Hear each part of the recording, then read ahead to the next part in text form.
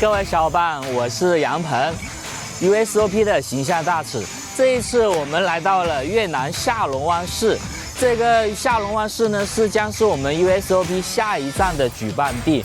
USOP 这站的总奖金高达1200亿越南盾。那我们在比赛开始前呢，我选择了坐一日游轮。那一日游轮呢，我们将会带领大家看到这个被称为世界新7大自然奇观之一的下龙湾市。那我们坐一日游轮呢，可以近距离的体验下龙湾市的自然景观，比如它的岩洞，还有迷人的小岛。我们随着镜头一起去欣赏这美丽的风景吧。Let's go, baby, let's go！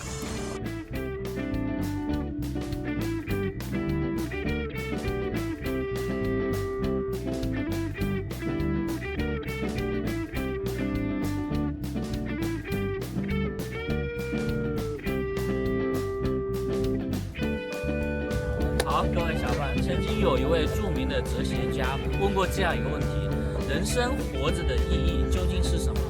在他下面所有的回答里面，有一个高赞的回答，就是你要去体验过未曾体验过的生活，还有未曾到过的远方。那这一刻，我已经感受到了这种魅力。那我们看着镜头。非常漂亮。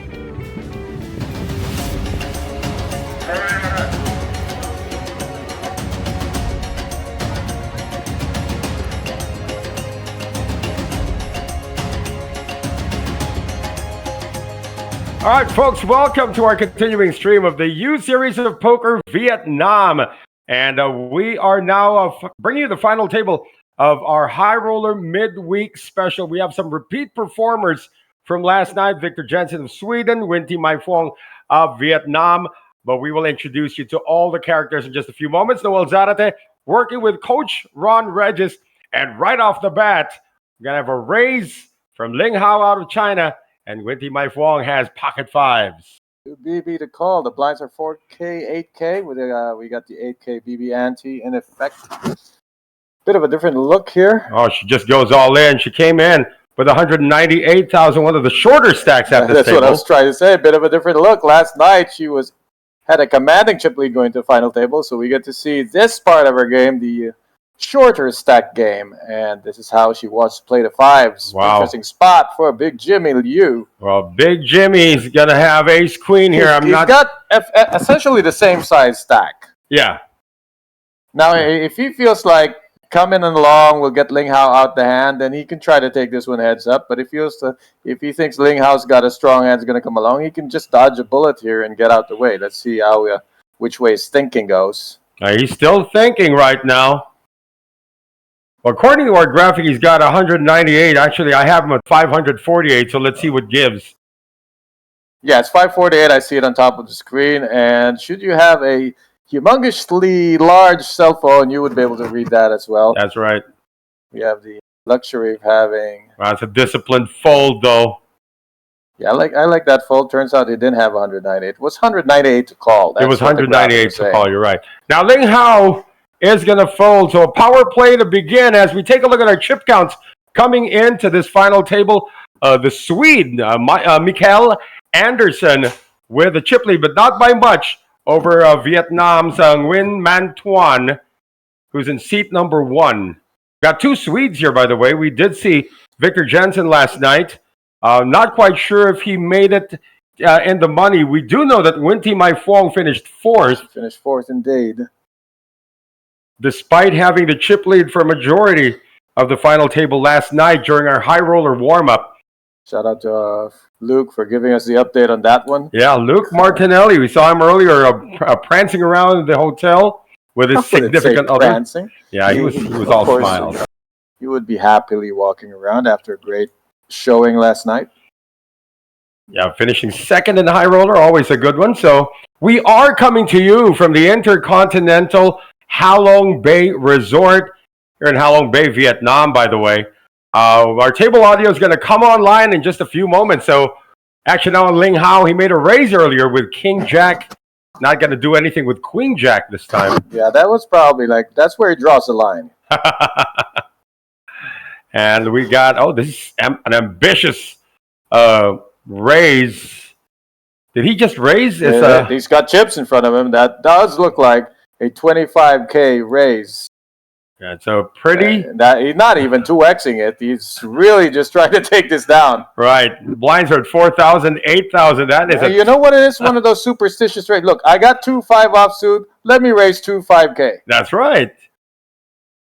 And he did make it like, was it 3x and something? He what does about get a this call? customer. The chip leader is going to call with Queen 3 offsuit. Going to try to stamp his class here at the table. Well, gut shot now for Chan. And Anderson still ahead by virtue of Queen High. He does not want to pair that 3. And one C-bet. Takedown. Look at it. And the size of it, too. Just a pot-size C-bet. Taking it down from the chip leader. So we're seeing some early moves here from our Vietnamese players. Now, we've had experience covering a lot of Vietnamese players before. They are a crazy bunch sometimes. But especially here at the final table, I mean, everybody's going to... There's a mix of crazy and tight, of ambitious and cautious. Always keep you guessing. But these guys have table time on each other. They've been playing all day. And from the looks of it, there's no circling around and throwing jabs. They're just right into it. It's sort of testing the waters here. I mean, how tight is everyone? Of course, here we have our final table, but only 6 places are paid. Such is the nature of these high roller events. This is the High Roller Midweek Special. A bit of a smaller, more elite field, resulting in a tighter payout structure. Well, 40 entries in this one, all forking out 50 million VND. I did do the math. Oh, I did do the math. That's about 1,900 USD. And our good buddy Benjamin LeBlanc, I saw him fire 3 times, and he's not here. Yeah, I thought we'd see him at this final table again. Well, we did broadcast his bust out last night. We're going to have a raise from... He's got about 5 minutes of TV table time. It's a raise coming from Nguyen Mantuan. And a call with 7-8 of clubs on the button. It's playing like a cash game right now. Right. So Chan Ngọc Dui making the raise from the +2. So we got these 2 Vietnamese players going at it. It's King Jack 8. How about that? The open-ender against the bottom pair. Both of them have reasons to put some chips in on this flop. But looks like Dui is trying to get a free look at the turn. Tuan obliges. Tuan already with bottom pair. Yeah, put a club out there. Make it interesting. And now he... This is an innocent-looking 6. Yeah. Tuan does not want to hit that kicker. That would be disastrous. And looks like it's going to hold unless... See, the pot's not big enough to really bet Tuan out of his hand. Or is it? It is. He just bet him out of the hand. Not even room for 1 call. That's a bit peculiar to me. I mean, normally when you get bottom pair, you got a budget for 1 call. Just to balance out. You don't want to get bluffed out on rivers. It was just one they bet. skipped the street, and then the ace came on the river. Of course, the guy was the raiser. They did skip 2 streets, though. Mm-hmm. So I think, sometimes you just got to close your eyes and make that 1 call. Easier said than done sometimes, Coach, when you're not yet ITM. There is that. I mean... We know how that feels, being on the money bubble. You start not doing things that you normally do. And for some of these players, they're just trying to survive to make it to 6th place, which is going to guarantee 115,800,000 VND, or about 4,400 US dollars. You got 3 players to get there, though. So you look around the table, who are the 3 shortest stacks? It's Ling Hao, it's Meng, and it's Win Chi Mai Fong.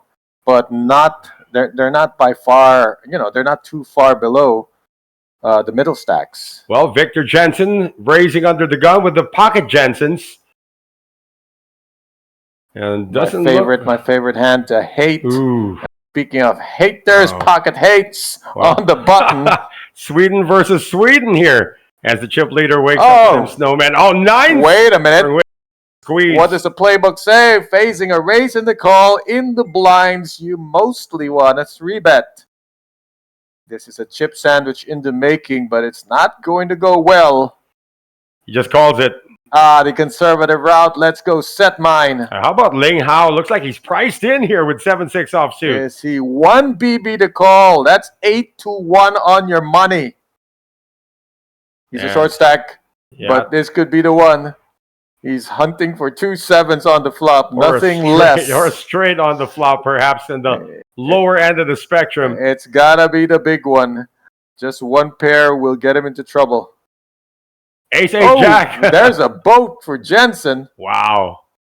Now, he hit this too hard. How is he going to play? He's got to make a c-bet here. No, it's perfectly natural not to c-bet into 3 callers. I think he's in a good spot here. Any one of them could have that ace. That's the beautiful part. But then, the thinking also is any one of them could have that ace. Therefore, they're going to call or raise me here. 10,000. That's a pretty small bet. That's minimum wage. If he could bet less, he would have. Well, Anderson right now with the pocket 8s. On the button, I can see a call happening, but the guys in the blinds now have to consider, you were set mining, no set, no going for Ling Hao, not even close to the money. When we took, though, might consider that, hey, maybe these guys are on a draw. No, he's going to get out. The ace hits Jensen so much. Also, the calling range of a guy in the button. Guys tend to call with small suited aces. King of diamonds on the turn. Ooh, it's killed the action for Victor Jensen, but he might also think it massively improves most of the callers. Let's see if he leans towards continuing here or wants to slow it down and let the other guy do the betting. He's going to check. Gonna check this fellow Swede who, might be incentivized to make one bet here just to seize control and try to get the river to check. Yeah, I like firing a small bet here and going away to a raise. Looks like Jensen might just make the call here. 75. Of course, Jensen will make the call. He's not going to pop it here, though. He doesn't want to lose his fish. Their stacks are still kind of deep. He's still got 400 behind. But if he's trying to get it all in, thinks the other guy has an ace in hand, then now is the time to check raise and try to get it in. Smooth calling. Oh, yeah.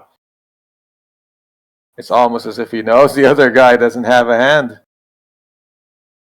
And now you're going to see why Mikael Anderson made that bet. So now he has control on the river. He gets to check behind and take a showdown with the 8s. I like that line. I don't like betting here. It turns his hand into a bluff and only ever gets called by hands that beat him. What is he beating here? I mean, a straight got there. Of course, trip aces could have been there. I mean, his hand is worth a showdown. It performs well. Well, he's turned it into a bluff. And it's not quite enough to work because the guy he's trying to bluff has what we call the lower house, Congress.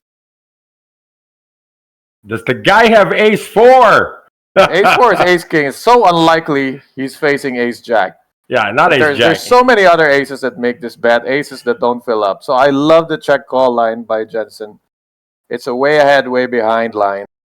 And he is way ahead.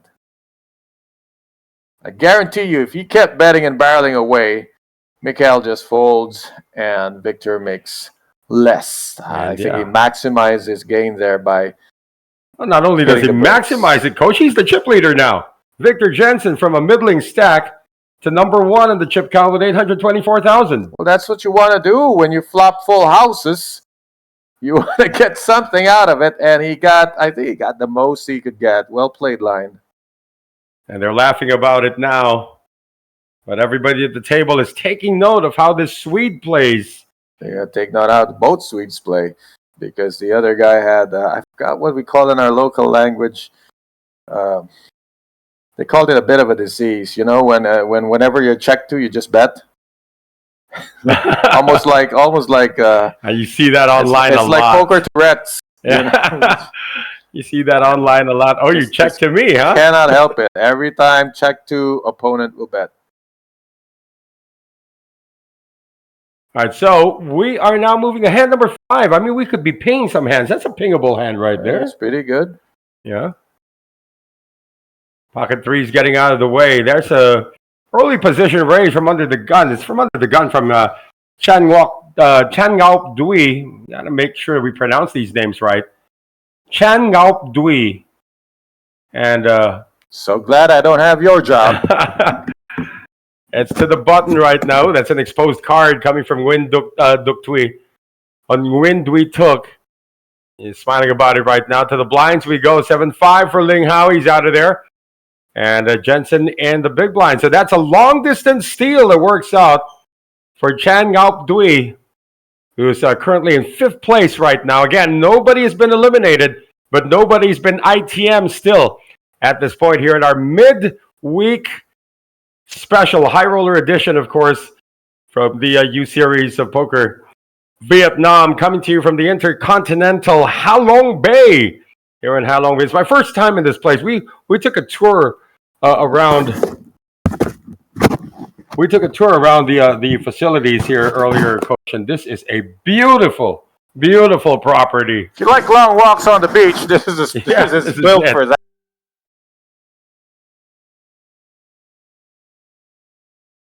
All right, so we are moving on to this hand right now. Still a full complement of players. 9 players remaining. Again, as we mentioned from last night's stream of the high roller warm-up, we have 2 repeat performers here. Jensen in the black outfit, and of course the young lady at the table, Nguyen T. Mai Phuong, who finished 3rd in the main event, the Grand Loyal Poker Championship that we brought to you last October. And Ducks can't seem to get away from this rotation. So fold it over to the cutoff. And to the button now, Ling Hao, gentleman from China.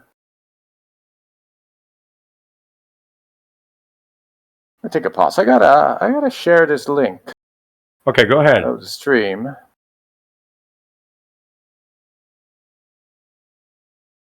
And this is going to be a raise and a defense with 9 deuce from Chan Ngaup Dui. We're going to see a flop.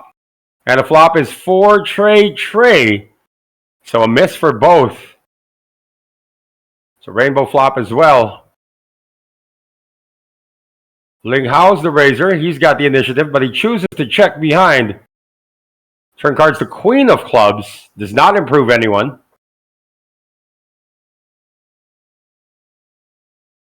And this time it's Chan coming out firing for 30,000. Ling Hao's got Jack high.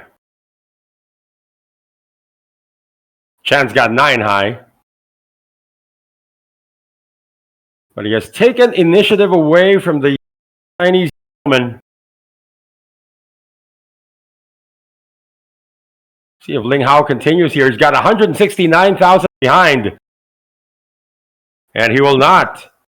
So good power play there coming from Chan Ngaup Dui. I like what we're seeing so far. Nobody's really trying to hit the board. They're just trying to take down the pots that they make. And we've seen the better hand folded out to pressure.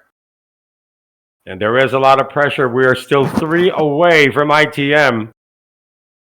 And we hope we get our table audio on soon because there's a lot of conversation at this table. Not that we really understand Vietnamese them at this final table. So we got 5 players from Vietnam. We do understand context, so sometimes we feel like we're making sense of what's happening when there's table odds.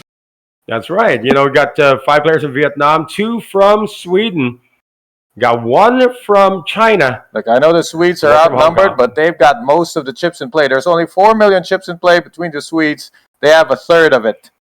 Well, the other player, of course, is from Malaysia. We were talking about Tan Win Meng, who is in the +1 position. So there's Big Jimmy Liu, one of the 5 Vietnamese players. Looking like a retired MMA fighter. Just popping out of his shirt. Yeah, remember some of these international stars that we idolized were athletes in their old day. Doyle Brunson was a basketball player before he got injured and took up the sport of poker. You got to have that competitive gene to really do well in this sport. Or any sport for that matter. But This one particularly because you're competing against hundreds of players, sometimes in large fields up to 1,000, and that's not a feeling you get when you're in, say, you're in the Olympics. You're up against like maybe the 9 or 10 best. Got a raise from Victor Jensen. He got 2 callers. Jensen has hit top pair. And looks like it's going to go check, check, check. Yeah, we've seen him check, so it must have checked to the button. It's both blinds that have called to defend. There it is. We're all caught up here. We see a pot brewing with the 2 callers of the button raise.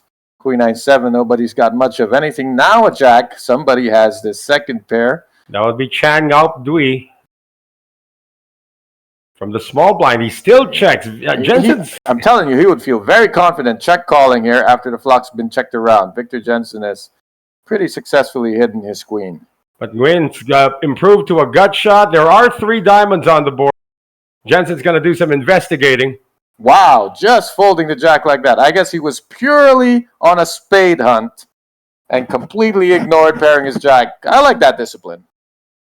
Well, Jensen continues to pad his lead. He's up to 849,000. And Nguyen Thi Mai Phuong just stepped away from the table, down to 20 big blinds. Again, coming off a 4th place finish last night in the high roller warm-up. I wonder where she's going. You know, in our country, we tend to walk away and flip our shirts inside out just to change the luck. Sometimes you take a reverse. That's superstition. You do a counterclockwise lap around the table. And you know, if she's going to the restroom, no, she just picked something up. I mean, like a piece of candy. A lucky piece of candy, or you take your ring and you take it off one finger, put it in the other. Do whatever you do to change your luck. Well, if she was going to go to the restroom, that's on the other side of where we are right now. It's not that far. It's about 100 meters away, I would think. That's quite a hike to the restroom. Well, this room alone, where all the poker action is happening, is in itself 100 meters. This is a big property where we're at. I know right a few now. shortcuts. As you always do. I know all the back rooms. Tan's made a raise here. King, Queen under the gun. Ling Hao with King, Jack of clubs. Ooh. Not entertaining it. Oh, he's not 3-betting it. He's not calling it. Not even pretending he never saw it. That's the first time Tan has moved at this table, by the way. It's just a little, committing because the stack is so short. If you're looking at King Jack there, you look at his stack, you're going, if I'm playing this, I'm playing it for his whole stack. Yeah. So it's become shove or fold. And he also had a lot of players to pass before making that decision. So Tan successfully stealing from under the gun. Also, you can fold and hope someone calls him. They get it all in. One less player to worry about. Right. Maybe climb the ladder a bit because there is no ladder right now. Yeah. They're not yet in the money. 3 short stacks. Well, 20 big blinds and below. Not really a short stack at this point, but 20 big blinds. 17 BB, the lowest. Yeah, 20 and 2 17s.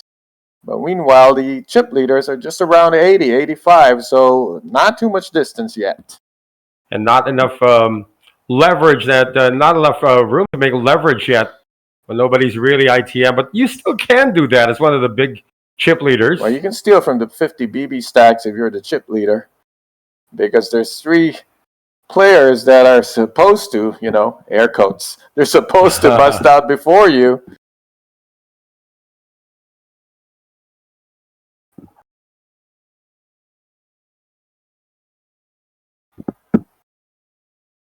Is that Eugene Ko? No, it's a thinner version.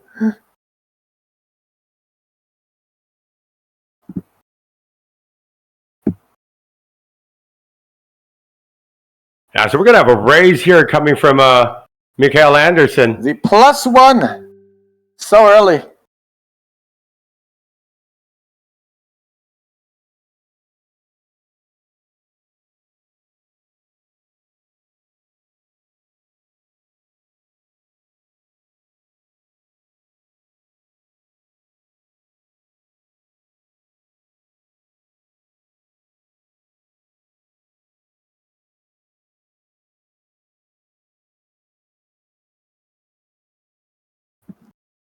Looks like nobody has got anything to block this one or to call with, at least until the cutoff here for Chan Ngaup Dui, who's Entertaining thoughts of coming along.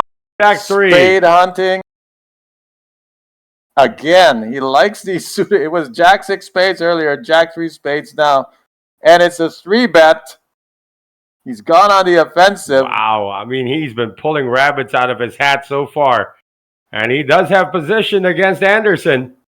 It's not a rabbit if you don't see the flop. Wow, Anderson just got outplayed by Jack High.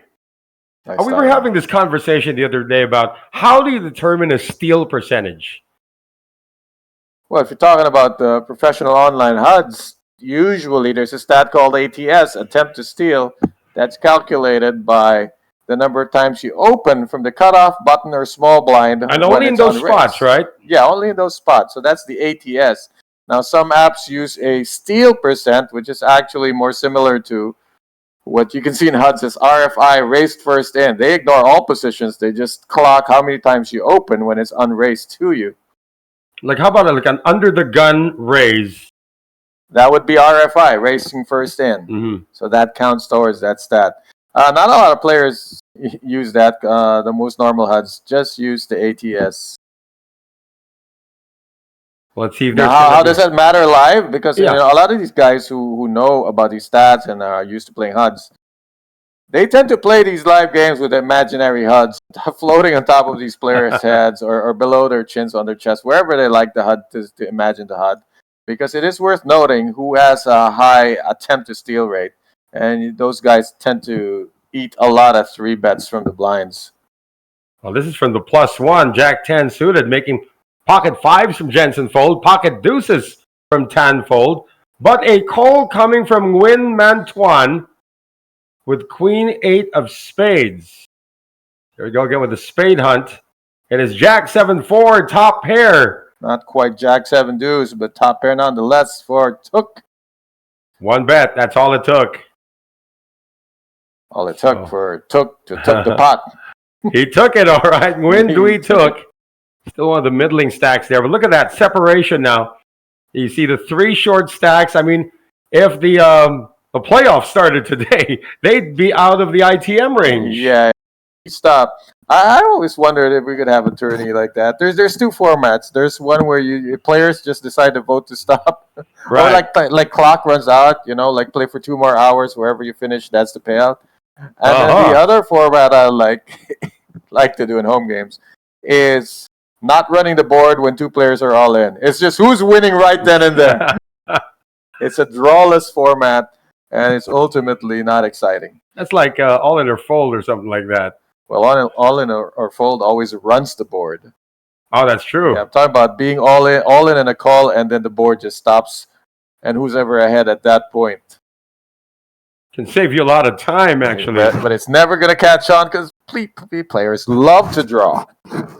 Well, Chang Dui hopes that nobody draws here, making a raise from mid. And Jimmy Liu. And the hand is less than mid. Oh, that's true. He's been doing this with wild hands. Uh-oh. Anderson's got queens. You know, it only it's every time but the last time. At least it wasn't an all-in steal. He gets to get away from this and only lose 20K unless he loses his mind or Mikael flats. That's a 3-bet. 100,000. Quick fold coming from Chan. Just kidding. Table's taking notice of this, though. Maybe but you gotta love it. It's a lot of activity. Everyone's trying to take shots. Nobody's just sitting back and, you know, like in a Royal Rumble where one strategy is to sit in a corner and let everyone throw everyone else out. No, these guys are all swinging in the middle, trying to score their own points. And Anderson wants that chip lead back, which he lost to his fellow Swede, Victor Jensen, a few hands back. He got duped into value owning himself in that hand. That was a nice little hand that I'm sure you'll see in some shorts. Duncan Robinson. Very good. That's what we were thinking. Yeah. Pretty good. That's the guy he looks like, that shooter from the Miami Heat. I was leaning towards Harry Connick Jr. Was it undrafted player? Yeah, it was a drafted player who made like a really big salary. Ling Hao has folded King Jack twice. He's under the gun with King Queen. Does he change it up? Just begging to play it. Ling Hao, he's got 17 bigs, making it 20K. That's a click raise. Oh, Win Team Mai Fong also. Yeah, she went aggro with the fives, but not with the ducks. Not against a fellow short stack because her fold equity is much lower against the short stack. How about this? Nguyen Man Tuan. Ace Jack just making the call though. Pocket sevens. They took sitting on 45 bigs. Might opt to set mine here or try to ISO Ling Hao if he's the ultra aggressive type. Just calls. That flat on the button isn't so scary. I mean, you tend to think that's a weak hand, but it's actually stronger than you would think. It would be surprising for them to find out that it is actually ace jack offsuit. Did he make a raise though? Because it looked like it threw in a time bank. That's what okay. Because it is something to consider to just put Ling Hao all in and see if you can isolate him. Yeah, that looks like a 3-bet to me. Definitely more than 20K in his hands there. Makes it 70. Gonna put Ling Hao to the test, but at the same time, hoping to win this all. And here's something that happens. I don't know, it's the way poker players are wired. A lot of poker players, you will see, tend to bet whatever their hand is. So 70K because he's got sevens. Earlier you saw 25K because the guy had 2-5 offsuit. It's a subconscious thing, trust me. It happens a lot. And if you play a lot of poker, you've done this without meaning to. Well, that 3-bet gets it done. King, Queen out, Ace, Jack out. Everybody's still being very careful, and rightfully so. They're careful, but they're getting in there. They're throwing the jabs, but they're jumping back and avoiding the right cross. Avoiding the counter punches. There's big Jimmy Liu coming back in. If I call him Jimmy Chun later, please forgive me. Jimmy Chun, of course, our Ace tournament director. Jimmy Liu. Big Jimmy. We call him just because if everyone at the table stood up and took pictures, he would dwarf them. In terms of heft, I would think, because Anderson looks like he's like at least 6 feet tall. Yeah, looks like he could be a lanky fella. See what Nguyen T. Mai Fong's got. 10-8. She's waiting for that hand. She's not in an awful spot. Still 20 bigs. Can take a couple orbits.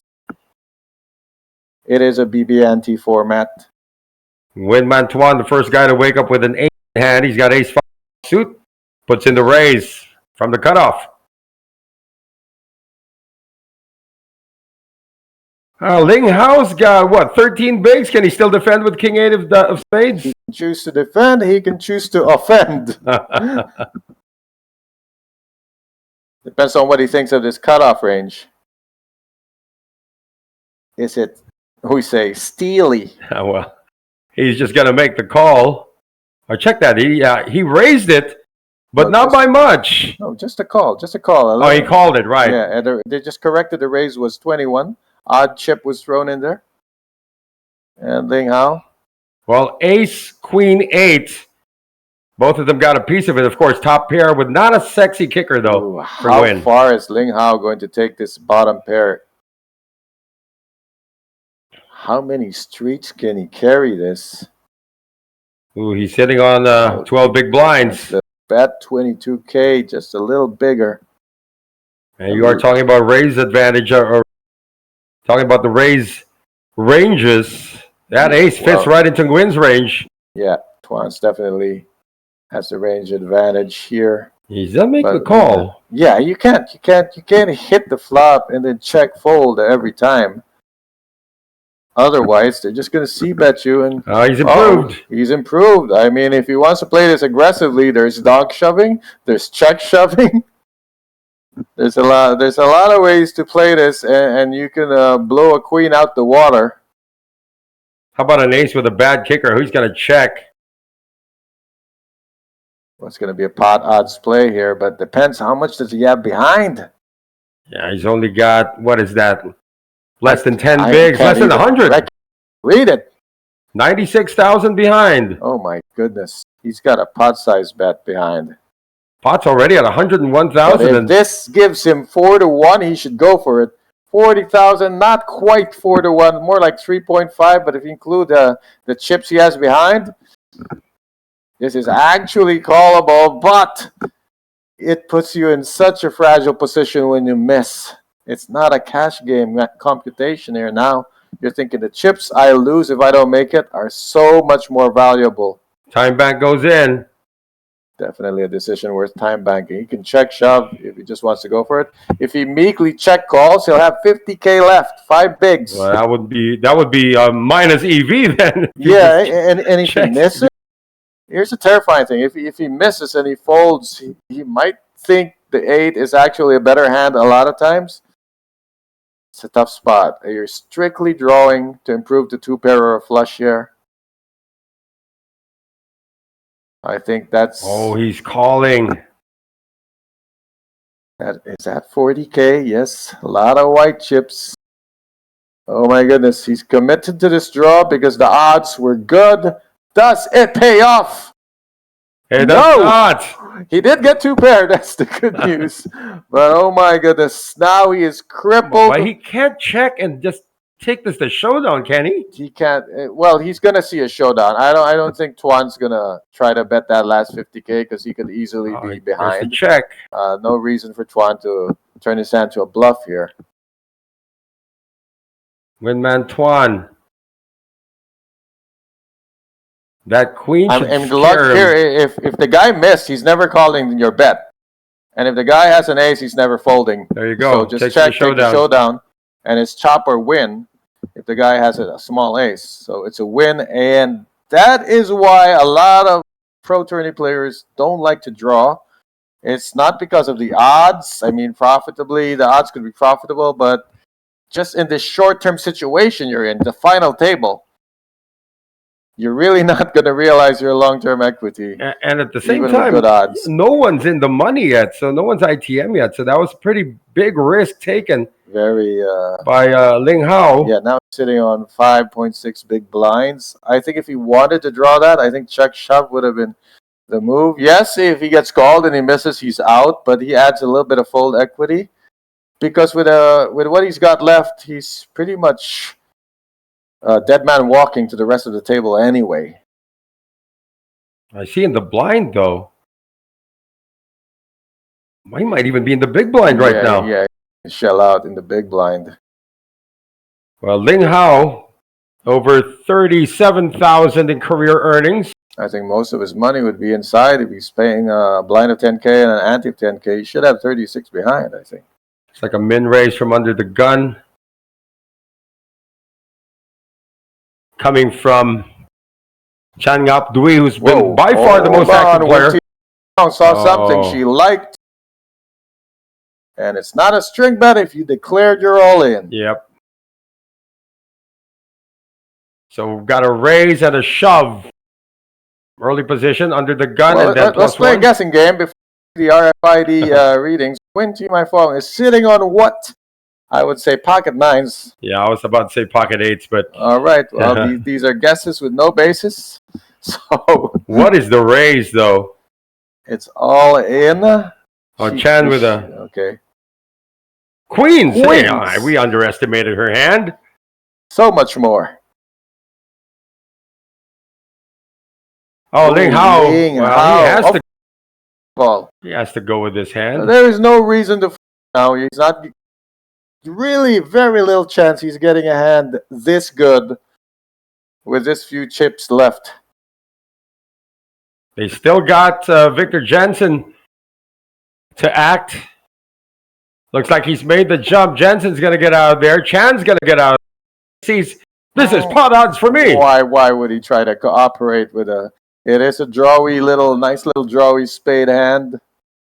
Yeah, but there's no action pending after this. 175K to see all 5 cards on the board. He's going to go for it. I mean, when you pull your chips back like that, you're pretty much... It's a 3-way. Here we go. He feels he can bust 2 people, has good odds, can see all 5 cards, couple of suited aces. Well, one of the aces. The pocket queens. Seeing the 2 aces is good for Winty My Fong. She's saying, oh, that's 2 less aces. Yeah, with all those spades. She's blocking one of the spades. Yeah. She ain't blocking those diamonds, but she's blocking the Broadway straights. She can afford to lose. This could be an interesting run out. We saw Jensen folded a queen. So if an ace comes, it's a one-outer for Win Team My Fong. Didn't see a jack get folded. Remember, there's going to be a main pot and a side pot. The gentleman with the ace jack of diamonds, Ling Hao, will be entitled to that main pot, and a side pot going to be played between the queens of Win Team My Fong and the suited spade aces. They deal the flop already. Well, they're sorting out the pot. I think what we're not hearing is the TD announcement. You know how they like to drum up the drama here. But has the side pot been determined already? I think pretty easily. There wasn't many chips from Ling Hao. So easy math for the dealer. Here we go. Diamond. Oh, 2 diamonds there for Ling Hao. Never easy. 2 diamonds on the board. That's hope for Ling Hao. 2 aces are the outs, but more importantly, a lot of diamonds in the deck. That's not one of them. Well, 7 now gives an opportunity for a full house for Ngaup Dui. Very slim pickings. An absolute complete brick on the river. So that's going to be 1 elimination here. And our China is out in 9th place. And that's going to be a virtual, like a 2.5 up, not a triple up. Yeah. For Win Team My Fong. What do you call 2.5 points? What sport, what shot is worth 2.5 points? Definitely not a triple up. It's not even an and one. And half, that's what it is. But nevertheless, only 8 players remaining, still 2 away from ITM. But Win Team My Fong has done well. She's got out of those bushes, and it's between Tan Win Meng and Chan Ngop Dui. Yeah, he lost quite a bit there for joining in that 3-way. And that bottle on the floor is bothering my Sagittarian side of life now. I mean, it's enough of a bother for me as well, just to see them on the floor, but to see it like falling down like that, somebody help him. The Sagittarian in me wants to run over there and pick it up. And it's not even open yet. Thank goodness for that. I mean, if it was an open bottle, we would be seeing a puddle. Oh, we've been seeing lots of puddles here in Halong Bay. It's been raining a lot. Nice, clammy seaside weather. Mm-hmm. If you ever lived on a beach or on an island, you get used to the occasional... Oh, you were taking in the sea wind earlier, my friend. Breathing it in. Yeah. Tan Wing Meng, this could be time to shine. Time to shoe shine. 12 bigs. Pack it up. He's left 1,000. Okay. Never folding. Pretty pointless. But I guess it's a lucky thing to do. So this is from the +2 position. We know he's just shoved 100. What are you going to do with that 1 chip? It goes re-raise, all in all. The 1 chip? Well, Nguyen Duc Thuy. Or Nguyen Duy Tuk. I keep on putting his name all around. Nguyen Duy Tuk has pocket 10s. Is he just flatting here? Is he isolating from the cutoff? I think with 35 bigs, flatting is enough to signify, I got this. Pretty much an all-in call. Now Chan gets out of there. Getting out of the way. He called with ace-7, but can't call with ace-jack. Also, he's sniffing an elimination. He doesn't need to get in there. But he could be of assistance. Monk's never folding, and Duck calls so easily. He's figuring the guy's in trouble. Oh, look at that. He could have. For the guy who folded ace-jack. Yeah, he could have got it. So that 1,000 has gone in. 10s are holding. And look at the disgust on the face of Chan Ngop Dui. And the relief of the gentleman with the 10s, thinking the ace was the end of the line for his hand. Hey, where's the other 10? There you go. 2 cards to win, sir. And right now he stands to win and bust the player out. Try to dodge all the face cards. All the face cards help. There's the 8 on the turn. Just a king or a queen now. 1 of 6. Nada.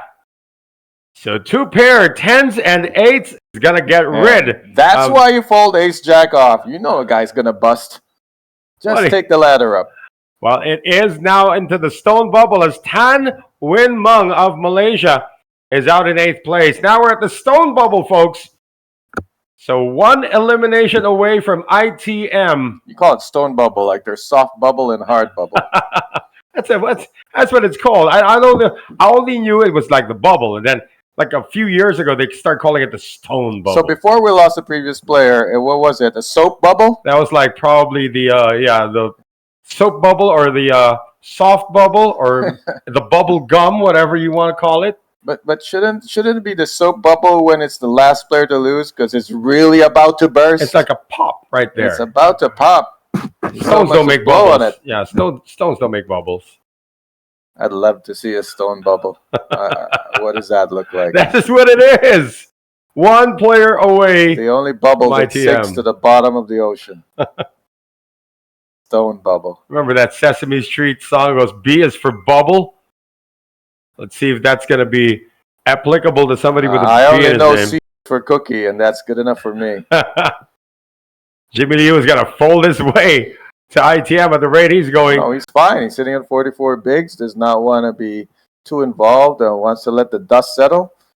Well, Nguyen Man Tuan is making the raise with pocket 4s. Our blinds have gone up. If you're wondering why, it's because we're really only playing 30-minute blinds here. Jensen on the button. Queen Jack offsuit. I don't like getting involved here, but Victor Jensen hasn't been active for a while.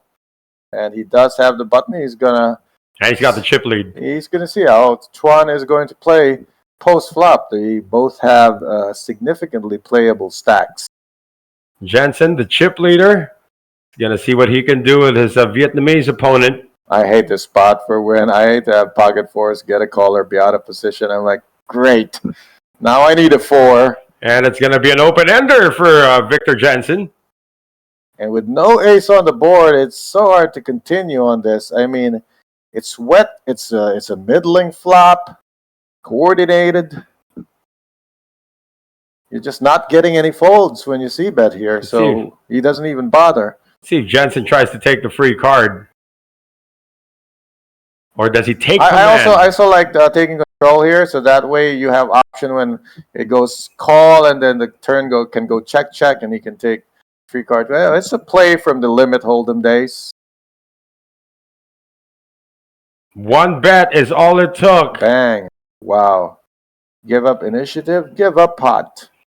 Victor Jensen is yet to breach the 900,000 mark, but he was 5th coming into the final table, and now he's got control. Jensen, I believe, he finished 6th yesterday, or 6th or 5th yesterday. Wish I could have seen it. So did I. A little bit of a stretch going on there, right beside him, coming from Chan Ngaup Dui. A bit of circulation. Chan Ngaup Dui, let's look for this guy. I cannot unsee Duncan Robinson. We don't have anything on Chan Ngaup Dui, by the way. He's not on our database. Yeah, those files have been redacted. Do have a dealer change, though. I see Kong Du in the background over there.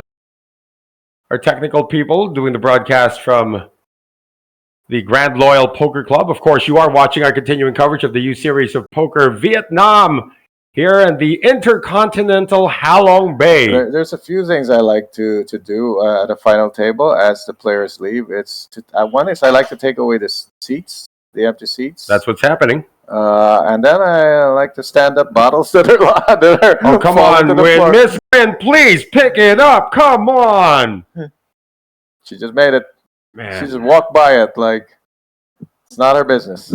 Might not even be hers, actually. Yeah. Under the gun. You mentioned it enough that I'm sure the crew has heard us griping about it. Yeah, it's just really me. Raise King Queen suited.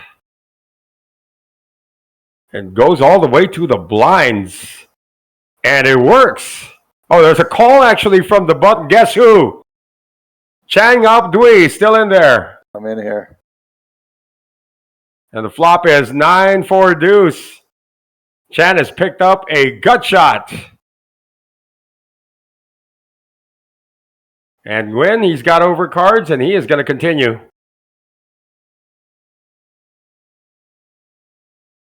Look at the rap sheet here of Nguyen Man Tuan. Well, over 140,000 in career. Well, there's a call looking for that 3, or make that the 5 to make a straight. It's a 7 of clubs, complete rainbow on the board. Nguyen still holding with King High, but does he continue firing with King High? Dui's chances. He's got position. See if he pulls something off again here. Here's another barrel. He's not giving up initiative. And this should be the end of it. I mean, giving up initiative there with a gut shot in Dui's hands. He might have tried something on the button, but like I said, keep initiative, keep hot. And Dui is now dwindling. Down to 15 bigs. I think that was a try in that hand. I love these junky hands. Oh, he's not bashful about playing anything. Remember, he won with Jack 3 earlier. Oh, hooray! Team my fault. Oh, my goodness. Thank you very much, Miss Nguyen. Oh, it is her bottom. Oh, it is. Okay. He's probably gone up and down looking for it. It's right beside her. She's going to put it back down. No, please. Just put it near you. It'll be fine. She's just hydrating. It's just she knocked it over because she stands up like almost every hand. Oh, she needs to go to the restroom, man. That's a long walk. No, nobody goes to the restroom after every hand. Just be a bit of stretching or pocket sixes for Victor Jensen. He gets to open from the hijack. Got to monitor comments, by the way. Sorry about that, folks. He's out when T. My Fong folds the baccarat hand, the natural. And Jimmy Liu, has he played a hand up at this final table? He's played once. I don't even recall. Which one did he play? Well, way back. You can't play King something. You're going to have like 10-4 offsuit. You just never play. Nguyen Man Tuan is going to defend with 9-7 offsuit. It's actually 2 overs to the pocket pair of Victor Jensen. Let's see the flop. Wow. Yeah. 8-10. It's an open ender. The lower end of it for Tuan. And of course, as it is when you play 2 small pocket pairs, you're going to flop 3 over cards. Well, he's just not going to give up initiative just yet. Nope, this is little does he know Nguyen's going to stick around. Yeah. That hits the broadways very well, that flop does. And broadways make up a huge part of poker players' opening ranges. The sneaky little open-ender is actually drawing to what we call a money card, because if a 6 comes, this spot's going to blow up. Oh, my goodness. And how, too. Trying to get that money card, but there's only 1 6 left in the deck. Well, does not want to see a jack, right? I'm pretty sure, it's so tough. Because what happened? I saw him put him chips. How was the hand over? What did we miss? Was that a raise? It might have been. Yeah. Who's taking the pot? It's not Victor Jensen. Well, that was strange. Could have been a raise in the fold. I just saw him throwing chips. See, that's the little downside to not having the table audio. Also missing Nguyen. And if he won the pot, he must have fixed it so quickly, because I don't even see anyone rearranging their stacks. I'm trying to think. He's not just Duncan Robinson. He looks like one of those actors, those sitcoms. No, US sitcoms. I'll get his name. Yeah. Please, because I'm seeing reruns in my head right.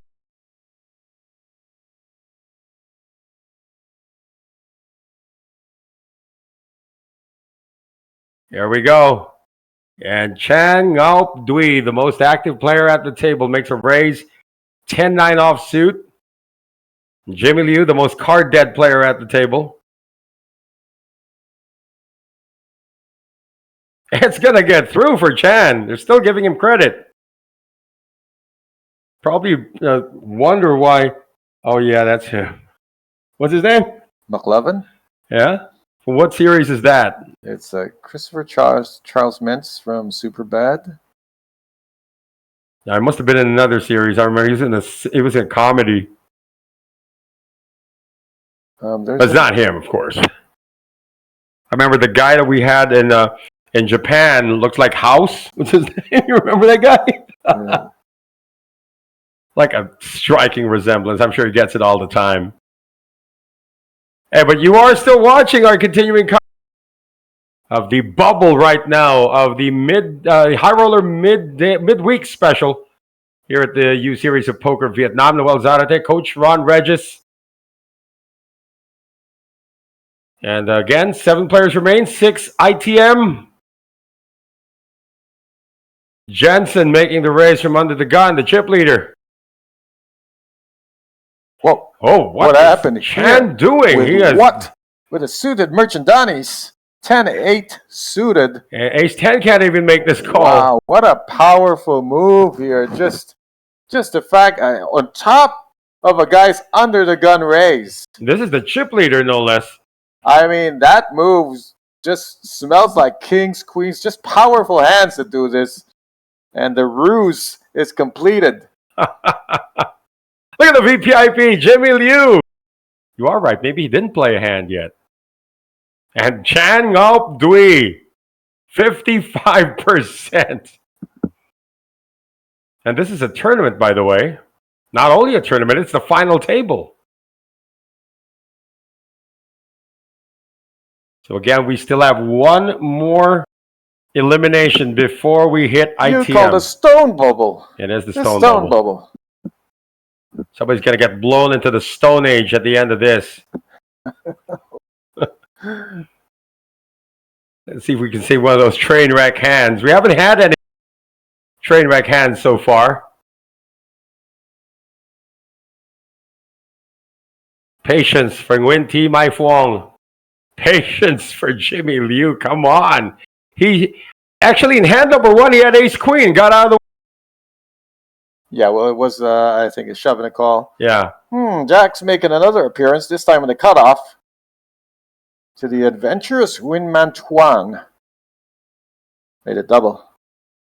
Jensen, chip leader, can defend. With 6-5 offsuit, and he will.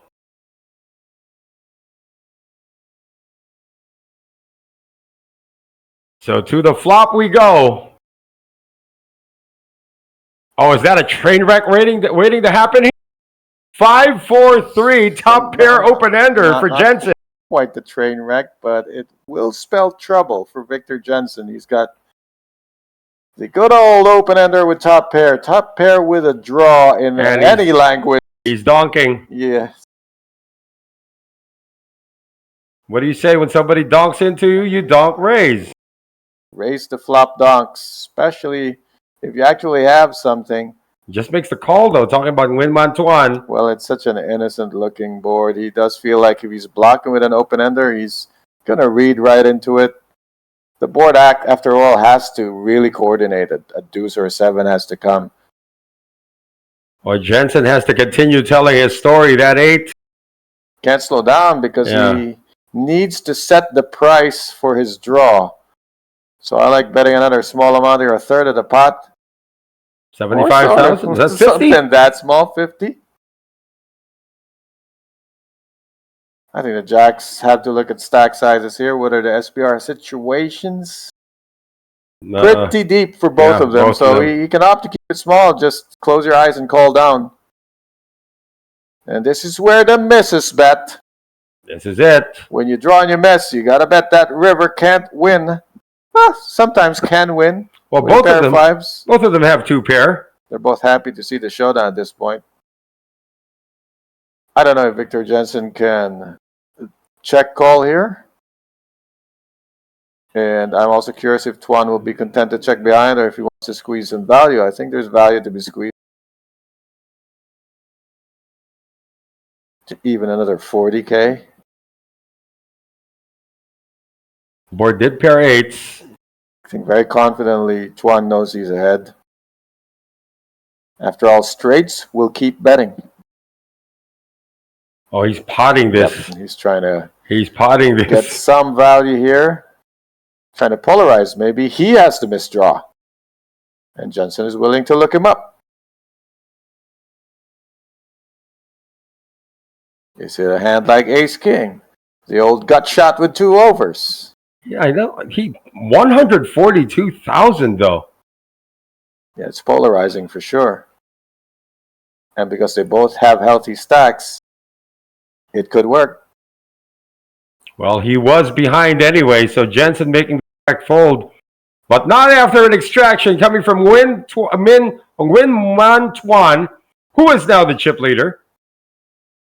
So a stone bubble is an aquarium stone that increases goodness. oxygen transfer and improves water circulation. Why is it called a stone bubble in poker? Well, I guess it's because once the guy busts out, there is a transfer of funds and circulation of payout all throughout the surface of the table.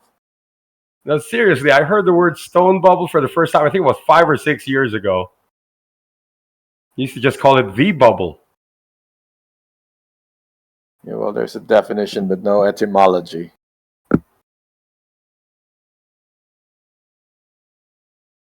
Well, we are at the bubble. Let's just call it that right now. 8s under the gun for Nguyen Thi Mai Phuong. Trying to ladder up here, so she's going to raise it up to 25,000 under the gun. Not really trying to ladder up, trying to survive. Jimmy Liu, ace-9. First time he's picked up an ace. Is it time to play? Remember, he folded ace-queens first hand. Yeah, but that was a logical fold. He's not going to venture from early position. Saying, he's a guy who doesn't mind folding, and I like it.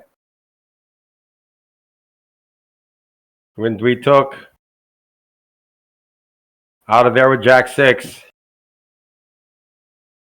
Who will dare play post-flop against Nguyen Thi Mai Phuong? His name is Chan Ngap Dui, who calls with a natural 6-3 offsuit, defending the big blind. Jack-7 deuce. Nobody's got a heart. Nguyen's going to continue here. 1 over hard. Who needs a heart when you've got guts? I was going to say a B word, but guts works pretty well. So the climb continues for Nguyen Thi Mai Phuong. You got to remember how aggressive she was the last time we covered in the main event of the Grand Loyal Poker Championship last October. I mean, she was owning that final table. Sometimes you get into that zone and you combine it with a little bit of a good run, and you can really maximize. And to think the great Nguyen Van Sang was also at that table. Nguyen Van Sang, number 5 all-time in the Vietnam money list. For Nguyen Thi Mai Phuong, of course, we're going to look at her. We're going to look at what she's done so far. She must be moving up since we last saw her, because we just saw she's in back-to-back final tables between last night and tonight alone. Well, none of the it hasn't appeared in the database yet so far what she's done last night. Finished, but yeah, this year she's been quite busy already. 6 cashes since January, all here in Vietnam, though. Raise coming from Nguyen Man Tuan, ace-jack from the +1. Hijack position, suited ace. Tuan, would you say, has by far been the most active player at this final table? Yeah, second, of course, to Chan Ngap Dui, whose VPIP is off the charts. How about this? 3-bet coming from Anderson. I like this in position. Trying to define the hand. Oh, and a fold. Yep, not going to mess with anybody before the break, especially not a player that can bust you. We are on break right now. We are still on the bubble at our High Roller Midweek Special here at the U Series of Poker Vietnam. We'll be right back.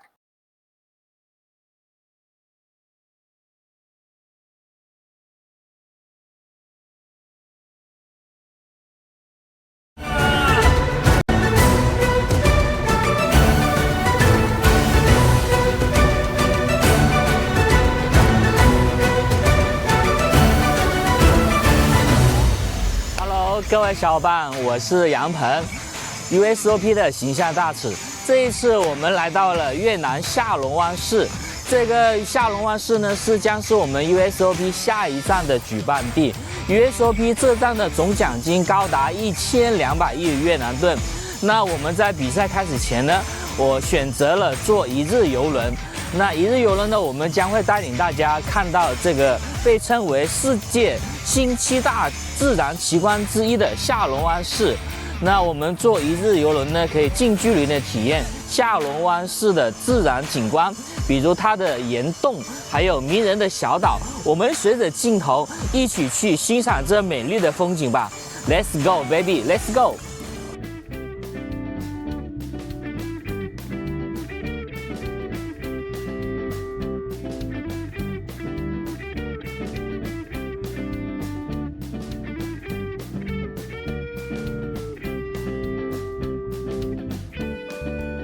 好，各位小伙伴，曾经有一位著名的哲学家问过这样一个问题：人生活着的意义究竟是什么？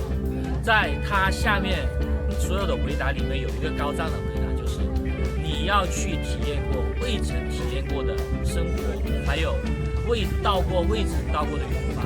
那这一刻，我已经感受到了这种魅力。那我们看着镜头，非常漂亮。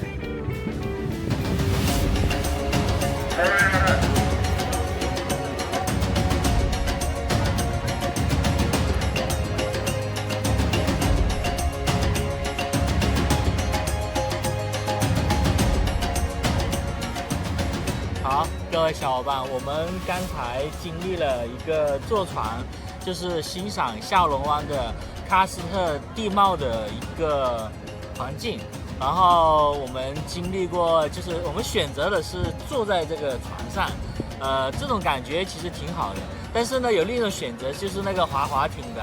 我觉得下一次的话，我会选择自己就是坐下那个滑艇的。我们镜头里面有。那如果你们到了下龙湾、哈龙贝的话，可以来体验一下这样的一种经历，就是欣赏一下喀斯特地貌。OK。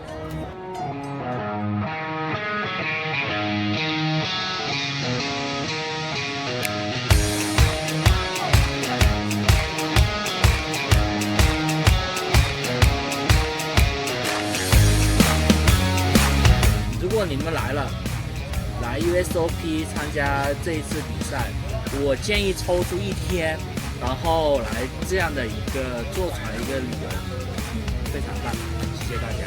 我们随着镜头，我们现在要回去了 ，OK。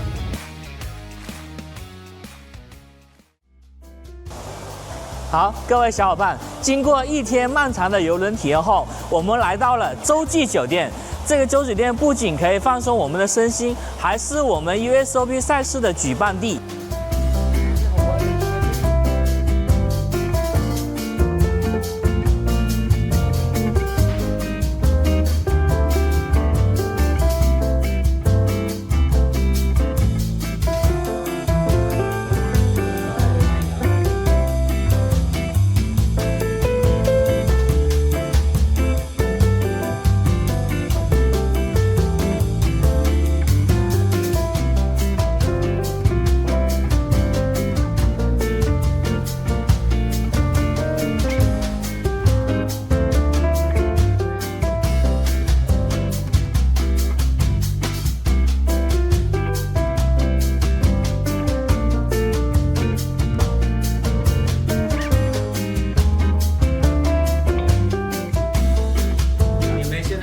是我们这边酒店的经典大床房，它这里总共有42个平方，整个装修的感觉是非常高档奢华的，是我觉得追求高品质住宿的不二选择。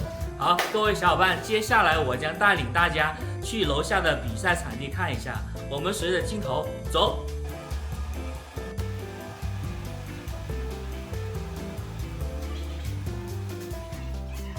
我们 USOP 的赛事将在酒店最大的宴会厅——东京大宴会厅。这个东京大宴会厅呢，有超过1000平方米，我们的桌子有超过75张桌子。玩累了，肚子也饿了。下龙湾作为一个著名的旅游城市，我们去体验一下它的现捞海鲜吧。Let's go！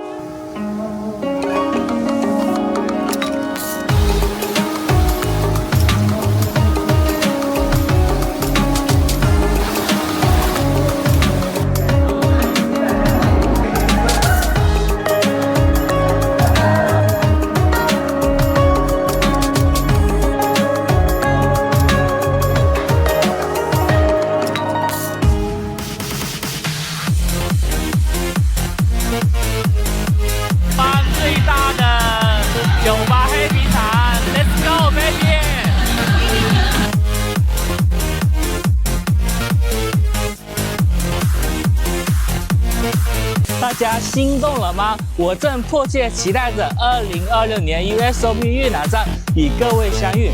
这里是自然奇观与独特扑克完美交汇点。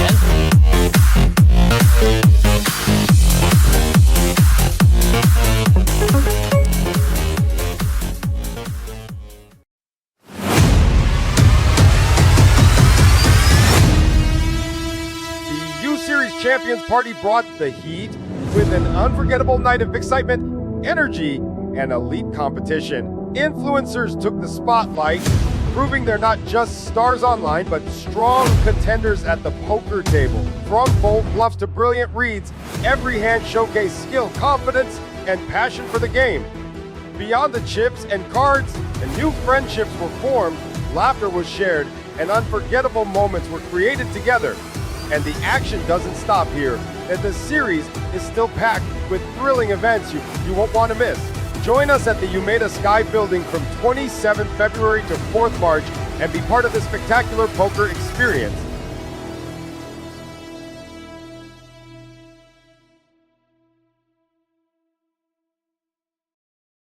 Not everyone is built for the spotlight, but champions are. U-Series of Poker. Unleash your inner champion.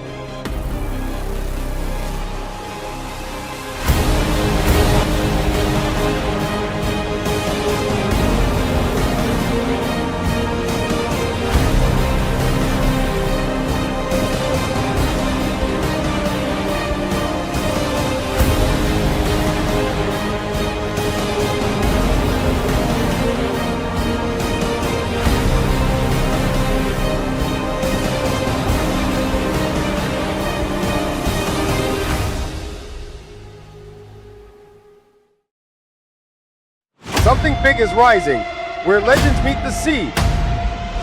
In the heart of northern Vietnam, a new stage is set for greatness, a world wonder, a breathtaking backdrop, a destination unlike any other.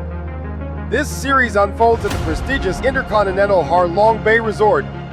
5-star luxury, world-class comfort, the perfect stage to compete and unwind. The U-Series of Poker brings the heat to Ha Long, Vietnam.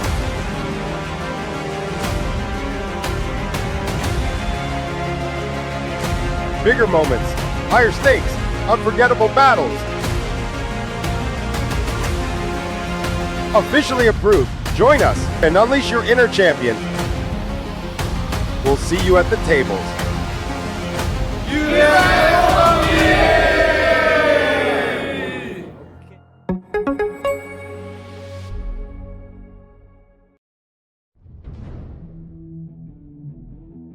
Welcome to the U-Series Championship live from Osaka, Japan. We're here at the iconic Umeda Sky Building right in the heart of the city's busiest business district. And what a stage we have set for the main event. It's incredible, Noel. You walk into this room and immediately you can feel it coming in the air tonight. Oh Lord, it's not just another tournament, it's a championship atmosphere. Well, day one is officially underway. Players from across Asia, Europe, and beyond have taken their seats. And you can see the focus already, Ron. You can feel the single-mindedness. They didn't travel all this way for leisure. They came here for the competition, the prestige, the moment, the title. And only one player will outlast this field. Only one name will be etched as champion. The cards are in the air here in Osaka, and the road to glory starts now. May the flop, turn, and river be with you. This is the U-Series Championship. 每段旅程都从一个瞬间开始，一个选择，去坚持，去学习，去成长。我从来不是最高的那个，也不是天生拥有天赋的人，但我学会了要继续前行，即使胜率不在我这边。这些年来，这场游戏不仅仅给我带来了一些好的成绩，还有一些像家人一样的好朋友，还有一些难忘的瞬间。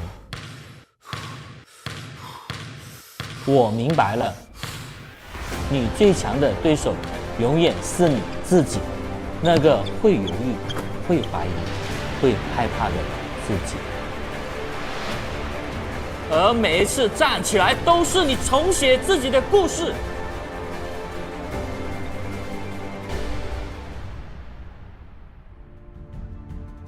今天，我很荣幸能够继续走下去，成为更大团队的一部分。大家好，我叫杨鹏，Brian Young。Of the U Series of Poker Championship here in Halong Bay, Vietnam. The world's out there with Ron Regis. Of course, you're watching the final table, the bubble, happening right now of our midweek special, the High Roller edition. And we still have 7 players remaining. And this one, of course, our chip leader right now, Nguyen Man Tuan. So we've had 3 different chip leaders here at this final table so far. Well, we kicked things off with Mikael Anderson leading, but then Victor Jensen took that away. But Wingman Tuan has been working it. He didn't get there with one hand or a setup. He grinded his way to get to that 1 million mark and start to create separation. That's the former chip leader, Victor Jensen. He's out of there. And it's going to be up to the blinds now. And Jimmy Liu, actually a hand before, which back-to-back 8s. Yeah, show you. He had red 8s. Now he's got the black 8s. But now it's blind versus blind. And he has made the jump. And this is a big jump. Well, he's keeping it simple. Just want to take this one down. He will be taking the big blind and the big blind's ante. That was 420,000 all in. Felt like an online move right there. Jimmy Liu, he's kind of just hovering, doing enough to stay relevant, not be in trouble. I mean, the only reason he's got 31 bigs now is because it's relative to the blinds. The blinds have gone up, but he's managed to nurse his stack just right there in the upper 400K mark. He's going to have to make a few more moves, but I'm fine with him just almost semi-coasting here and not getting into trouble, not getting too impatient, continuing to put the trash hands in the muck.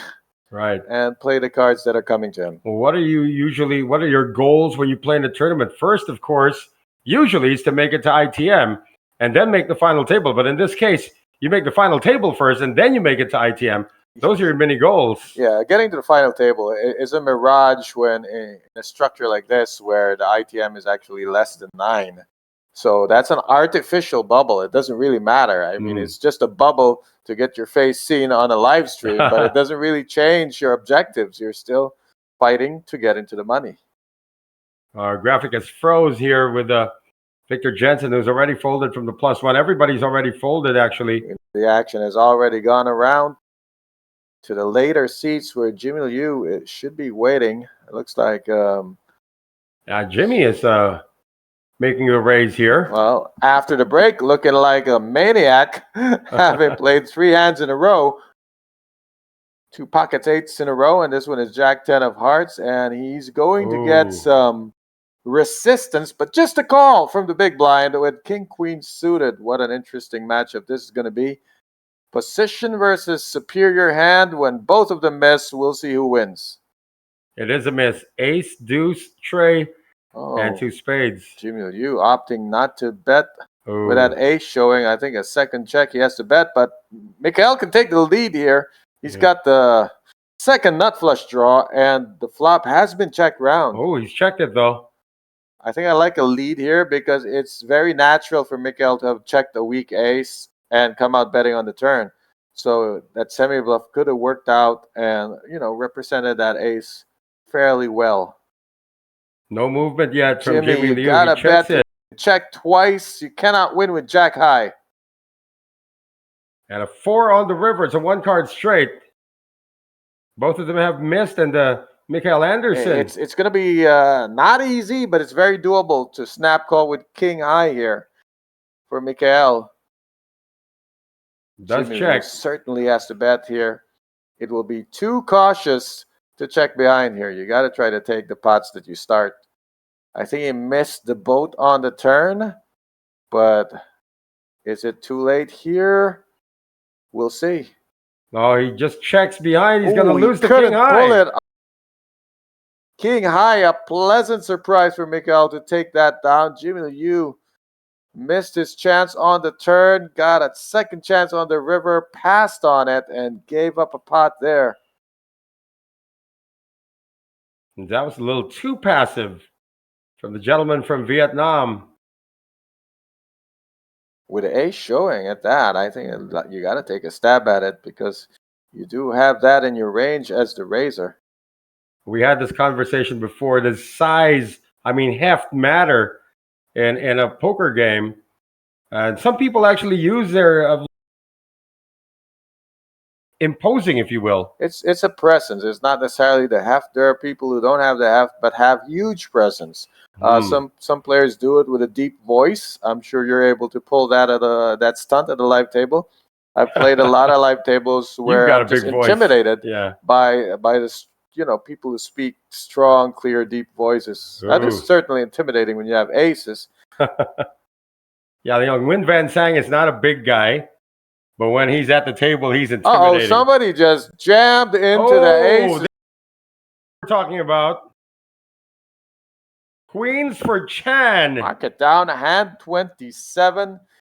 Watch the CCTV cameras, review the accident that's about to happen here. And Chan just saying, what can I do? There's a raise. He shoved over. Snap shove over the UTG raise. Well, he needs to get lucky now. Needs a queen or a bunch of diamonds to show up, or something that may look like a straight draw. And in this situation, we always say it's never easy, even if it looks like a 4-1 favorite. But he is covering the spades, not the diamonds. Not the diamonds. So we are going to see it only gets easier when it starts bricking, and that is certainly the brick. Well, there's still a backdoor straight to be had for the queens. Neither have hearts. So it needs running king 10 or running or just a queen initially. There's a 10. Oh my goodness. It's open never easy. It's never easy. Now it's an open ender. That's 8 outs to add to the 2 queens that might still be in the deck. See that river.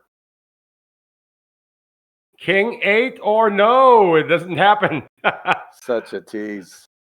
It's never easy, but we do have the bubble. It is now known that Chan Ngap Dui, who was the leader in VPIP, is out, and everybody remaining, the 6 players remaining, are now all guaranteed 115,800,000 VND, or in the avenue of $4,400 US. And again, another another cash for a win team my phone. But the rest of the table also saying thank you, Victor Jensen, for putting us in the money. Looks like we're going to take a short break. They're going to have some pictures taken of the final 6 in our High Roller Midweek Special here at the USOP from Ha Long Bay, Vietnam.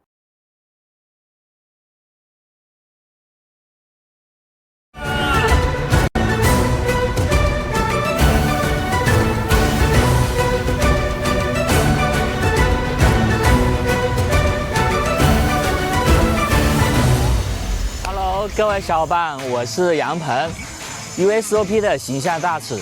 这一次我们来到了越南下龙湾市。这个下龙湾市呢将是我们 USOP 下一站的举办地。USOP 这站的总奖金高达1200亿越南盾。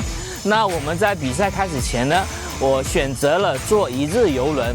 那一日游轮呢，我们将会带领大家看到这个被称为世界新7大自然奇观之一的下龙湾市。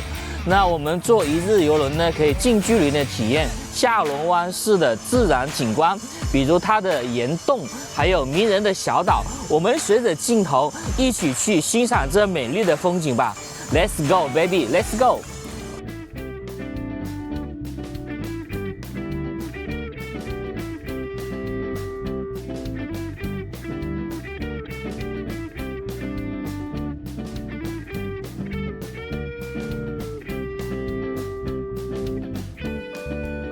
好，各位小伙伴，曾经有一位著名的哲学家问过这样一个问题：人生活着的意义究竟是什么？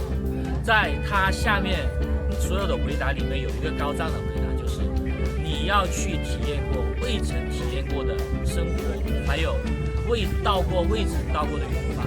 那这一刻，我已经感受到了这种魅力。那我们看着镜头，非常漂亮。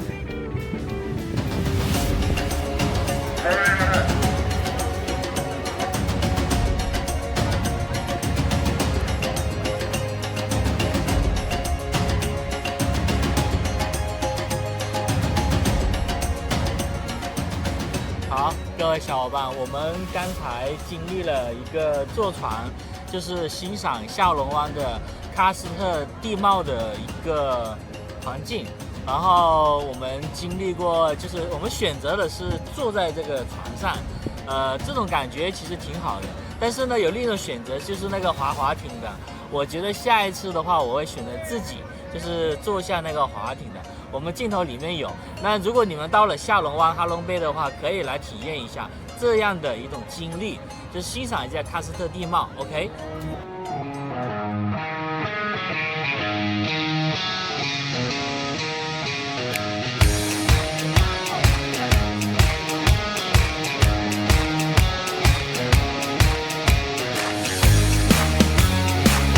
如果你们来 USOP 参加这一次比赛，我建议抽出一天，然后来这样的一个坐船一个旅游，非常棒，谢谢大家。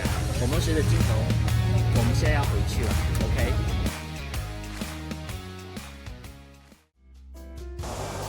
好，各位小伙伴，经过一天漫长的游轮体验后，我们来到了洲际酒店。这个洲酒店不仅可以放松我们的身心，还是我们 USOP 赛事的举办地。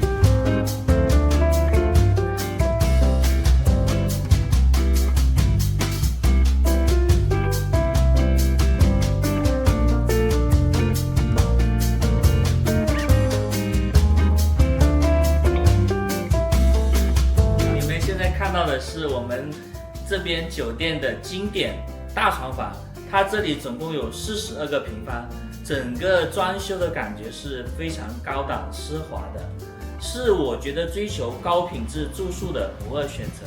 好，各位小伙伴，接下来我将带领大家去楼下的比赛场地看一下，我们随着镜头走。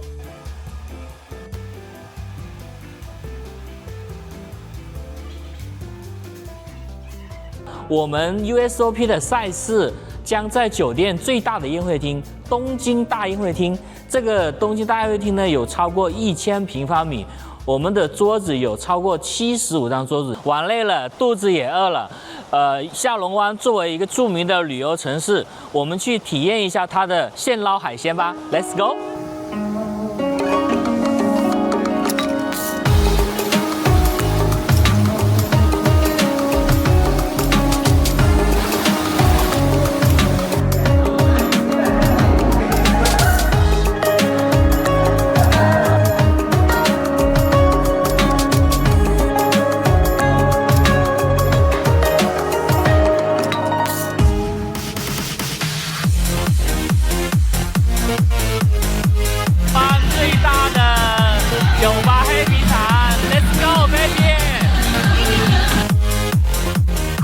with us here at the Intercontinental Halong Bay.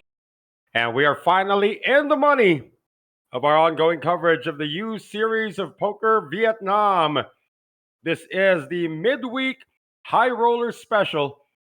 And everybody now guaranteed 115,800,000 VND for about 4,400 US dollars. Noel's out of there with Coach Ron Regis. And Ace is making an appearance again.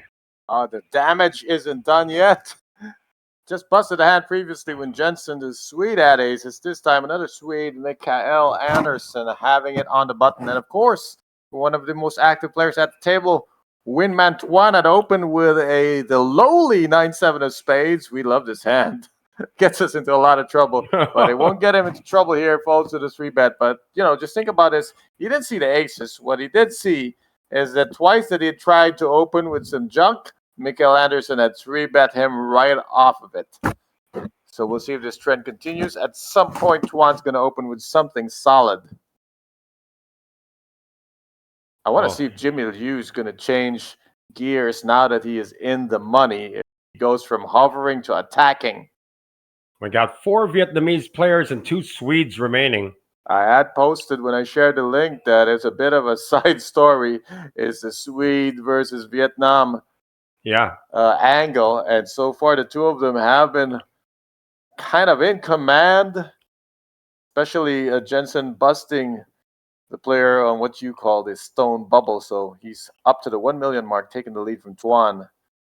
Now, Tuan's not that far behind, though, with our blinds at 10,000, 15,000. No, I like he's been playing the running game.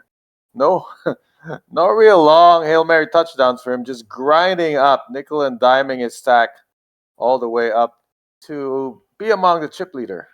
Anderson wakes up with another pretty good hand. Ace 10 of clubs, making the raise from the cutoff. And gets no customers. That's back-to-back wins for Mikael Anderson. Who's now moved into 3rd place right now. And suddenly Jimmy Liu has become the low stack at the table. It's time to start playing. Turn off cruise control and take the wheel and start shaking things up. Got to make things happen now. He did play 2 hands, but he had pocket pairs both times. Well, we played a total of I think 4 hands. Yeah, maybe 4 hands up until this point, and the last 3 were just within the last 10 minutes. So again, we are talking about some serious payouts here. I mean, the pay jump from 6th to 5th place is from 115,800,000 VND to 152,500,000. So that's 4,400 US dollars to about 5,800. $1,400 pay jump. And stacks are pretty close down here at the bottom 3. Raise coming from Victor Jensen. He had it folded to him on the button. 9-8 offsuit. Winty Mai Fuang gets out of there. Good old button raise. We'll see. Jimmy Liu has that 3-betting gear engaged. What was that? That's a call on the raise, defending his big blind. Just chucking it towards the dealer who was alert enough to make the catch. And no one's out yet. Is he going to catch on this flop? Caught a 6. Jack 9, Jensen 6. caught a 9. Yeah, this could be fireworks between these two. Small fireworks. The kind the kids play on the streets with. In the Philippines, we call it quitis. Watusi. That's it. And it goes check, check. Yeah, so the fireworks may be on the river, 1 bet, 1 call. With hands of this size, don't look now. Flush draw versus open ender, and both of them have a pair. No, that's going to be the fireworks lighting the what's that? Lighting the fuse of the fireworks. Yeah, when you light a sparkler that ends up to be a Roman candle. Jensen ain't going anywhere now. He's got a hit and an open ender. And he does have the button, and the hands are not yet quite defined because of the lack of action on the flop. So there's got to be at least a call. There we go. We're going to see a river. Fireworks would be a 7 of diamonds, you think? That would be the ultimate fuse. It's the 4 of diamonds. Well, fortunately, it does not complete Jensen's draw, fortunately for him, but it's good for Jimmy. Time to get some value. Second nut flush for big Jimmy Liu. Well, Jensen can read into this because Jimmy did come alive on that second diamond, so very plausible that he was drawing the diamond here. Going for that. Wow. He went for it. He's trying to. That's a home run swing right there. What's Jensen beating here? That bets this big? Nothing. A hand with a single queen. And really, the way Jimmy's been playing, he's not putting his tourney life on the line with a missed draw. Oh, this is going to be a bad time for a hero call if you're Victor Jensen. So lay it down. I think it was one of the easier laydowns to make. Look at the aggression frequency. Victor Jensen still has a slight edge over Nguyen Man Thuan, although it does look like, from the way we've been watching it, Nguyen has been actually acting like the table captain, especially when he had the chip lead. Well, a lot of his aggression has been pre-flop, and he has done well to not get into trouble, just tossing it when there's significant resistance. Is it just me, or is his feet off the ground right now? No, the table, I think, has that footrest bar around. Oh, okay. That looks pretty invisible from what we're looking at here. It's like he's levitating. It would not have been possible to dangle your feet and have the Crocs perfectly horizontal.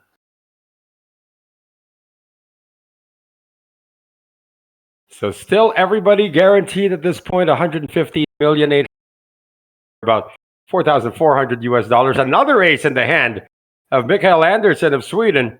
He's going to raise from under the gun with ace-9 suited. And why not? We're six-handed. Under the gun is simply the hijack. Winty Mai Phuong on the button, thinking of coming along with king-8 offsuit. I don't know. She's never been out of line.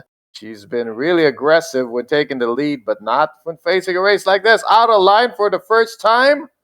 I don't think that's a call. That's a 3-bet. Of course it's a 3-bet. She's figured she's timing this right. She hasn't done this at all during our final table stream because she's been battling back from a short stack. So this being a first 3-bet, they've only ever seen her with queens. So this could get a lot of credit. Well, we've seen her do this multiple times last October, though. It does get credit from the Swede. What impeccable timing and use of her image. Winty Mai Phuong is still not out of the woods. Still below the 500,000 mark, but nobody's a legitimate millionaire now. So those stacks are practically even. Right. It's no clear leader right now. And no clear table captain as well. The guy who was really vying for it busted out as the bubble boy. And we're talking about Chan Gao Dui. Where table captain was the shortest stack on the table. It doesn't often happen that way. Hey, Napoleon Bonaparte was not that tall either. That was a pretty short stack with a big army. Yeah, that's right.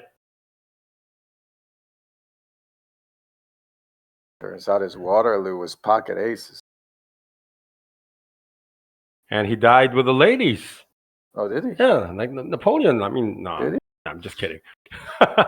He was known to be a ladies' man during his day. I mean, when you bust out holding queens, you're going to say, hey, I died with the ladies. I'm struggling to make this connection. And Jensen has made the raise, and Winty Mai Phuong this time just calls with the king jack. Of course, the French did have significant presence in Vietnam at some point in their history. And that's why they sound like them, right? Force this connection. And Anderson's going to come along with the pocket sevens. Well, we've got ourselves a three-way, and we are live with it. Oh, king 8 deuce. I mean, what are the chances of that? One of the two kings, and now we've got a battle of the kickers. Should be easy for the sevens to be check folding out of this. Jensen's going to continue.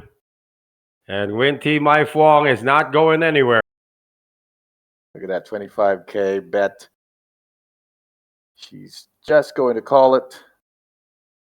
Anderson's out. Heads up to the turn. Put a 7 out there, and I'd like to see the face of regret.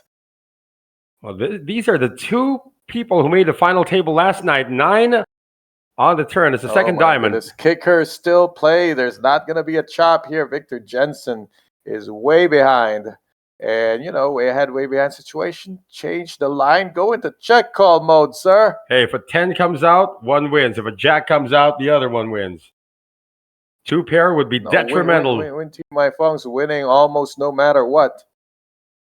Only a 10 can stop this. They're not drawing any straights.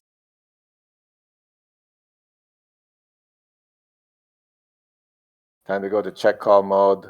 Victor Jensen would be too weak to check fold here, which is why it's a big problem. All he's trying to do now is hope the pot stays small. Win Team My Fong just put 70K in there. Hey, even if a queen comes out, right? The kicker still plays. Nothing's going to happen here unless a 10 comes. Win Team My Fong has superior hand, superior kicker, superior position. It's a really tough spot for Victor Jensen. If he can make this fold here, that would be amazing. But he will not. Yep, amazing's not his middle name. Really can't blame him here. He might check call twice because that's the logical line to take. And he can, well, the best thing he can hope for is for the river to go check, check. But River's another 9. well, let's see if Win Team My Fong's in the mood for some thin value betting. She's not. Takes it to showdown. And Victor Jensen can breathe a sigh of relief because you had to be sure he was steeling himself to call maybe another 90K there. And he doesn't have to do it, and he can lose a little less. Win Team My Fong, though, starting to come alive here. And we've seen her become table captain before. She is dangerous. You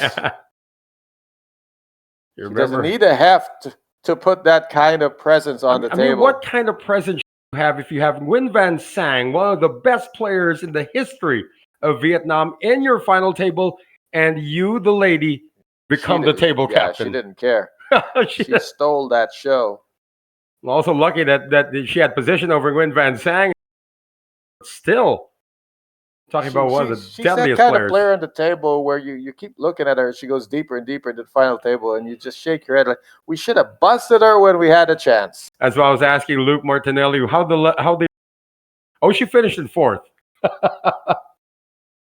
Because she had the stack last night to annihilate the entire table. Working up a stack now, she's up to 600,000, 665. Jensen under the gun. Give her ammunition, she will fire.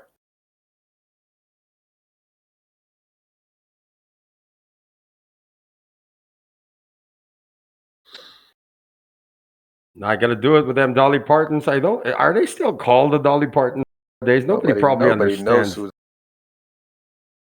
and people don't really work 9 to 5 anymore, do they?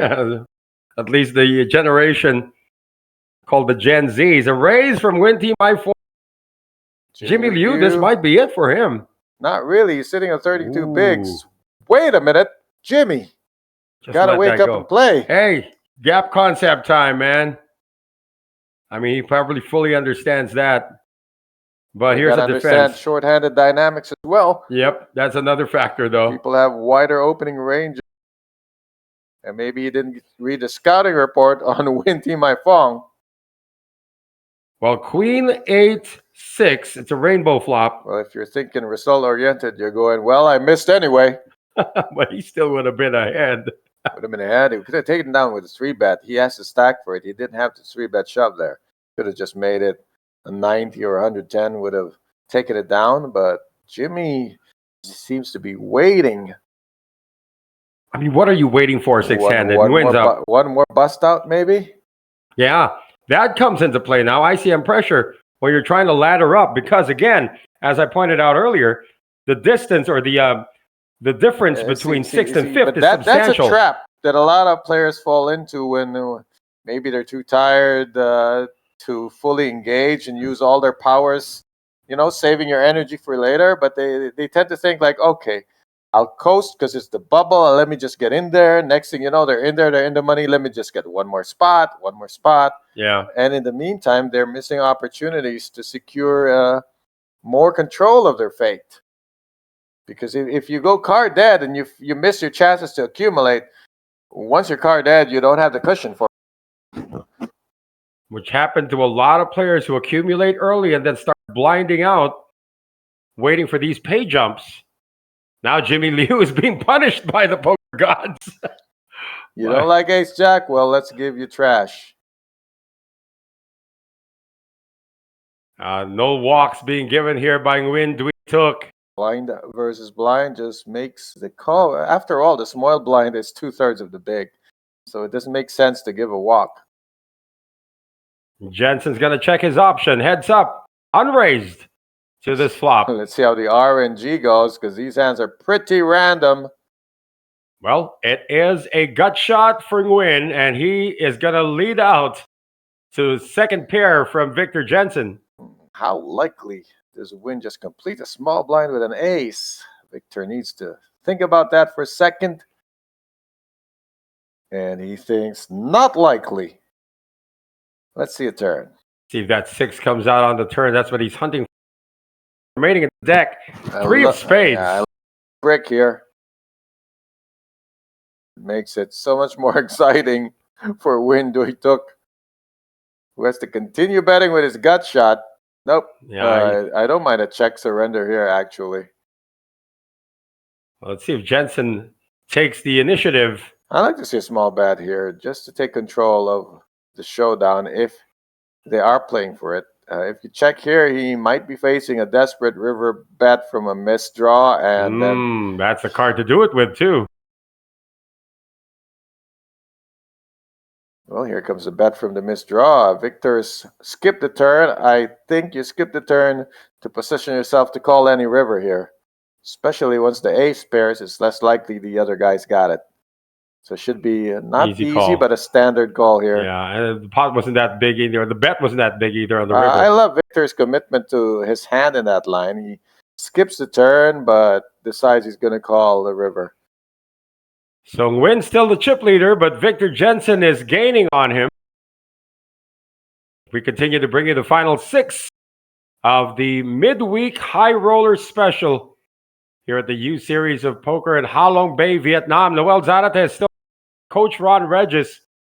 We took a tour of this place. I mean, I can't stop talking about how beautiful this property is. We went to the game room earlier today. Oh my goodness, this place has a game room with a cinema in it. It's got cinema. foosball, air hockey, board games, Jenga. I've never seen a cinema inside a hotel before. I mean, inside a resort. Excuse me, but I could have spent all day in there if we didn't have stuff to do. Yeah. Well, we can do that tomorrow, by the way. Really comfortable place. But you need your room card to get in. So grab somebody with a room card. Let you in one time. There's no food in there, though. There is no food in there. We wouldn't last 2 hours. If there was food in there, we would probably stay there for the rest of this tournament and have somebody else do the live stream for us. Okay, it's been folded to Victor Jensen in the small blind. He's do a stream from the game room. Yeah, we can do that, right? That's a bigger screen, by the way. And checking on the option will be Nguyen Thi Mai Phuong. We're unraised once again.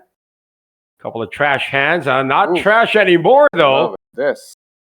It is 8-7-5, a hit, bottom pair, and an open-ender.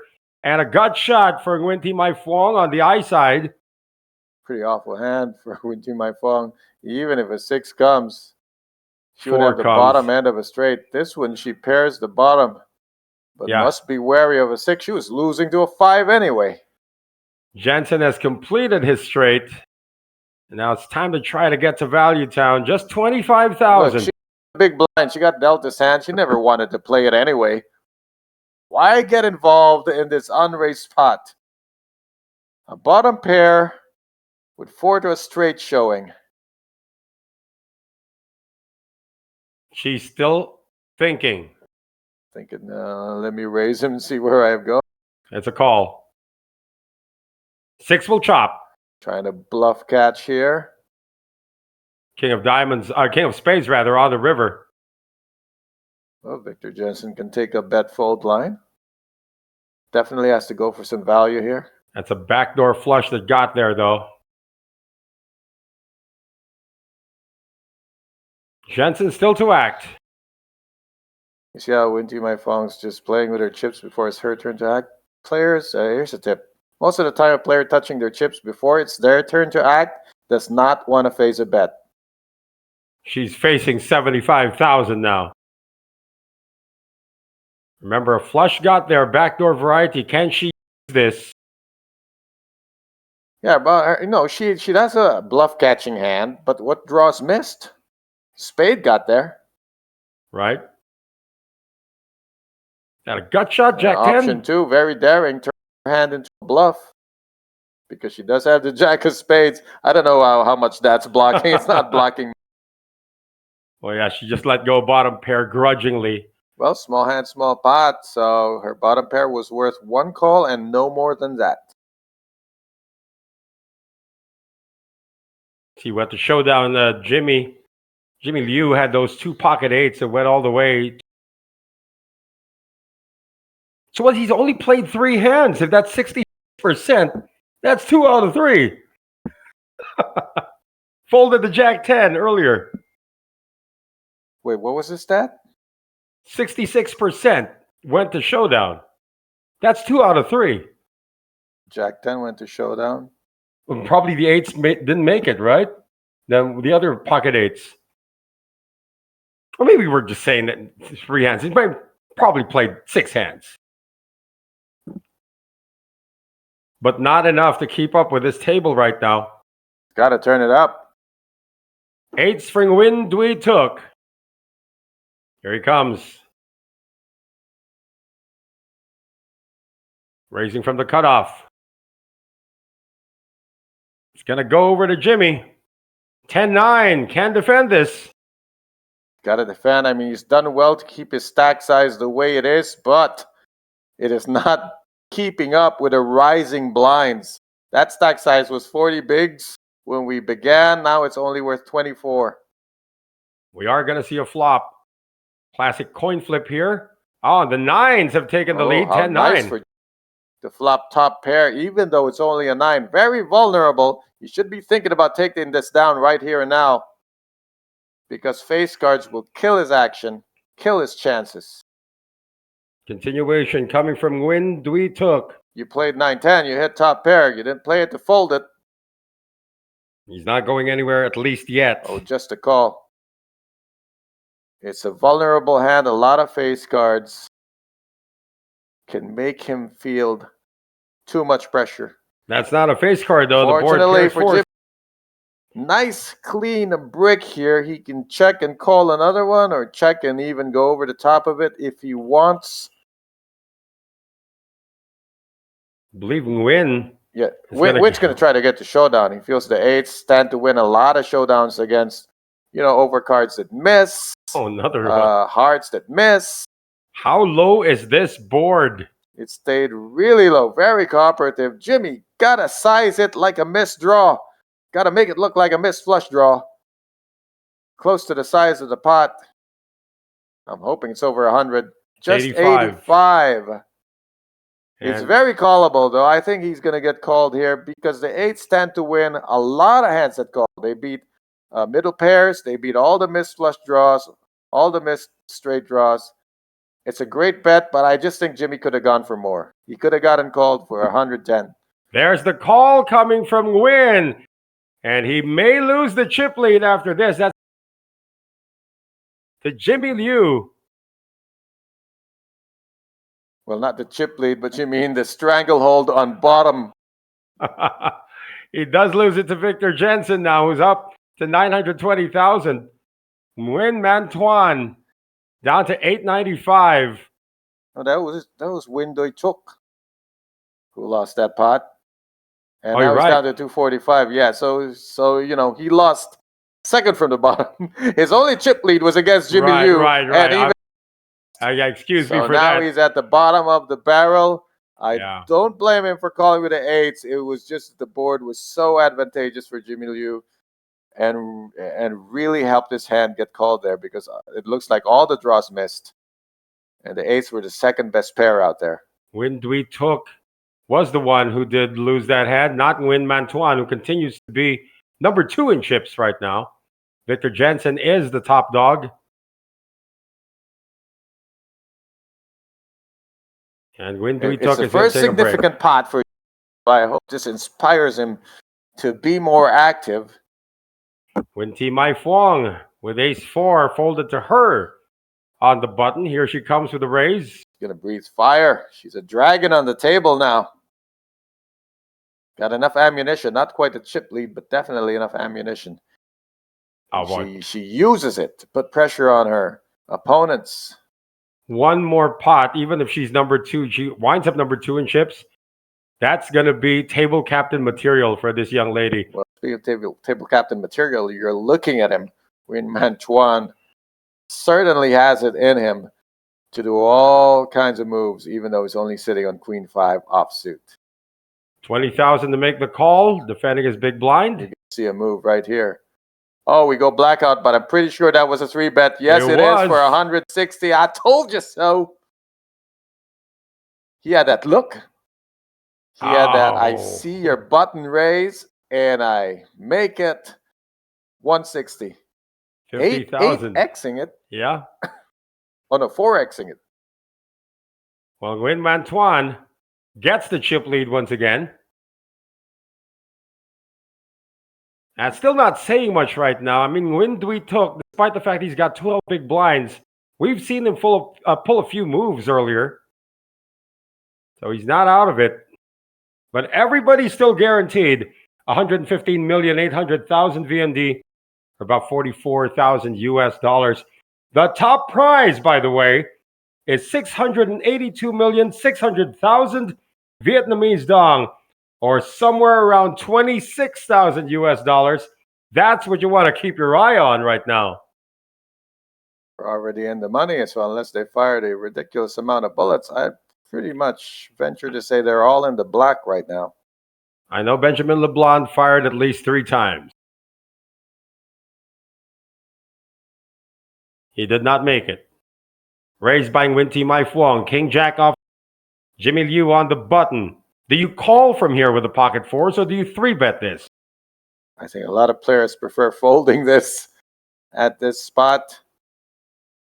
And Jimmy Liu is one of those players. 3-betting is super aggressive. Calling the set mine that could run into trouble if the blinds decide to squeeze. And Anderson, as we have no idea what he's got right now, unscanned. No, but he's gone and made the jump.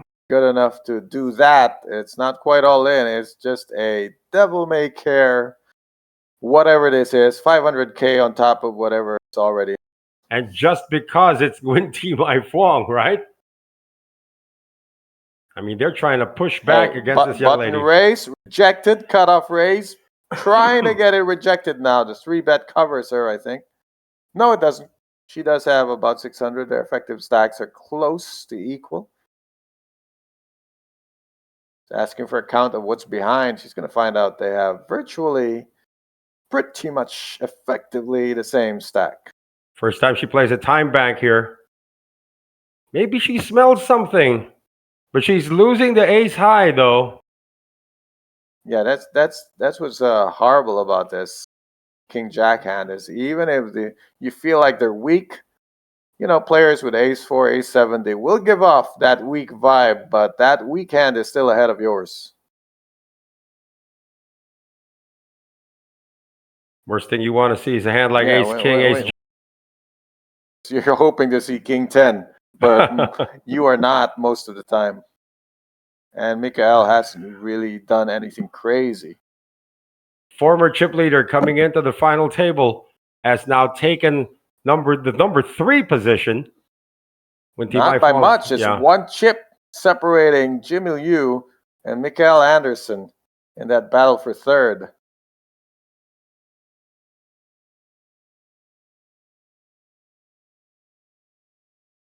He still looks comfortable. If this was a ball game, we could say it's anybody's ball game. It's not a ball game, is it? It's anybody's card game right now. Well, Mikael Anderson goes by the name of Mikael Daniel Emil Anderson. Is from Sweden but lives in Macau right now. He's already amassed over 527,000 US dollars in career earnings, and he's only cashed once this year, and that was in Taiwan just this month as well. Well, maybe he's just started the year a bit late.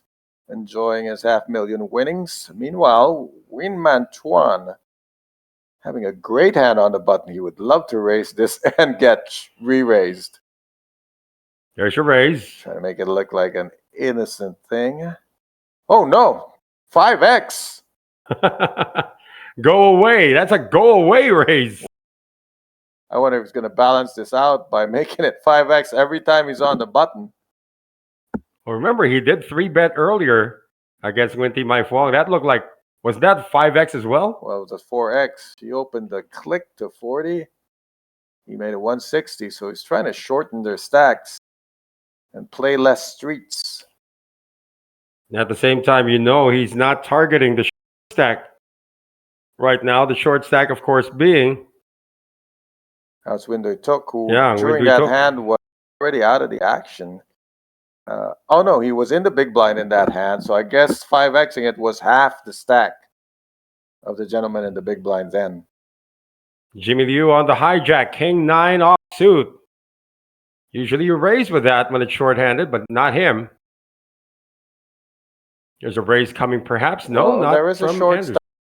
stack in the big blind, and it's gonna be a walk for Victor Jensen's benefit, who only gets the small blind to add to his stack. Nevertheless, it's like a free turn.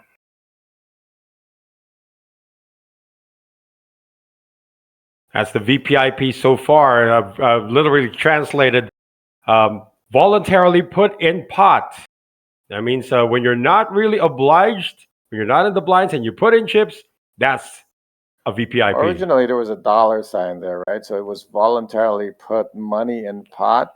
But since they took out the dollar sign, you can replace the P with played instead of put. So VPIP can mean voluntarily played in pot, which means the same thing, but at least it's not an awkward acronym. Yeah, sometimes because when you make a raise, that's a VPIP, and when nobody calls, no play. Still voluntarily trying to play a pot, though. Oh, folded to Jensen. He's not going to get frisky with this. It's 7 deuce into the muck. Yeah, that's as involuntarily as you can get in the blinds with 7 deuce. So if you complete your small blind, that's a VPIP, right? Definitely. You voluntarily completed your small blind. Nobody made you do it.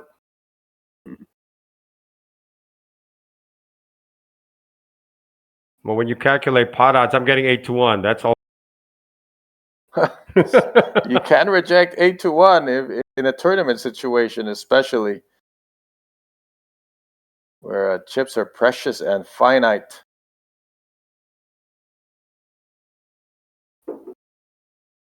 Let's see. This tournament started 12:30 today. Local time now is 10:43. So they've been playing, 10 hours already? 10 hours with a few breaks.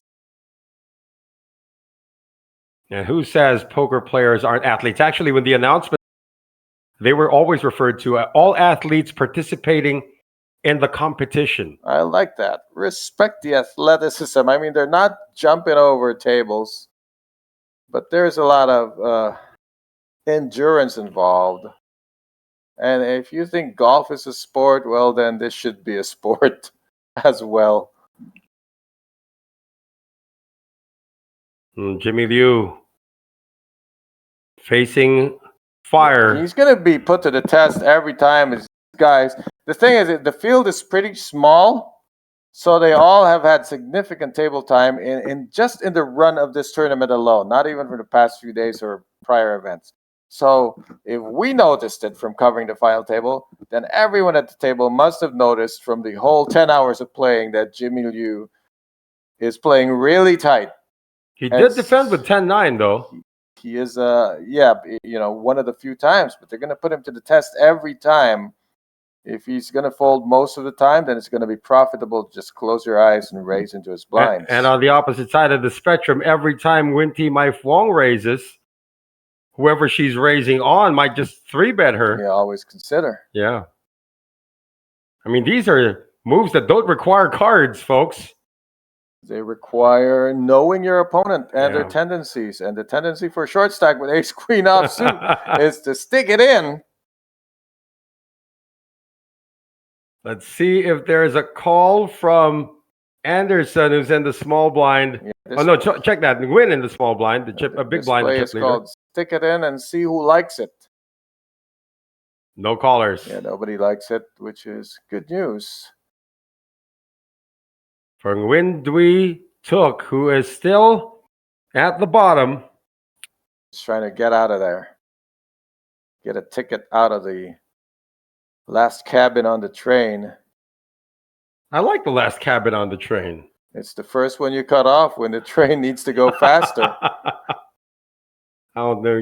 We've been in a train that needs to go faster because that's the one that gets the most vibration actually on the The turn. last one, that's a bouncy cabin over there. And you know, when those guys, the cowboys doing the great train robbery, they get in through the last cabin.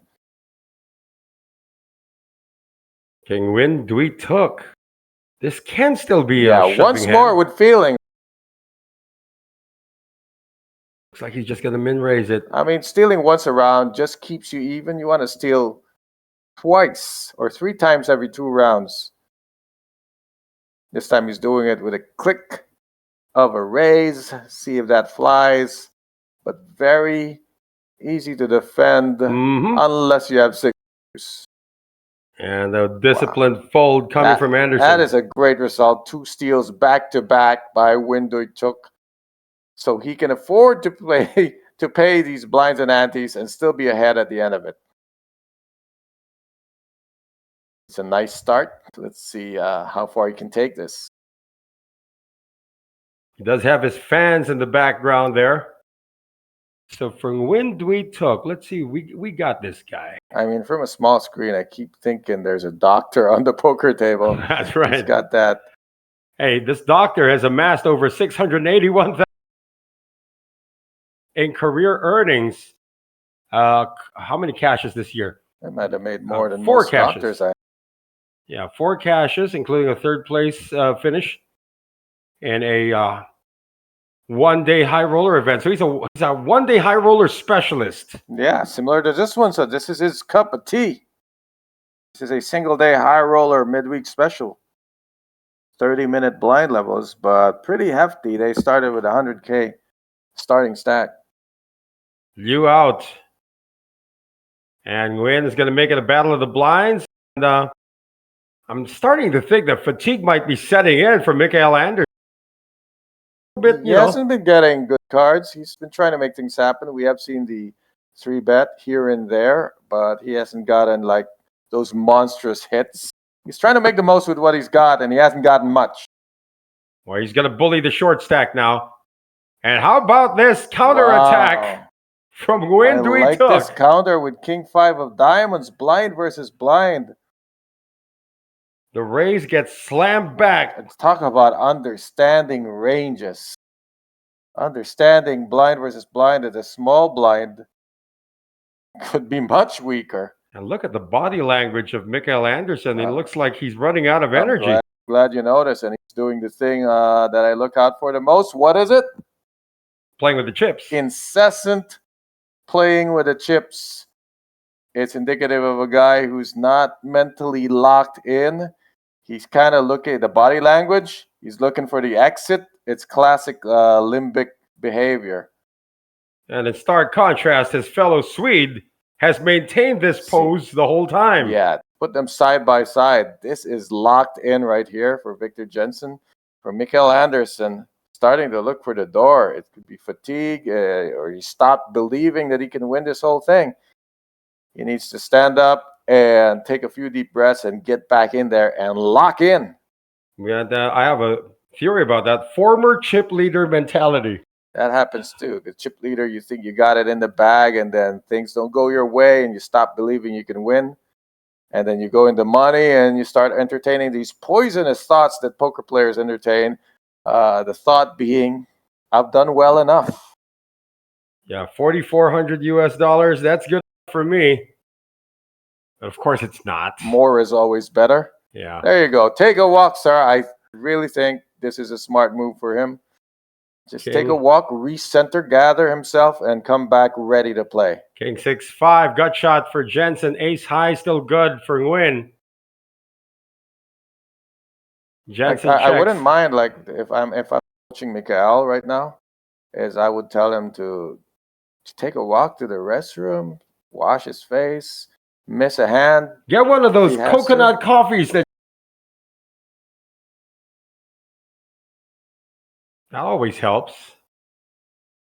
You're not a coffee drinker, but you had it today. It was a cold drink. I'm a sucker for cold drinks. Jensen's going to investigate what this is all about. He's just going to call with a gut shot. Oh, he raised it to 55. Wow. Playing the gut shot aggressively, check raising, is one of the most old school ways to play that gut shot because it's too slim a draw to just check and call. But what about the ace high call? Yeah. Now we're going to see something exciting, which is the follow-up to the check raise when you have nothing. That's nothing. It doesn't help, but he must follow up. Very meek to check after a check raise. You might as well check fold if you're not following up. How deep is your love for this spot? Well, he had just taken the initiative. I mean, check, raise, check. We've seen that happen before. It's very rare. Like, I've only really do that when I have the nut. Normally after a check raise. Oh, there's a check, raise, check.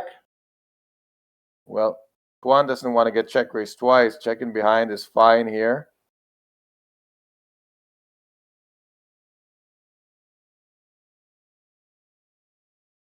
It would be absolute cinema if we saw a second check raise here. Right. Goes check, check. River is the queen of hearts. Yeah, and to surrender. It would be too weak to skip the turn and bet the river here. It would look like a misdraw. I think Victor Jensen is just ready to check fold. Maybe that check raise is one attempt to try to get there. But he's going to feel sick when he tables the hand and loses the ace high. He's going to feel like he was one bet away. But, you know, there you go. If he was going to bet, he would have done the turn. So that turn was just a clear surrender. Tuan can take the showdown. Now let's see. Maybe Tuan thinks that he might be up against sixes or something. He would hate to lose to a pair of fives also. Or pocket twos. So maybe he wants to just turn his hand into a bluff here. Might as well. Will not take the risk. I don't mind this at all. Two checks after a check raise. Got to be feeling really good about your hand. Right. So again, that was pretty much what you expect from those two players. Well, the decision point for Victor Jensen was to turn. You had to fire again. You have to cross your fingers and hope that second barrel works. Because your draw is only coming once in 11 times. So he opted to just surrender and pick another spot later in the game. You still got to give credit to Nguyen for calling after the C bet with the ace high. Yeah, for sticking in there to see what he does. Well, they're both deep enough for that to happen. I think both players, that was a really good hand. Pingable. It's not a highlight hand. It's not a hand that, most viewers would watch and go, wow, that was amazing. But it had a lot of merits to it. Raise coming from Nguyen. Nguyen Mantuan and the short stack. Nguyen Dui Tuk gets out of there. Victor Jensen also folds. Now Nguyen T-I-4. 9-5 of clubs. This is defendable at the very least. She does. Yeah, she's understanding they're short-handed. First one to pair usually is ahead. And she's barely connecting, but they are connecting. And now she's got a flush draw. And you can always flop a flush draw just to keep things going. So I like to see bets on these paired boards. And Tuan will oblige with a 25K bet. Let's see if there's a check raise coming. No, just a call. Easy call. You can call it a flush draw. There are 9 outs. Including the 9 and the 5 makes it 13. Jack of diamonds on the turn. Doesn't really, it helps That's because a flush it's a draw. monstrous hand for Tuan now. Got the up and down Broadway draw with flushing outs. And guess what? Queen high's ahead anyway. His hand has improved. I think he got a barrel again, and he thinks so too. Getting bigger. You got to set it up for when you make the hand that the pot is already big. So that's one of the points of semi-bluffing. You want to win outright, but in case you don't, at least if you make it on the next street, the pot is ripe.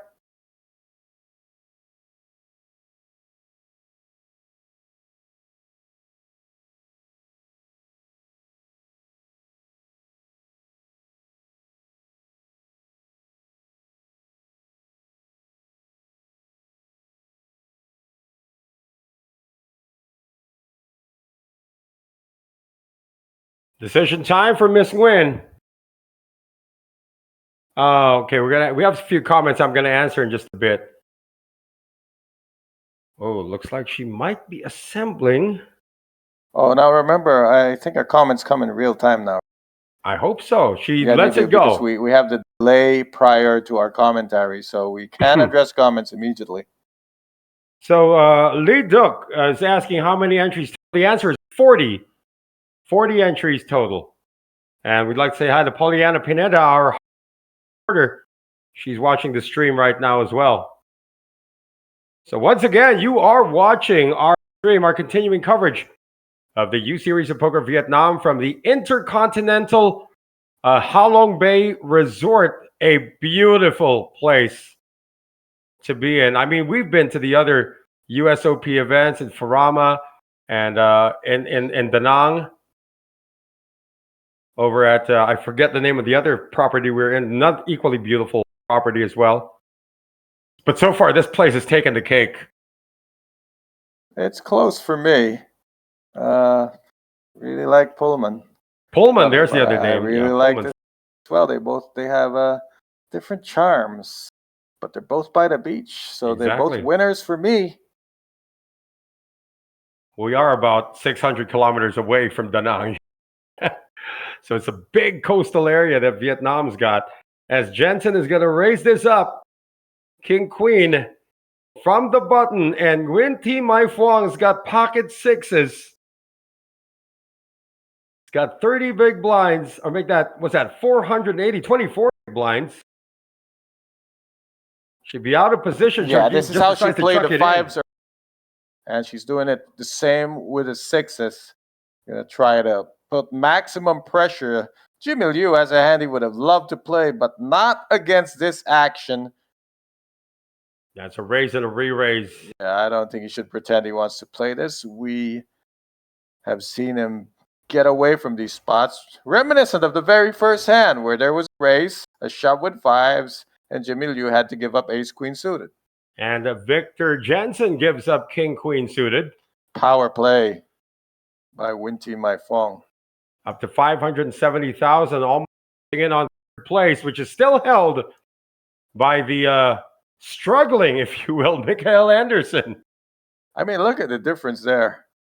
Third place is pretty much the same stack size. They're all 10K apart. They are bumper to bumper there. The only endangered species is Nguyen Duy Took. But he has managed to climb up to 17 big blinds, so he's just within spitting distance of the race leaders.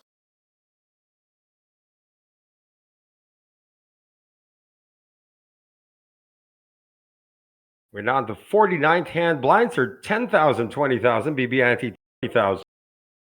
And Nguyen, this is shorthanded. Raise here. Yeah, he's shown that he can try to take down pots with a min raise, and he's going to do so again here, this time from the hijack.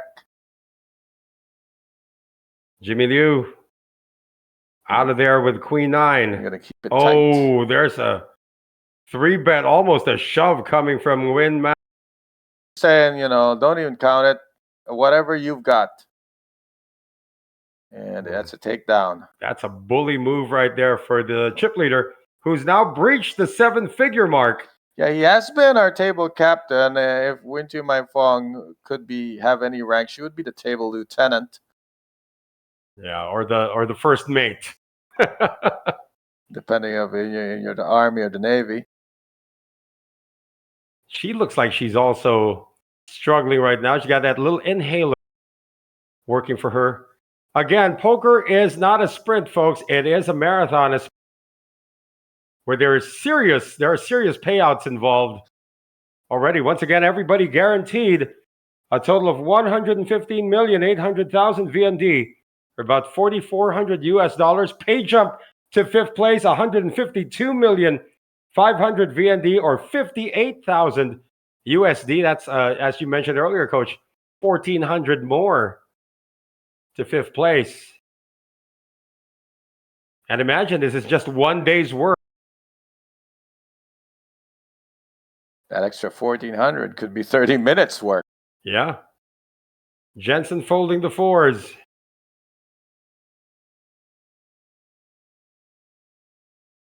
It's going to be up to the blinds. Just a completion coming from Wynn, but Anderson. Mikael Anderson's got a powerhouse hand. Is he just raising it small? Looks like 80. Oh, that's not small. It's going to be enough for Wynn to get out of there. Well, blinds did go up, so the sizes have to go up. Again, aggression frequency still with Victor Jensen, although Wynn Mantuan has been the table captain. Well, that particular stat is measured by during your turn, which is an opportunity to act, do you take an aggressive or passive action? Checks are passive, calls are passive, and in some calculations, folds are considered aggressive. Interesting. So define that for me, please. Depends. It's just like do you differentiate in black and white, meaning an action is either aggressive or passive, in which case, what is a fold? It is not passive because it's not checking or calling. It's decisive. So that was an aggressive action for Victor Jensen.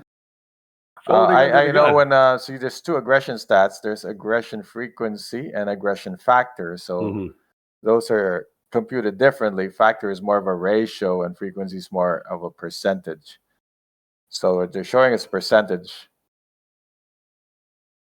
Shove coming from Anderson. Lots of pressure being put on the short stack now in the big blind. And Wynn can't handle the pressure. So that little drink that Anderson took has sort of woken him up from his slumber. So getting up helps you sit back down and kind of reset. Don't be afraid to leave your seat. I mean, some players like to just sit there and get stuck in it. And sometimes it's a mental hellhole to be stuck in. You want to just stand up and walk around and go sit back down.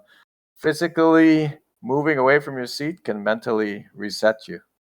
I know one of the Filipino players who admits that he has ADHD. After every fold, he actually just walks around. And then when he sees the cards being dealt, he sits back down. When he folds, he walks around again. Wow. That's a little over the top for me. You would know this player, by the way. Actually, cashed in the World Series as well. Raised by Nguyen Thi Mai Phuong, and here gets to see a hand without too much action ahead of him. Just a raise, just a single raise facing him, a click raise at that. Blinds are 1530. Sitting on 550. I'd like to see him 3-bet this to a third of his stack. It is a C-bet. 3-bet is to 175. That is a third of his stack. And he's going to see it work. Oh, it's going to be a call, I believe. No, it's going to be... No, that would be too much to flat from out of position.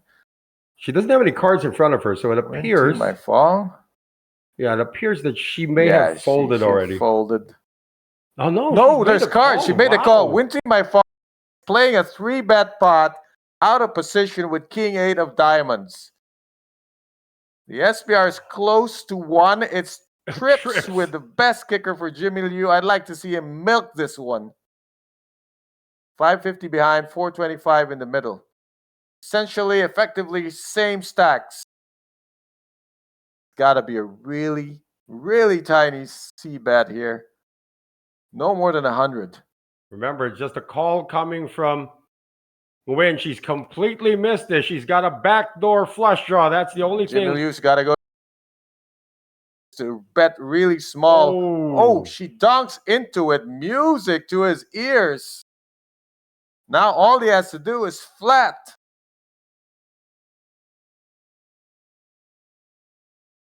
Quick thought process here. If you raise, you're allowing all the hands you beat to fold. If you flat, you're allowing them to bet again and hang themselves on the turn. This should be an easy flat call. You're almost never afraid of flush draws here because you do have the redraw to the nut flush draw. Trying to look weak. He's trying to look like he's got something like pocket sevens or something. Oh no, the hand rub is pretty strong though. Yeah, that is the right move. Let your opponent hang herself. And I hope that's her own stab at this, because if she read the memo, Jimmy Liu's been pretty tight. But here's a scare card. But Jimmy's never folding with a nut flush draw and a full house draw. Nguyen Thi Mai Phong is sitting on king high. It cannot improve. It can only improve to a very inadequate 2 pairs. And she has played a lot of chips into this pot. So they got 220,000 behind. Does she stick to her story that she's got something going to save her chips? That is the check of surrender. There is no way she is calling anymore. For Jimmy Liu, the most natural thing to do is to shove the 200 remaining. Yeah, got to try to get value. He's going to split it in half? Really?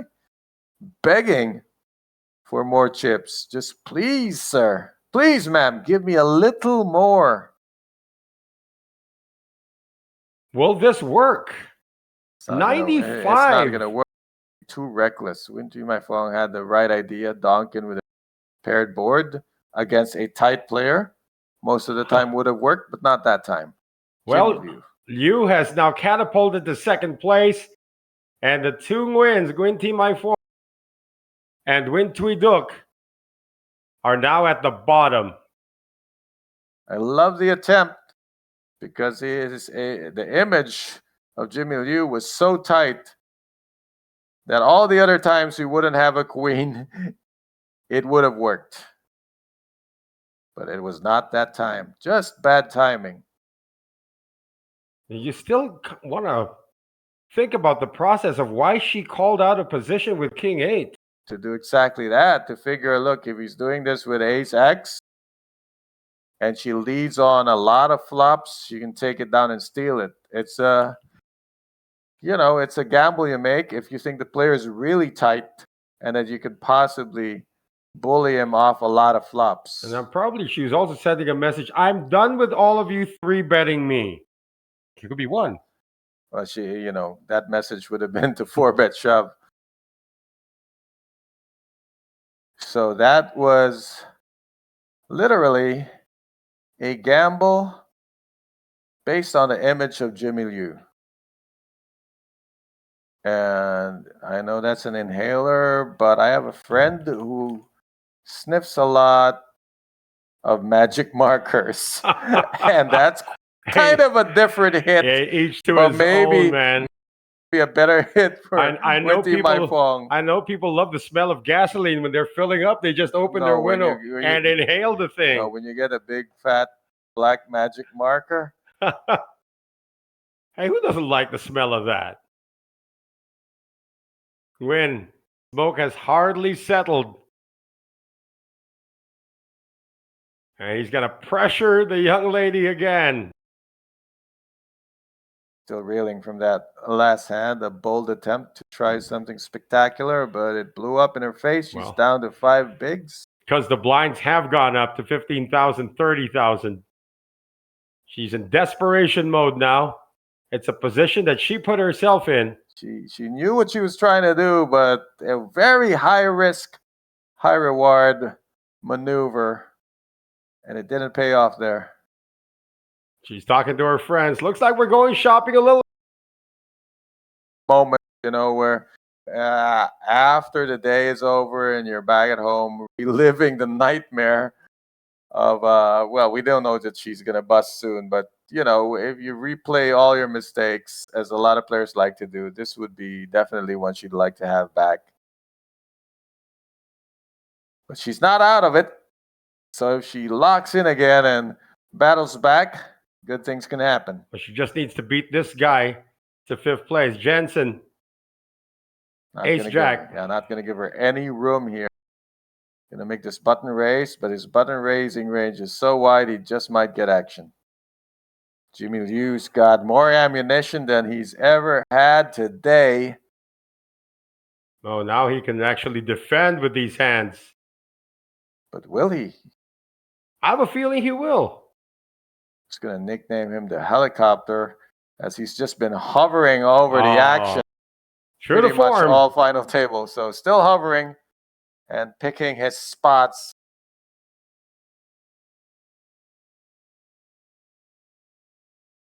$4.8 big blinds left from Winty Mai Fuang. Yeah, Windui Took is suddenly looking like a man destined for an extra $1,400. Yeah. But he's not too far ahead with those 7 bigs. Winty Mai Fuang, if she makes it through the small blind, will have a few free deals, as we are playing a BB ante format here at this final table. Well, Jimmy Liu, actually, taking a look at his rap sheet, he's the among the players here, only a shade below 14,000 in career earnings. For Jimmy Liu, you'd say that he did look like a retired MMA fighter.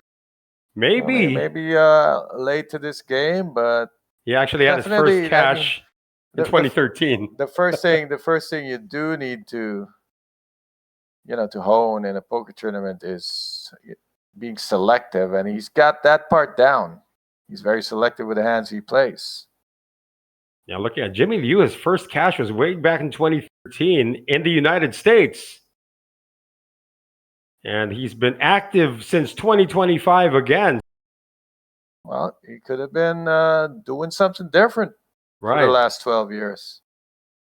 Queen 7 versus Jack 7. Ace 8-6 flop. It goes check, check.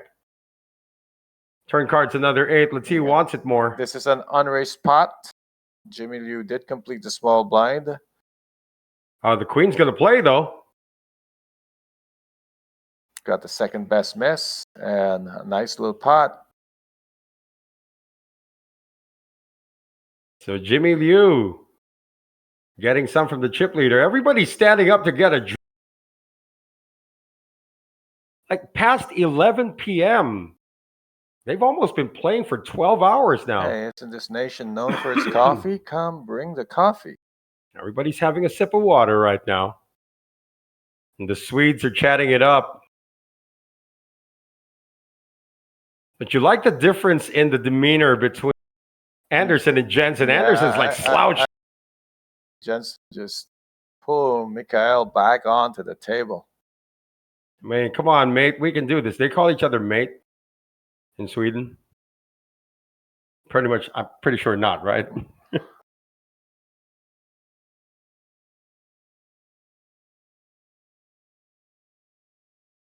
Win. Can't catch anything. And now Jimmy Liu, after being card dead for over an hour, is starting to get some pretty. It's time to shine. Everybody gets a turn from Lady Luck, and you got to make the most of your turn. Ace Jack offsuit on the button. Jimmy Liu comes out raising this one into the big blind of the tired Mikael Anderson. Who's going to defend with Queen 8 of diamonds.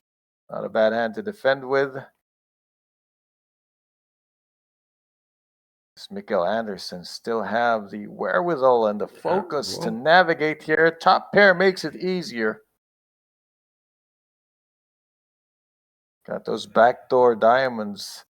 Jimmy's not going to continue. He's going to check behind. Jimmy keeping it safe and cautious. What about a second check to induce that bet from Jimmy Liu in position? Come on now. Anderson with trips on the turn. I love this second check. Telling Jimmy Liu, come on, this pot is yours to take down. Please bet. Oh, Jimmy is also gonna check. Let's see if he Falling improves for on the his river. He does. Perfect timing because the trip aides are feeling, look, I guess there's no value. I'd hate for this to go check. Let me fire a desperate home run bet. And lo and behold, Jimmy Liu has top pair to call with. Mikael can overbet this and get called. Another check from Anderson. Wow. Patience for Mikael Anderson to check 3 times. Oh, the bet is so small. Jimmy Liu thinks he's trying to extract super thin value from really weak hands. And you know what makes this pretty? It's now Mikael Anderson's going to look like he's check raising the river just because the river bet's so small. Jimmy Liu might think he's induced a big bluff here. Looks like a missed flush draw. And no, it just looks like Mikael is calling an audible, improvising here based off of this tiny river bet of Jimmy Liu. And that's why he gets called instantly. Wow. Wow, what a hand played by Mikael. Quite a gamble to check that 3rd time and induce this bluff. Unfortunately for him, Jimmy Liu had a hand to make that call with. And up to 1.1 million from almost dead in the water. I'm not really in terms of his stack, but in terms of his energy. Look at him propped up now. I hope that gives him the wake-up call and signals that, that mode to lock back in again and start to believe that he's in a position to win this whole thing. He is right checking now. out mentally.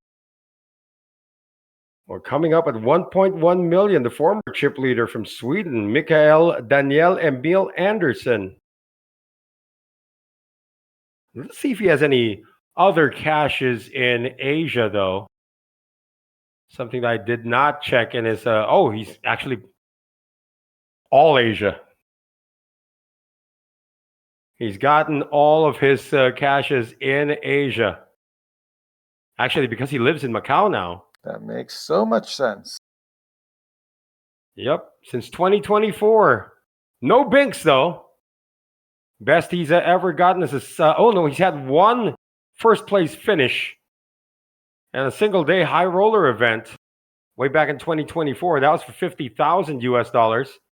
His biggest bink was a 3rd place finish in the Superstar Challenge just last for $101,000. Superstar Challenge is a major event. Right, we got an all-in and a call here. I believe it's a 2 short stacks going to try to combine their forces, and only one of them gets to play the stack that results. I'm not quite sure who covers who. I believe that the lady is covered. She has the weaker hand, and her tournament life is on the line, but the cards are live, which is all you can really ask for when it gets to these desperate situations. The triangle, the all-in triangle, is on the player at risk. That is Win Team My Fong. You love it how meticulous this dealer is in lining up the cards. We're going to see the first 3 community cards. Ace on the... Dead. Could be drawing dead by the turn. There are no spades in the hand of Win Team My Fong.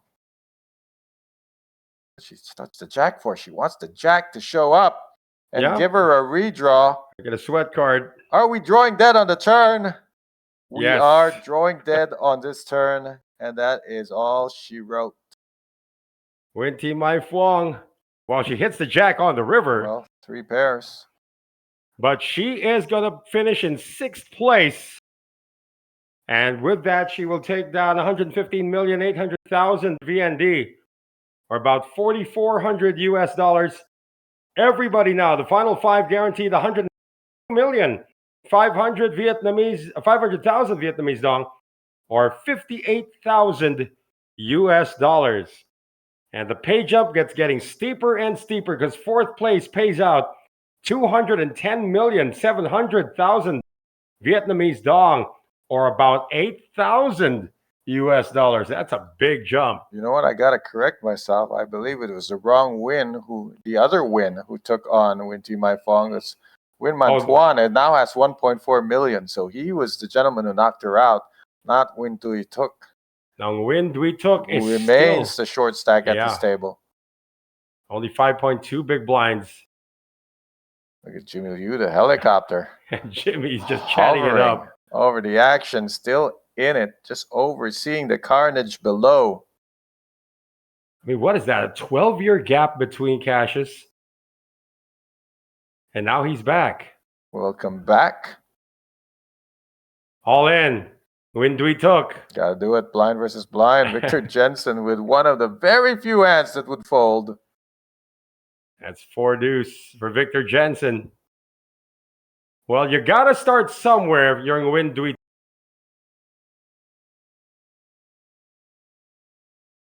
He did take a big blind and a big blind ante.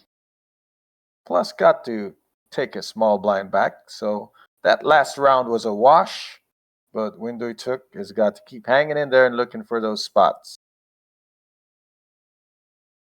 Under the gun's going to be the chip leader, Anu. Talking about the gentleman in seat 1, Nguyen Man Tuan.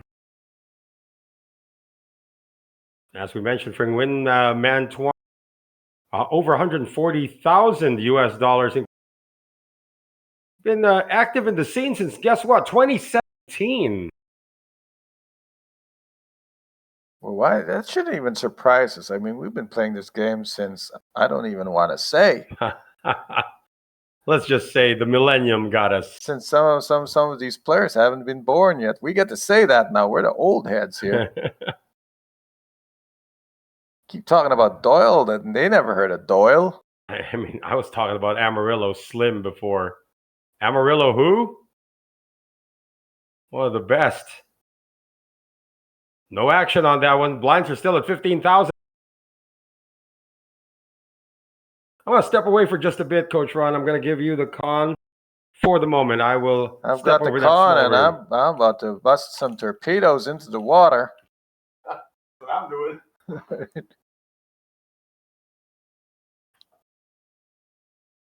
course, a submarine reference made popular in the movie The Hunt for Red October, which, again, nobody has heard of who isn't 50 years old.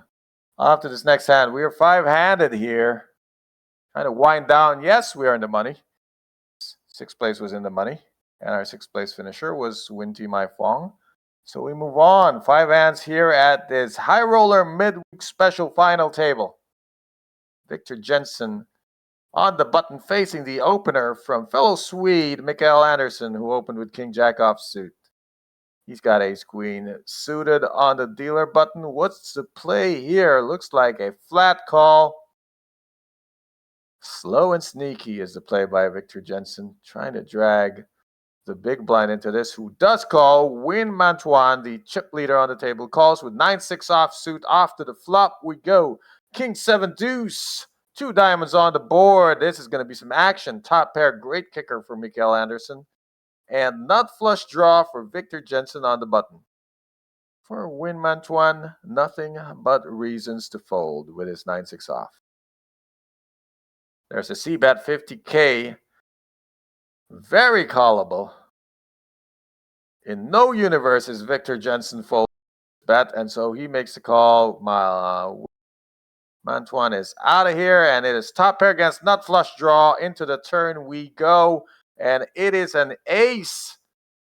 Now top pair belongs to Victor Jensen with an awesome kicker. He's got ace, queen of spades. The board has an ace and 2 spades. What more can you ask for? And for Mikael, he knows that ace is trouble. He's just checked here. He's gotten called on the flop. You get a called on the flop on a drawing board. You got to think, well, there's a nut flush draw out there, and that means it's likely Victor Jensen has an ace in hand. Nice little check by Victor Jensen. There is no fear here. His hand is so strong, it can only get stronger.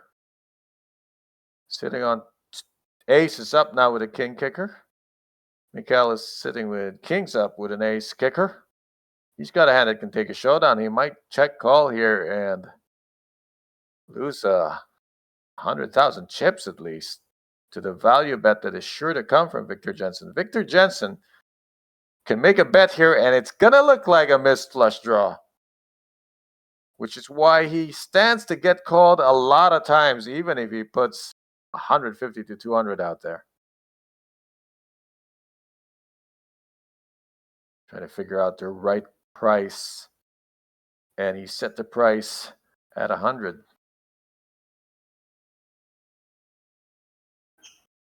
It's not easy to fold this in Miguel's spot. You really got to call. You're beating so many missed draws and hands that you outkick. Sorry, does not kick anything. There's kings up on the board, but he makes the call, loses the extra 100. And what a run out for Victor Jensen there. His hand was strong and got stronger with every street. So Winman Tuan is still the chip leader at 1.4 million. Now Victor Jensen also joins him at the 7-figure mark. And if you want to hunt some submarines, be my guest, Coach Ron.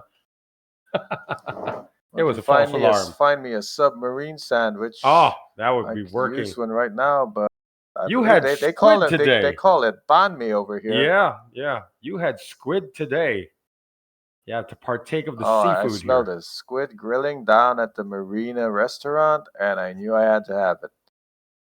I want to say thanks to topped David. it with green mangoes and I chili. know. As only they could in Vietnam. I just want to say thank you to David for that delightful little afternoon snack that we had. I don't know if he's listening, but shout out to David for finishing third on the Win the Button event. Oh my gosh, he cashed again? No, unfortunately. Oh no. Only 2 places paid. Oh Nice no. little recreational event. Good way to kill time, and he did kill time. That much he had succeeded in doing. But just looking at the results, 2nd place finished last night in the Super Hyper Turbo, and 3rd place finish here and Win the Button. I mean, these side events are fun times, and I'm glad our friend David is having fun. We got lots of them here. You got Jack 8 versus Jack 3 on a 955 board. Who wants it more? Win fires. Is Miguel Anderson smelling something fishy going on like we did earlier in this afternoon? You had that squid. No way. He's continuing with Jack High. Oh, he made a raise. How about that? A C-bet, then a raise with Jack High. Is just showing that he's not going to get pushed around.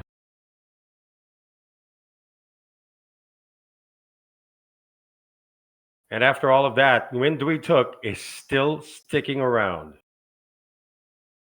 Down to 7.2 big blinds. Well, at least, for him sticking around, he made 1,400 more. Now the question is, can he make a little bit more? The pay jump, again, to 4th place is about $2,200 US. Little more meaningful. Just waiting for some middle stacks to go at it, and he'll be the captive audience. Of course, he would like to double up as well. Jensen under the gun. It's now 5-handed. To Liu. Staying patient. Pocket 8s for Nguyen Man Tuan. But the best hand we've seen him in a while. He's been active with a lot of garbagey hands. He's just trying to grind his stack up, and he's been very good at it. This time he's got a real hand to play with. And so does Nguyen Dui Took. Pocket jacks at the most opportune time. This is just shove and snap. So Jack's ahead. 4-1 favorite. Yeah, but if you know me, you know I'm betting on the 8s. Oh, what it is about you and Jax. It's not personal. I know our producer, Jack Chung. Yeah, say hi to him. A lot of jacks that I like, but pocket jacks isn't one of them. Well, this not yet over. This hand's not yet over. Kind of a semi-lock, and that is not quite locked up. 9 or 4. It's now 8 outs from what was once 2. And that's not one of them. What a tease. But what an improvement to go from 2 outs to 1 outs and then to 8. And then ultimately. So that's going to be a double up for Nguyen Dui Took. up to 14 big blinds, and it looks like we may be moving into exactly what's happened next. We still got 5 players remaining in a High Roller Midweek Special here at the U Series of Poker Vietnam. Back in a moment.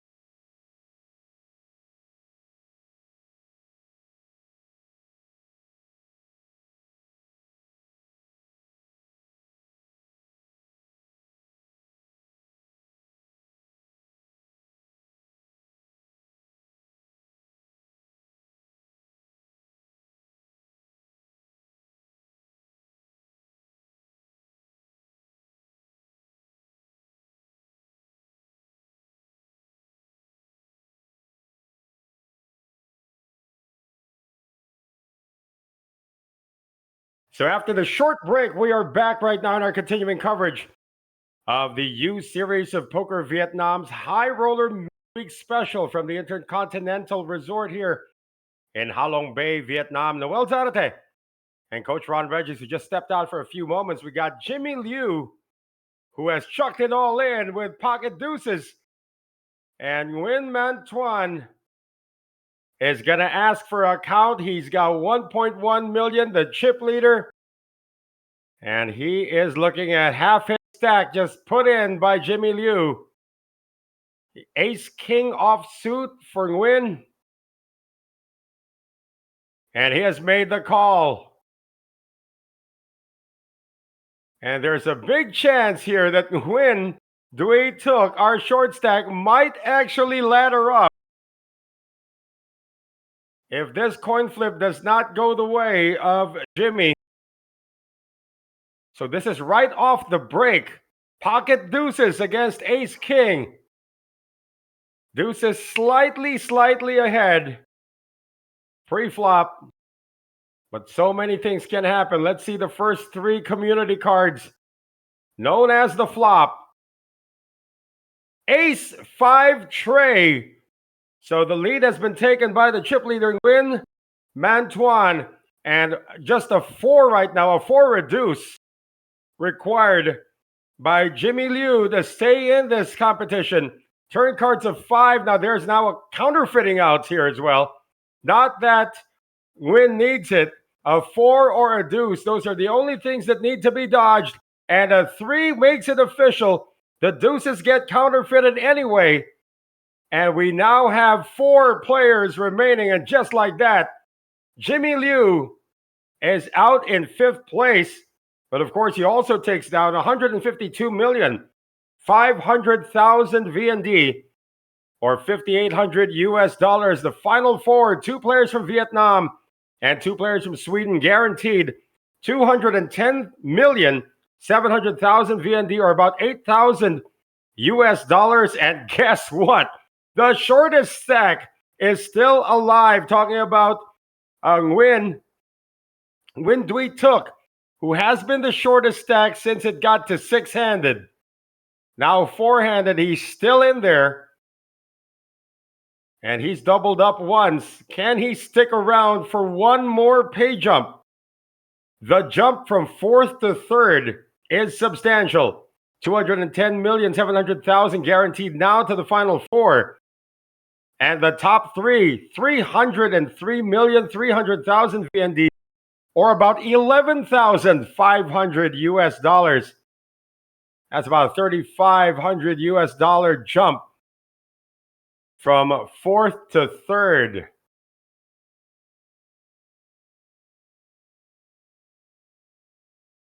Nobody has anything here to usher in 4-handed with. Victor Jensen's going to give the chip leader a walk. So look at that, 1.8 million. Now that is clear separation for Nguyen Man Tuan against the rest of the field. And Nguyen Dui Took still hanging in there. Once again, the top prize for the High Roller Midweek Special is 682,600,000 VND, or in the avenue of 26,000 US dollars.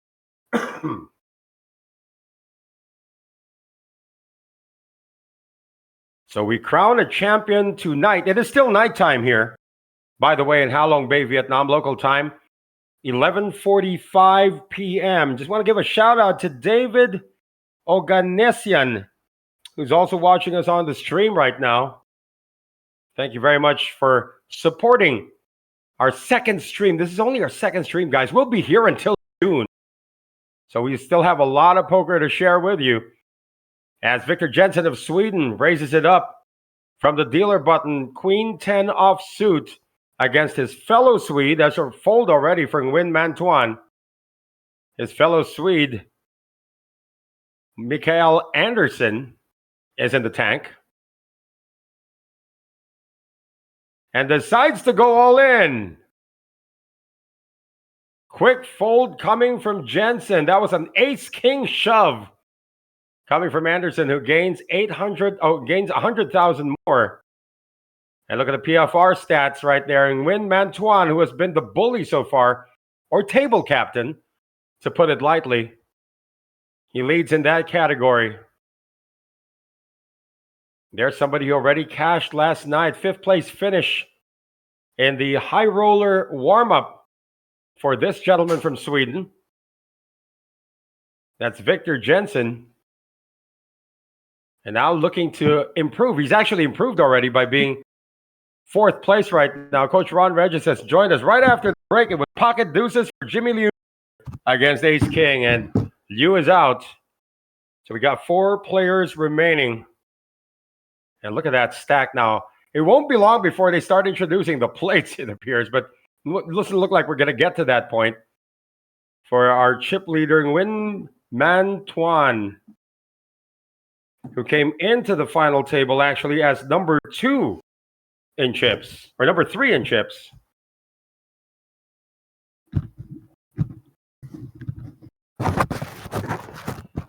And Coach Ron has joined us here once again.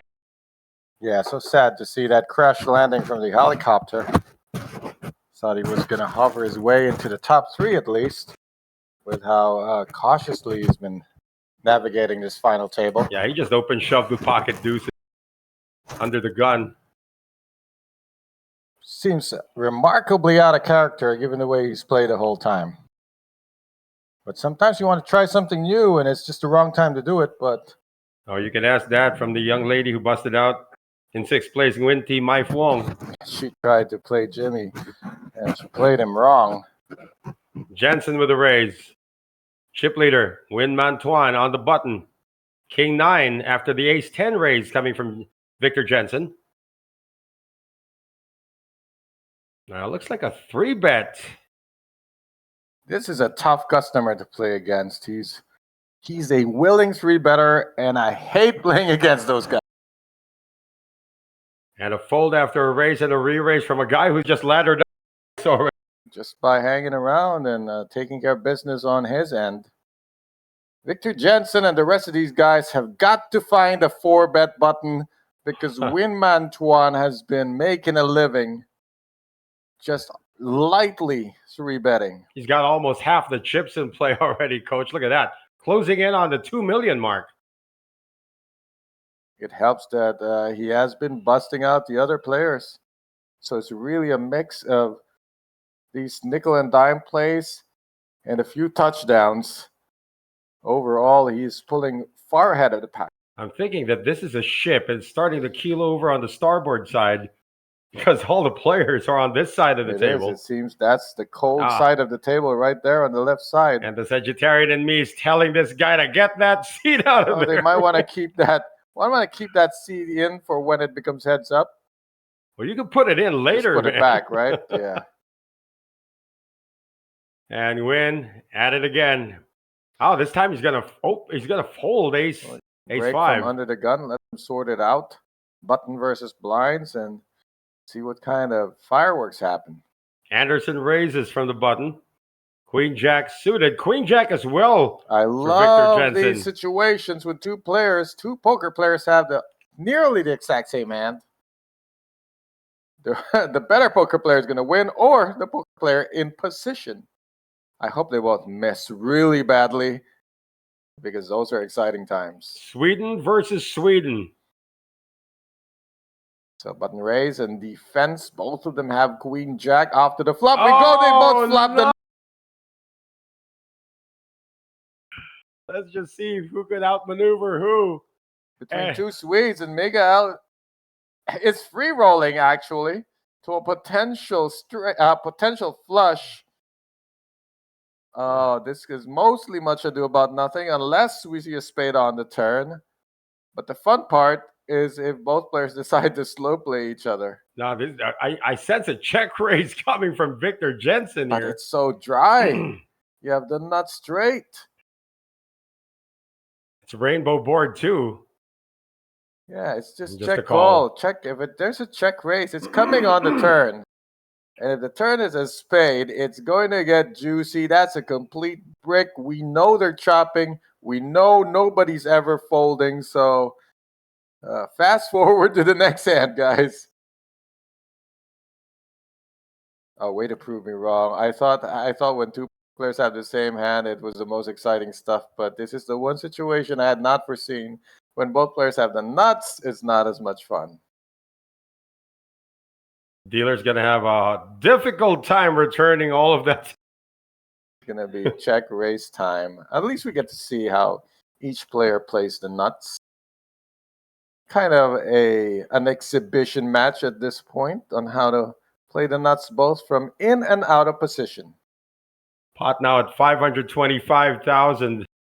That's pretty much close to where I like to see their Victor disappointed faces when they realize they are making diddly squat on this hand. There's just a call, though. Jensen's going to be the small loser here, having to split his big blind ante. Ooh, board pairs. Nobody's folding. Time for that value bet that ultimately might face a shove. 400K behind for Victor Jensen, which is probably the bet Mikael has to make now.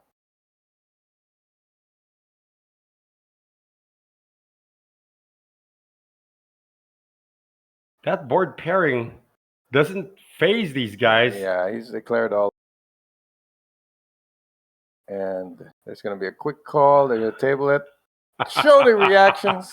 Come on, that's all? All you Come got. on, Sweden. No incredible disappointment from either player. They just calmly say, "Oh, okay." And Mikael has 30K to show for flopping the nuts. Yeah, he was the big winner there. 30,000 more to the side of Mikael Anderson. That for Victor Jensen, flopping the nuts and losing.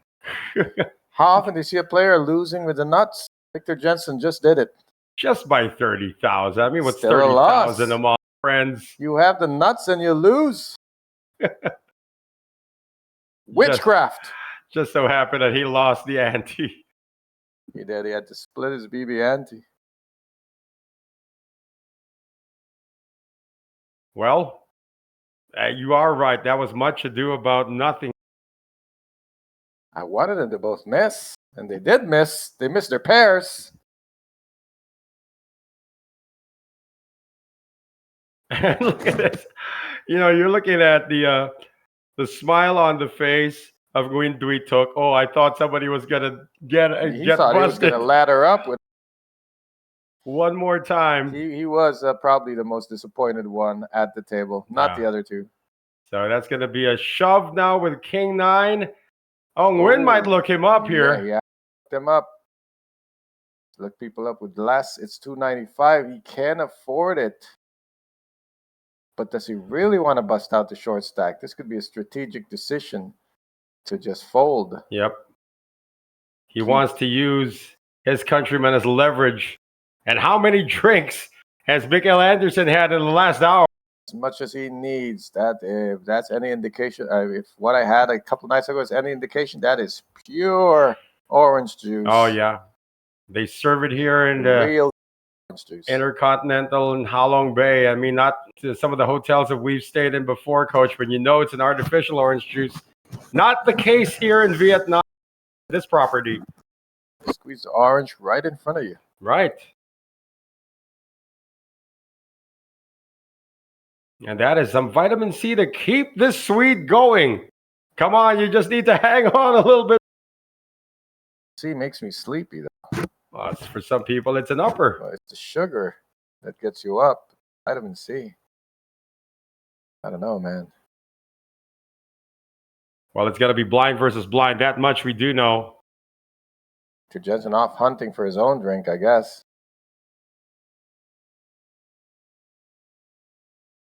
That's a raise. Or just a call. And let's see if Anderson comes over the top of a pretty strong hand. He just checks, though. Take the free flop with King 9 of spades in a blind versus blind situation. Mikael's in the big blind. Well, there's a 10-9 deuce. Yikes. No, Wynn's taking the lead. Both have a pretty good hit. Both of them are worth taking the showdown. And this pot is unraised, so 100% of Mikael's range is in this hand. Going to be hard to determine what he has, but Win does know he has top pair, and that's certainly enough for now. There's the call. Pot is going to start to bloat. Turn Oh, card's no. another 9. That's now for Anderson. Oh no, now the shoe is on the other foot. Or the foot is on the other shoe, if we may. The shoe is on the other hand, actually. Oh, wow. Nguyen is walking into a trap. Well, Only 2 10s remaining in the deck. it wasn't a trap when it started. Was Anderson raise here? There still is a flush draw to be concerned about. It's plausible that Tuan is semi-bluffing with a flush draw. And that could be a reason for this raise. It is a raise from the Swede. Tuan has a very weak kicker. So even against another 10, he's not always in great shape. He's got to figure out what calls the flop and raises the turn here. Once again, it's an unraised pot. So the man in the big blind, Mikhail, could have anything. Literally anything. The call is made. Only a 10 can save the chip leader now. The river card's a 7. That completes a straight. Completes some straights, but is there really Jack 8 in the hands of somebody who just raised the turn when he could have easily called? Tuan's already checked. Is he checking to call? And if so, how much? What's the right price? $850 in the middle. These are the two guys with 1 million. Well, they started the hand with 1 million, and Well, 850 of it is right down the middle now. it's about 400 each has been chucked into the middle. That's Ooh. about a Wow. That's about 500,000. Sorry. And you see the way Nguyen just looked up at the heavens and saying, "No way." I almost have to call, but I'm losing to a 10 with a better kicker. But a 10 does not make this bet on the river. A 10 just checks behind for a showdown. So it's nuts or air. And what Tuan has to figure out. That a missed flush. Excuse me. Not even jacks will do this. Jacks over pairs, would slow down. Take the Oh, showdown. there's the call. It's nuts or air. He thinks it's air. It's closer to the nuts. Huge turnaround Now here. we have a new. Well, he was the chip leader to begin the final table. Now he's back. After struggling to stay awake, Mikhail Anderson is Orange up to 1.9 million. Somebody get me that orange juice. Wow. A trap on the turn.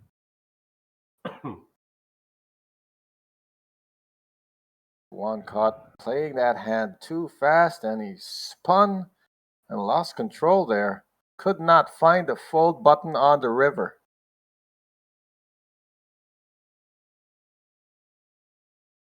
Was he thinking missed heart draw? Missed heart draw was probably the number one. We're going to leave that to the reason. interviewers.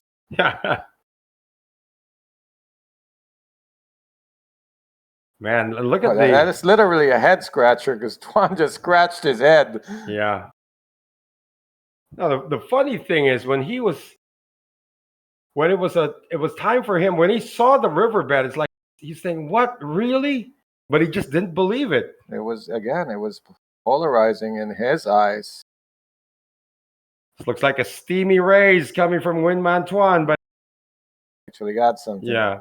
And back to the orange juice for the chip leader. Get some more of that orange juice. The results were instantaneous. Let's see what happens this hand. Again, Mikhail Anderson, originally from Sweden, now resides in Macau and has made the trip here to Vietnam. I mean, I see him as the type to be grinding Macau cash tables as well. 12, 16 hours at a time. Well, he's only been playing a little under 12 hours. It's exactly 12 midnight here. And I'm just saying, poker players don't move to Macau to enjoy the city life. Pretty much. It's one of the most expensive places to live in the world. Ace 8 of diamonds under the gun for Tuan. Let's see what the OJ brings. Nothing there for Mikhail. And somebody else's turn. Oh, Jensen might look this guy up. No, he's actually started to become a little bit more conservative. Right, he's buttoned up the shirt, playing the cards closer to his vest. And that's one of the targets, of course, if you were the chip leader, but he's no longer. I'd still play that like a chip lead. That's 1.2 Considering there's million. only 4 of us, and we're playing for who gets to the heads-up portion of this event. The Swedes want Nguyen Dui took out. Look, the Swedes have outlasted everybody so far. They are approaching the 12-hour mark in terms of their playing. Of course, we've been providing the stream for what? The last 3 hours at least. No idea. Time flies when you're Yeah, I having know. fun. The almighty King 9 suited once again in the hands of Mikael, this time from gun. We'll let the dogs out. Nguyen Took has been decidedly, and of course, not because of any choice he can make, he's decidedly tight. And we're going to see another round of action. Ooh, See them this a again. lot. It's four-handed. I mean, 2 people have to get into the middle of the ring, and it's going to be 2 of these 4 all the time. Ace 8, and the ace has hit. There we go. Just a gut shot. No heart outs for Mikael. Double checking his kicker, I guess. There's a continuation. Very dangerous Broadway board. Hits all the caller ranges. Especially with that ace sticking out. However, kicker, not really that pretty. You know, if Mikael keeps barreling and lays down another huge river bet, Tuan might find a fold. 3rd club comes on. That's the 3 of clubs. It's a complete bluffing hand for Mikael. Does he have one more barrel here? Yes, he does.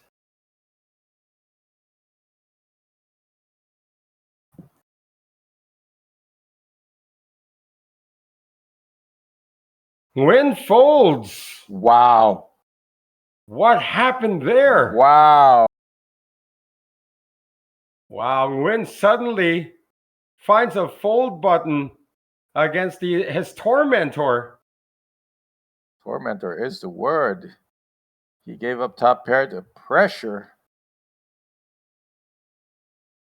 That's amazing. And Mikael Anderson has not only found a new lease on his energy, he has really now taken the command. He's now the table captain.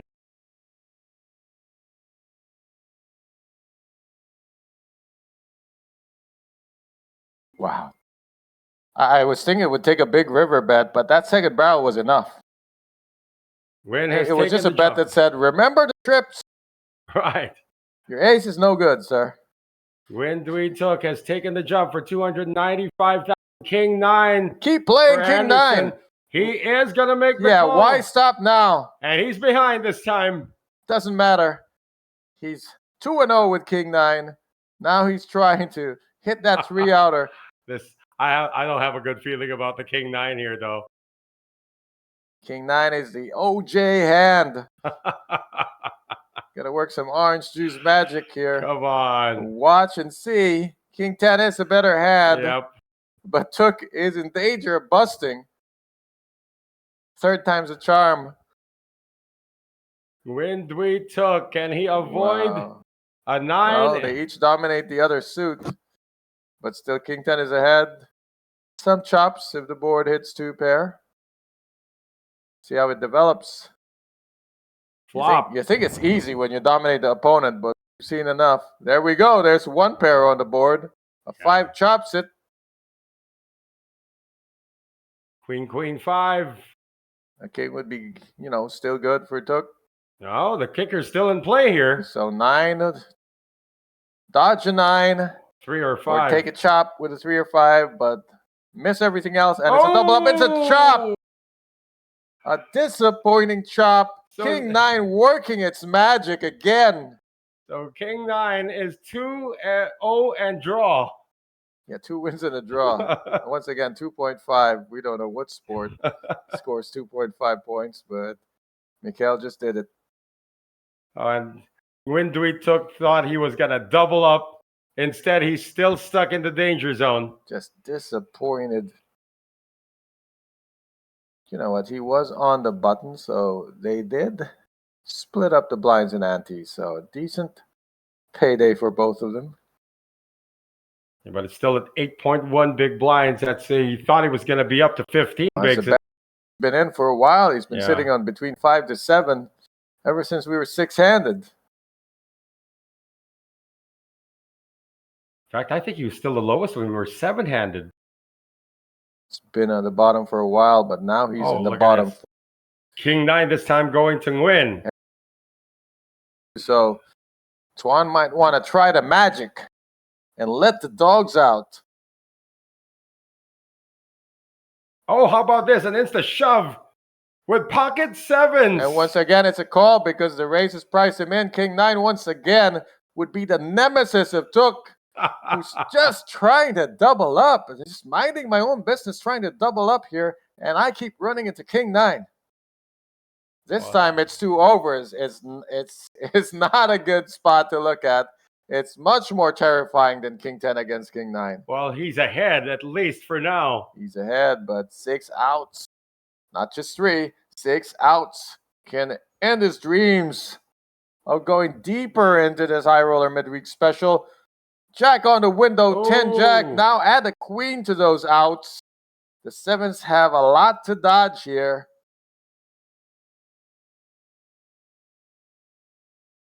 See the turn. It's another Jack.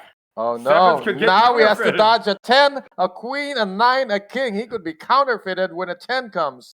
Just gets worse and worse. These pocket pairs getting weaker by the and he dodges everything else.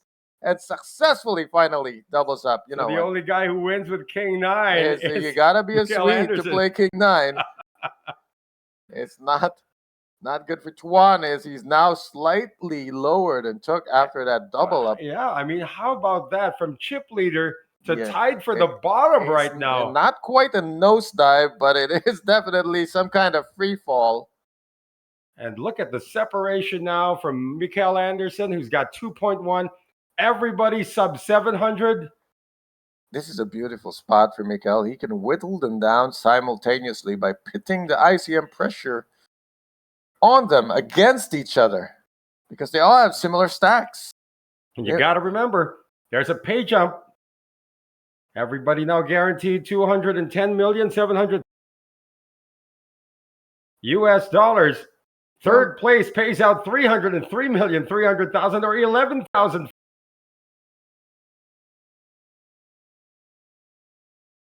At this point, it is Mikael Anderson. Effectively, all of them have the same stack, and if Mikael turns up the heat, it will put all 3 of them in a corner where none of them may want to engage, and he's figured it out. Look at that. To fold out the ace-8 of Victor Jensen. Mikael's got the right idea here, and he's got to keep pushing. He's awake at the very least. Magic of that OJ, man. Yeah. That orange juice is something we could use. It doesn't matter who's blind. They do not want to engage. Unless somebody gets King 9, I He guess. can close his eyes and raise his hand from this point on. Who did that? Mickey did that in Japan, right? Even if he accidentally doubles one of them up, he'll still be sitting on 1.6. So don't stop until your body drops. And he was almost at that state earlier when it looked like he thought he had lost all hope. But Mikael Anderson is back. Now he's engaged. I like the posture now. Both hands on the table, facing forward, locked in. And Nguyen is going to jump in once again. It's got to be he's going to 10 bigs. split his You stack. can still min race this. No, he just goes all in. Wants to be the first one out of the corner there. Oh, and Nguyen. Saw King 10 of Hearts get folded from the small blind by Victor Jensen. Nguyen Tuan might walk into this. He's in bad shape. And, you know, the adage and the superstition we have is Player that cripples you often is the player that finishes you. You gotta be Look wary at of that. Well, how about this? Nguyen Took has moved into second place. Just waiting for his day, and his day might be coming. Victor Jensen now the shortest stack at the table. Yeah, Mutiny on the bounty. Former table captain now on the bottom, on the outside looking in, while Mikael sitting right next to him saying, I am the captain now. Spoken like a true Viking, too. Were those Swedes or? No, they weren't Swedes. They were Swedes. Norwegian. They were Norwegian. Scandinavian. Still in that area. They were led by Harald Hadrada. I would think that Leif Erikson is also Norwegian. Except they didn't put Leif Erikson in Civilization, the game. Ace 3, Victor Jensen. Or he wants to race, but how much? Does he want to play post flop or just take this down? He's got 11 big blinds left. He's going to pass. So it is a completely different line now by Victor Jensen. Very conservative.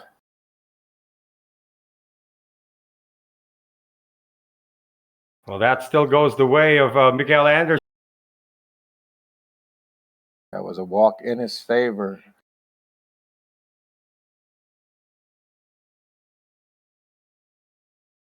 So again, 2.2 million to Mikael Daniel Emil Anderson. And he is hoping to add to his career total, which is at over 527,000 US dollars. Victor didn't like the ace-high hand. He's going to like this queen-high hand. Well, this has more possibilities, but I wonder what Jensen is waiting for. I think he's just laying back and seeing what the others are going to do for maybe a couple of rounds. Here's the shove Yeah, again. looking out for actions like these. It's blind versus blind. Now, Ooh. so wide you call with ace-9, and he does.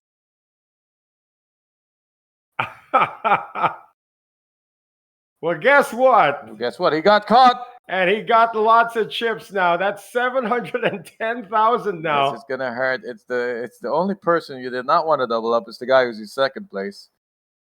He loses this. They're gonna be close to even, like 1.5 against 1.4. He's got 3 outs to try to bust the invincible Took.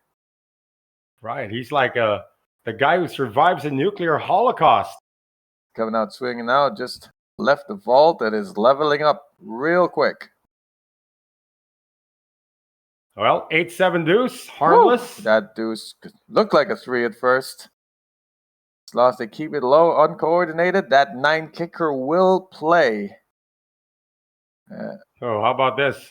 Not that he needs a 5 or a 10. Any brick will do. It's got to be a 3. He dodges the 3. He doubles up. Straight. For good measure. Runner straight. Another double up, but this time, Nguyen Took really from the close. bottom to 1.4 million. Virtually at the top of the heap right now. There's only 4 million chips in play. Those two have 75% of it. And Nguyen Took, once again, this guy's decorated 681,000 change in career earnings. I'm going to count the number of bigs he's got in his career. He has no pushover, folks. Won multiple titles already.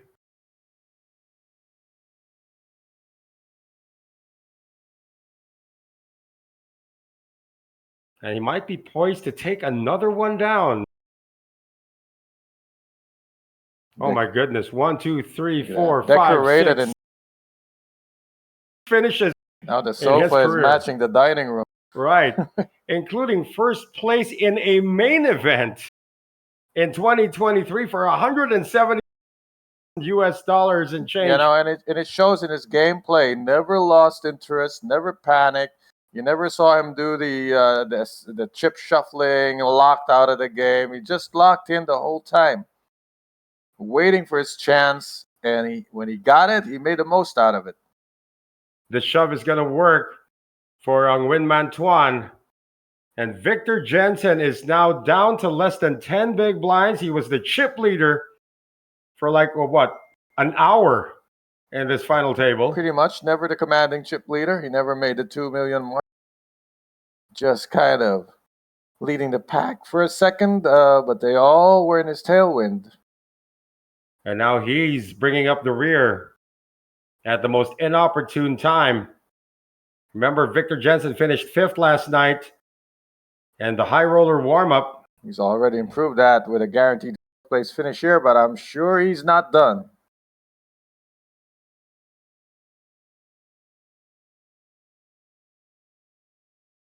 Oof, Jensen cannot find a hand, gives another one.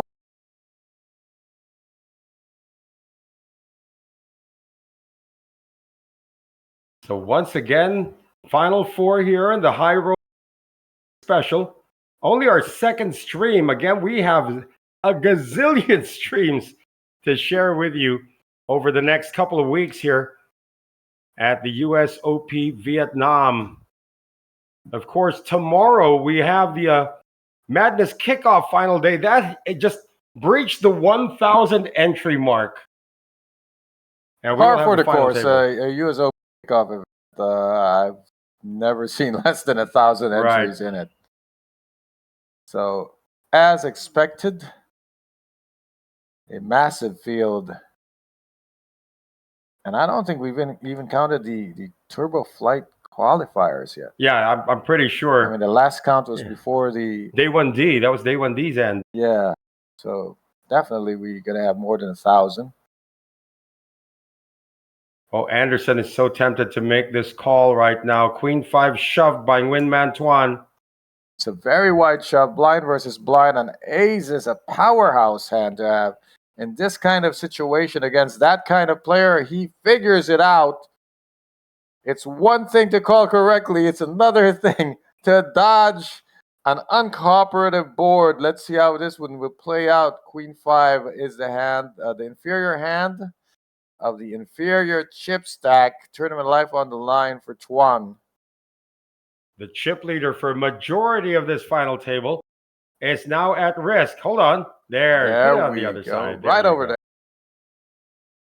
AC Deucey will it hold. It's not a phenomenal favorite. It is ahead. Not blocking anything, actually. Nope. That's why they call them live cards. Not even blocking the suits. Uh-oh. Oh, there come the clubs, but only one of it. So far, so good for Mikael. Not so good for Tuan. Needs a 5, a queen, or running clubs. And now a 6. That helps. That gives him a gut shot. A 7. He's got 10 outs now. And the 7 gets there. Wow, runner straight. And that's the second massive hit taken by Mikael Anderson. He is down to 845,000. The 2 Vietnamese players on top now. He ran out of orange juice, and now the Swedes are at the bottom of the pack looking up at the 2 Vietnamese gentlemen. They made it this far, but this might be as far as they go. The local boys are taking over. And the local boys now in the 1 million mark, 1.4 and 1.3 respectively. Well, they're not named Win for nothing. Yeah. And how about that? We were saying earlier, was Mikael Anderson tournament to lose? Well, you spoke too soon. Yeah, he's just lost his stranglehold. He was at 2.2 million. You don't really someone's tourney to lose unless they're up 8-1. What was he up? 2.2 against 640. That was his closest pursuer.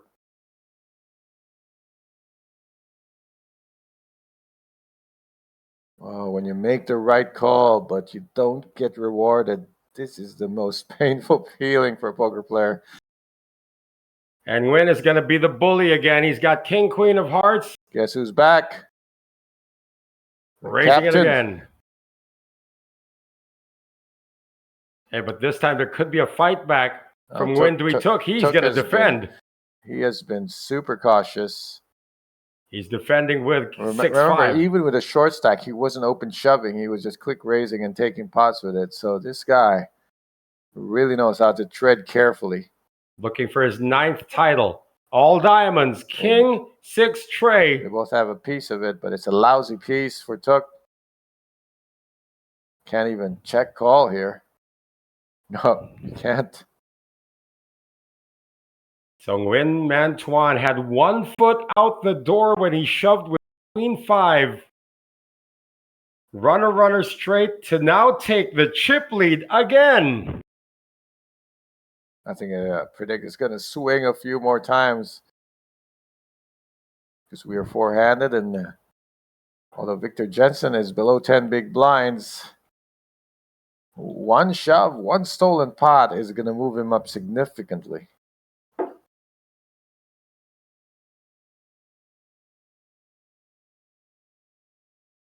I'll just make believe I drank orange juice. Yeah, the magic of the orange juice ran out on that third king 9 hand. Right. Couldn't knock him out. It is now Victor Jensen who is shifting all over his seat. Ace 3 now, blind versus blind, all in declared. That is massive Just pressure pushing against him Jensen. around. King deuce, should he take a stand? Well, it's first tournament life. What is the optimal play here with King deuce? He decides it's time to call. He's behind. He's behind, but he's live, and that's all you can ask for at this point. He can only move up. King deuce. Do we see our 5th elimination? Look, we started at final table with only 2 Swedes. Will we finally lose one? Let's see if ace 3 holds against the king deuce. Ace 3 deuce at risk. Flop is 9-6-6. Ace 3 holding. Very, very little help for Victor Jensen. That 1 spade. He needs to roll off with another spade. A deuce. Or come out outright with a deuce or king. The flush hopes are gone. It's got to be a king or a deuce, or it's the door for Victor Jensen. And the river card is a king. It's not the door. It's a window of opportunity to get back in the game. Victor Jensen doubles up. And Mikael is loving it as well. Everybody is breaking out with a smile on that one. Look at this. 3 players with essentially 800K. And a chip leader at 1.6. We've seen this movie before. Yeah, we've seen that when it was 2.2 million to Mikael Anderson. And 600 and change for the other 3. Plays out the same. Each of them 1 double up away from switching positions. As usually at this part of the tournament, sometimes four-handed, where it takes forever to knock out the other guy. It takes forever when the guys that are still sitting there have their wits and their patience about them. Nobody doing anything too crazy, but then taking calculated risk. I think Victor Jensen took a short time to calculate the risk and figure that King 2 was worth calling in that spot. And he got rewarded for it. That's tougher, you know, like shoving with Queen 5 is one thing, but calling with King Deuce, that's tough. Well, these 4 players remaining are about to hit the 12-hour mark in terms of sitting at the table. Well, 3 hours sitting at this table. Yeah, Took's got a winning hand right now. He's got King Deuce of diamonds. He's liking it enough to raise and click to the button and takes it down. An easy 125 added to his stack just to separate himself from the other 2. At least for the moment. He's done this before where he was tied for 600 with 2 other players and separated himself to 700 before doubling up. He's doing it again here. Again, we were talking about Nguyen Tuan. Don't know if that's a nickname. Nguyen Dui Took, rather. The doctor. Yeah, Nguyen Dui Took. Nguyen Dui Took, a guy in the white. Look, the other Nguyen also looks like a doctor. Just put a stethoscope around that. You're probably working in the pediatrics ward. Could put a miner's hat on him and he'd be looking like a miner. Depends what headgear you put on the guy. There you go. Put a chef's hat on this guy. Okay, series of folds, and again we'll see King Deuce, this time in the hands of Tuan, who's all in. Blind versus blind. 5-4 of spades goes to the muck for Mikael. And Rinse and repeat for the dealer now. This may be the game plan until someone gets caught. What is the game plan? To test the endurance of the dealer? Well, at least she gets an extra workout. You know how many calories you burn by just doing the riffle? Probably not much. If you do it again and again, it could count. You know, you can fool that smartwatch in thinking you're running. That smartwatch will think you've been pedal to the metal. Yeah. Oh, we do have a few viewers. My wife is watching right now. Chris Leland. Oh, I miss Chris. I saw her about 3 hours ago, so I miss her already. OGs of this region when it comes to promoting the game. Right. And one of my students, former students watching, Reg Cambao, also watching from the Philippines. Hello to all of you from Vietnam, Noel Zan. And we are now into the deep waters of our High Roller Midweek Special here at the Intercontinental Resort in Ha Long Bay, Vietnam. Another shove is going to get it done. I'm telling you, we're on rinse and repeat mode. Well, it's the playbook for that position. Mikael was doing it when he had that advantage, and now Tuan's doing it. Just do it until you get caught. And hope that by the time you get caught, you've accumulated enough of a cushion to afford it. Look who the short stack is now. I mean, at least among the four. Mikael Anderson, who had 2.2 tallest million. gentleman, shortest stack. Yeah. At 2.2 million about half an hour ago. I know how that feels, though, to be the tallest gentleman having the shortest stack. That's okay. It's not over yet, but it sort of feels over if you lose a massive chip lead that fast. No, but when you're this close to the end, it's there's just so much more belief in how close you are to winning. So the blinds. So we don't know what Nguyen Duy Thuc's got. Got 5 deuce, just completes the small He got blind. nothing. He got nothing, but he is completing. And Victor Jensen. Can he sniff this out? Well, does he want to take a free look and risk losing post flop? He will. Figures he's just lucky to see a flop here and have position. Ace, King, 4, rainbow. Got shot for Thuc, who's betting it out. Yeah, that's enough. Backdoor draw for Victor Jensen, who might not like it. But it is a one-chip bet. Now, one blind bet. Not blind that he's not looking, but it's the size of the big blind is what I'm trying to say. And that's why it's so. You can speculate, keep your positional advantage, and see what happens on the turn. Which now improves slightly. I don't think it changes nothing. Still a gut shot for Thuc. Still jack high for Victor Jensen, but no more running spade outs to chase. And that's why it is end of the line. Nice pressure by Thuc. Separation. It's inconceivable, unthinkable, unstoppable for these two Vietnamese players who were just at the bottom earlier. Well, at least for Nguyen Duy Thuc. I mean, think about it. 7-handed lowest stack, 6-handed lowest stack. He's been lowest stack for a while. People have been busting. You would have thought he was just ladder climbing, but you know, he was just really waiting for his spots and making the most of it when they came. He had his tournament life on the line and chopped. Finally got a double up, and they get another double up.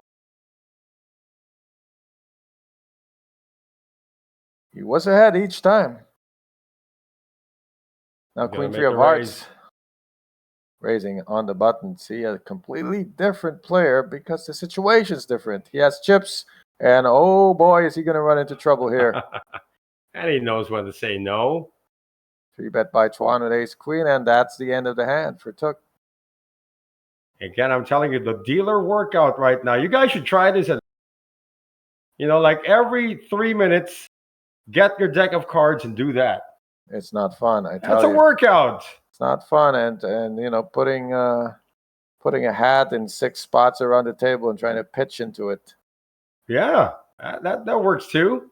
Do it with either hand too. Got to get that orange juice out here. I think Victor make that. Mikhail's looking over. Where is service at this time, past midnight? Yeah, four-handed. You can't afford to miss a hand now. Yeah. It is really crucial. Don't want to miss that opportunity. And remember, we're playing 30-minute blinds. So time crunch, big factor here. Look at that, 25.50 already. Right. Nguyen's taking over now. Nguyen, he's raised every hand for the last 3, I believe. Yeah, 3 in a row, 1 orbit. Jensen continues to dwindle. We're going to see a defense here from Anderson. No, not a defense. Offense. Best defense is a good offense, and that's what he's putting out. Well, Nguyen's gotten caught twice trying to raise. And that means 200,000 out of his stack, and that puts him down below Mikhail now. But insignificant differences between those 3 players. There's a chip leader and 3 cars behind him. We'll talk about Formula One pole position, but usually when you're watching car races like that, the real drama happens behind the leader when you're trying to jockey for position and get some points. Yeah, it's who's going to play for that podium. Of course, at this point, four-handed, still guaranteed 210 million, 700,000 Vietnamese dong, 8,000 US dollars thereabouts. This could be Jensen's hand to go. He has refused quite a number of ace-high hands. This one's suited, though. Is there space to just click this up to 100? He has done so. And fortunately for Victor Jensen, no contest there. No pressure, no stress.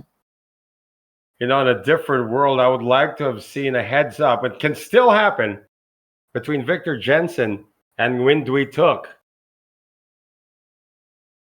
I mean, the controlled aggression of these 2 players. Of course, now Jensen is just looking for a double up. So those are the 2 you're choosing. Since we're at that phase of the final table where you like to pick. Yeah, I'll go with that. You're going with those 2. I like Jensen and Nguyen Duy Took. Just for the sake of betting against you, then I will choose that the last 2 players standing shall be Mikhail and Nguyen Mantuan. And I'm going to win easily. You wouldn't be wrong in that either. We thought that Nguyen Mantuan was going to just run away with this. At one point, that we thought that, Mikhail Anderson was going to run away with it at one point. But also, at one point, I thought Mikhail had checked out. But he's found some new energy. And he's close to his goal of being the last man standing here. So every iota of energy is going to be directed towards that goal. This is the final stretch. I mean, he's got to find his second win. All poker players do at one point. Sometimes you're like pumping that, you're putting in energy into that water. And just when you're about to give up, the water is just right there. And then you give up. You know that analogy? So close. Yeah, so close. You got to keep on pumping until the water gets in. Sometimes it's too deep that you just lose hope, but it's just right there. What if you stop when it's just about to come out? You're a guy who's used, I don't know what pozo is in English, but that's the reference. Water pump. In modern days, you say water pump, people think of the electric ones, but... Yeah, I'm talking about the manual ones, the one they used in the old days. We see that. I mean, there's a football program that actually brings a water pump to the field, and they just pump before each player comes in. I forget which program that is. Of course, you guys watching can actually talk about that with us. But there is a college football program that actually brings the actual and our high school football program there was a tire swing, and the player would put his head into the middle of it, and the rest of the team would take turns trying to kick the ball into him. That would be ridiculous. That's also life-threatening. That would be Hans-Peter Schmidt, the legendary football I love coach. that guy. So that was his training regimen, huh? So it looks like we're going to have a little bit of a break here. It looks like we've got to the point where we need to color up. We see a TD in the area as well. They color up on the fly. It's really no big deal. Oh, no, they changed the deck. They changed the deck. All right. TD skill can color up on the fly. There's really only 2 colors of chips on the table. No need to change check too that. much. It was not really a color up. It was a change deck. Because, you know, these RFID decks, if you played with them, they're bigger than the usual cards that we have, unless they've changed the technology over the years. You gotta find more respect. Put more respect on the skills of the dealers, because any slight difference in the size of the deck makes their job so much harder. Under the gun, 6s. He's been raising every hand. Why stop now? He's also the only one who has not enjoyed the chip lead among the final. Got him close. Closest he got was when he had 1.4. Good enough for second only. 306x does the job. Yeah, and Mikael Anderson, if that was a min raise, Anderson would have that. But because of the size, left no room and made it easy. Hey, look, you figure anyone who's raising over 300 has you beat.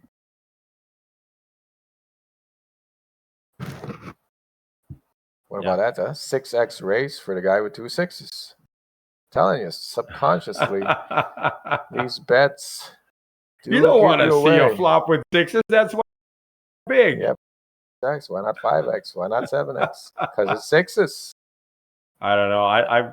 I don't know if I've even done that. I think I have. You watch yourself. I think I have. You have an 8 and the flop comes 8, 8 king. You might bet something like 800, and now you know why. I remember I was playing in a 10-20 cash game.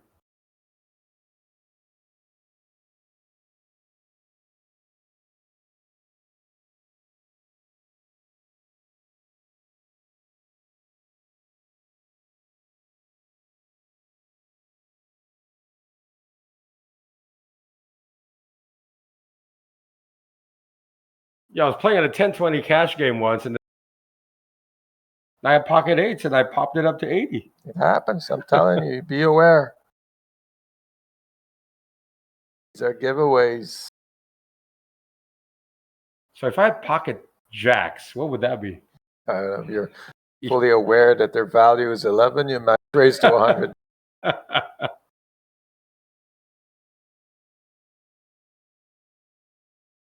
Victor Jensen clicks it up, trying to get through. Let's see if Mikael can sniff this out. Small blind in the way would be a good time to 3-bet. Hasn't 3-bet in a while. Why not break up the monotony and steal one? You're going to make it 250 or 200. Wow. Really small 3-bet there. But it's enough to get it done, yeah, against the Victor Jensen again to 10 big blinds. Remember, the blinds are 25,000, 50,000. Victor Jensen trying to serve aces, but keeps getting returned. Again, it's still not over for Victor Jensen. He's 1 double up away again from being in contention. Yeah, as long as you're 1 double up away, you're not out of reach. Well, he's in the big blind right now, so that's going to be added pressure once again.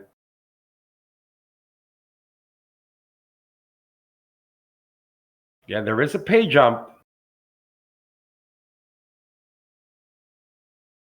Aces for Nguyen Man Tuan.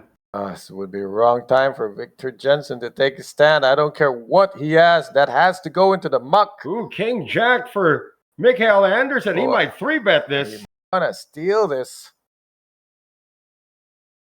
Oh, here we go. Just a flat call. What are the instincts on Mikael to restrain himself and just flat this and keep his positional advantage? Not that it will matter much. It will be very hard to overcome the massive advantage Tuan has with pocket aces.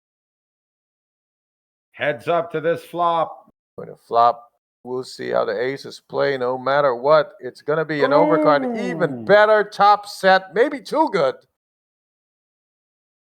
2 hearts, though. It's so unnatural to check here. He has to bet even though he doesn't want to. You want your opponent to catch up, but it was so unnatural to check. Well, Anderson will call one straight. It won't, see, once he calls one, Win can check the turn, and it will be also a natural thing to do, as if he's giving up. Let's see if he wants to take that line, or he just wants to push for value all the way. 5 of clubs safe. Drawing dead already on the turn. I like check raising here. There we go. There's the check, trying to induce the player in position to take control. Because a lot of players float with nothing, with the intention to bet in this spot. Oh, check behind. Oh, Miguel, no showdown value. He's not going to waste it by betting himself out of the hand. He prefers to flat any bet here, and that is what Tuan has to do. He has to bet close to half the stack of Miguel and can get called up to that much because flush draws have missed. About 400,000 here on the river. That's exactly what I'm thinking. It's polarizing.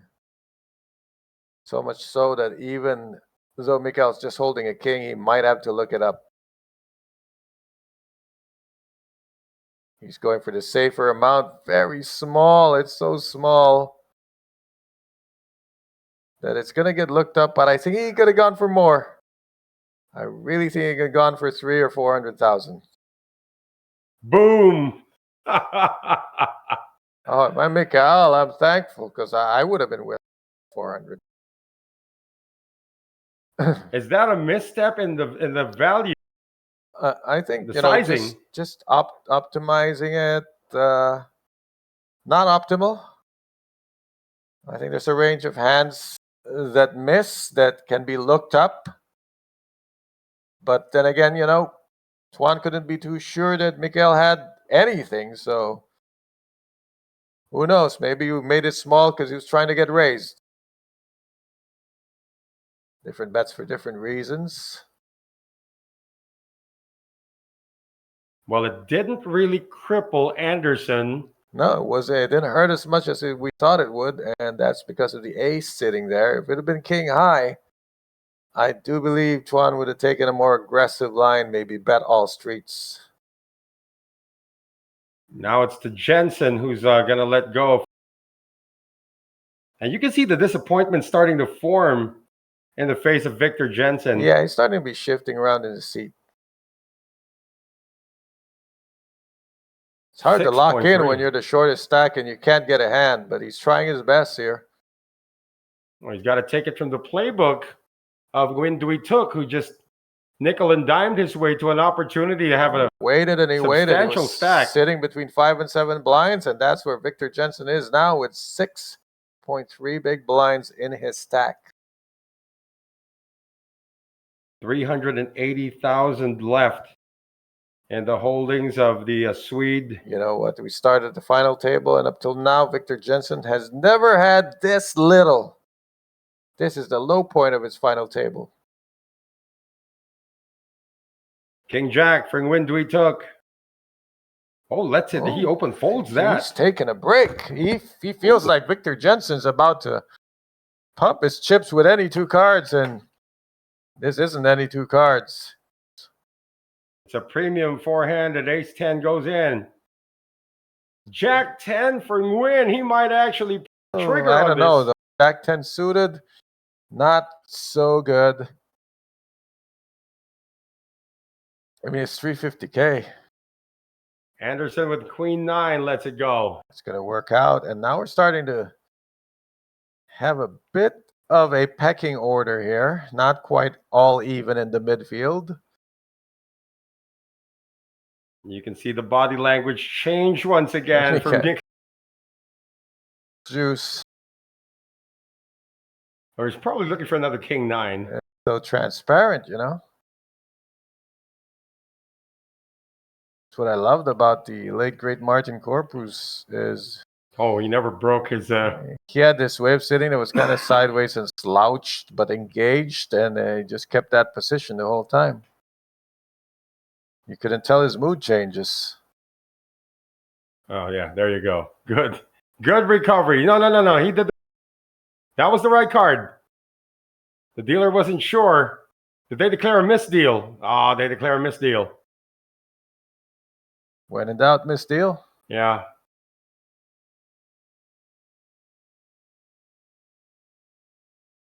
That's how tired Anderson is right now. Yeah, he's starting to check out again. Body language betraying him. Legs seeking the exit. This is textbook disengagement. He needs to see something interesting and fast. That incessant riffling of the chips. Another sign that he's just, I wouldn't say sick of this, but just it's a mood that screams, come on, just give me something already. Look at Jensen, though. He's been card dead, and he's just trying to collect himself. He Yeah. got a nice little break with that ace-10 and is no longer the bottom of the barrel here. And Oh, that all in coming from Nguyen? yep, just putting pressure on Everybody. You know, you're almost always right to that in a situation like this. Put them up against each other. Nobody wants to bust. Yeah, pay jump's coming up. A big one, too. Also, you know, if Tuan just so much as succeeds to keep them at their stacks, not even dwindle them, just keep them there. When the blinds go up, they're all in trouble. Yeah. Equally in trouble. As you can see now, 11 bigs, 2 of them with less than, I mean, that's what's happened. They haven't gained position, and the blinds have taken away a lot of their equity just by going up 1 level. We are playing 30-minute levels. Win Man Tuan. I think this is still a 9-7 shove. clubs, This is yeah. still a shove. And Anderson might say enough is enough. Enough is enough, but Tuan's got the kind of hand that we love. Hands that stay alive and can uphand a lot of monsters. 9-7 suited is so compelling nowadays. There's the call. For any reason to call, and he finally found it. He's got 2 overs to the 9-7, trying to double up off of the chip leader. Because who else is going to double you up? When you're at the short stack, anybody can double you up, but the chip leader is the most willing donor here. 9-7 of clubs, super live. That is Tuan's hand, the chip leader's hand. That is King Queen, the hand of Anderson, whose tourney life is at risk. He's the shortest stack at the table, but got a chance to become maybe a second place in chips if this works out for him. He doesn't need to hit anything, just needs to dodge a 9-7, a bunch of clubs, or anything that makes a straight. Sounds like a lot.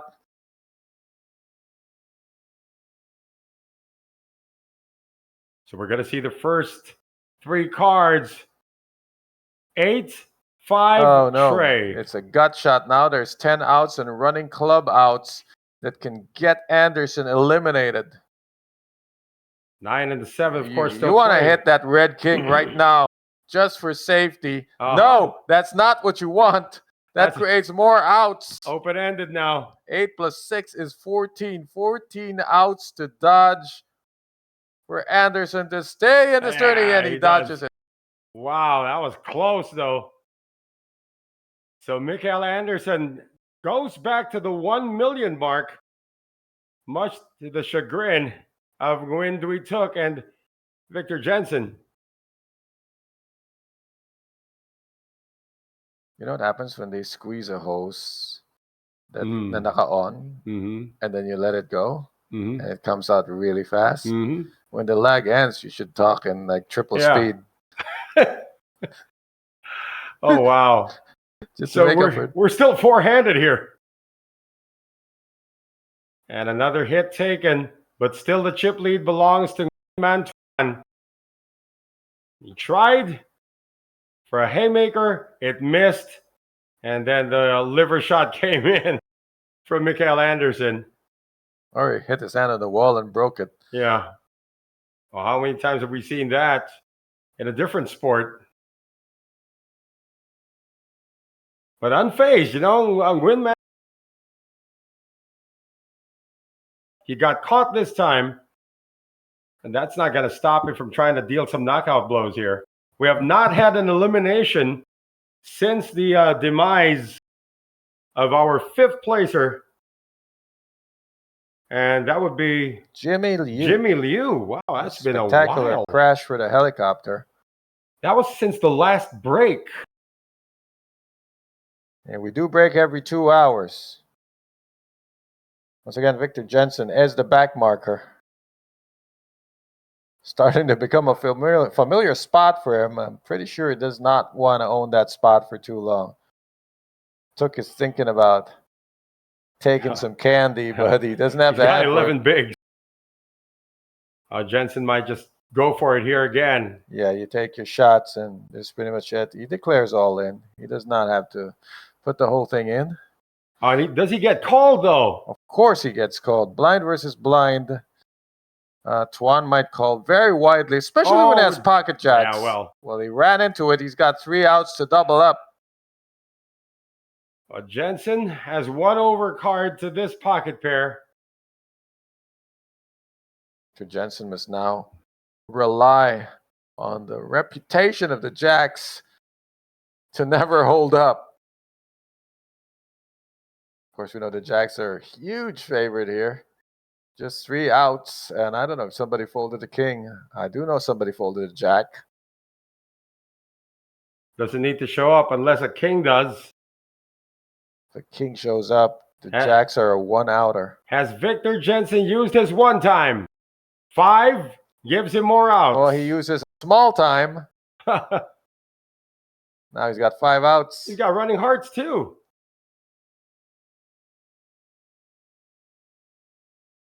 That kills the running hearts. Well, he's got chop outs to go along with his 5 winning outs. King 5 or a 4 to chop. No! He's out. Victor Jensen crashes out in 4th place. And he is going to take down 4th place money of 210,700,000 VND, or $8,000 US. We are down to 3 players remaining, and guess what? Mr. Nguyen Duy Tuc has done another pay jump, as everybody's now guaranteed 303,300,000 VND, or about 11,500 US. We got the 2 Vietnamese players and the lone Swede remaining here in the final table of the High Roller Midweek Special of the U Series of Poker Vietnam. Now, if you're Mikael Anderson, you need a double up. No, not really a double up. You need to deal the knockout blow against Nguyen Duy Tuc.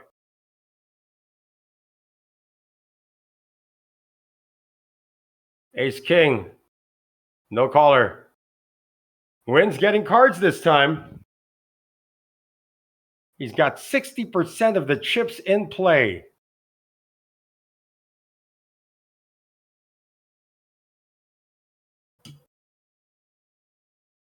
Now the question is, it's at this point, or well, it's a sprint to the finish. So which one of these two is going to try to sprint?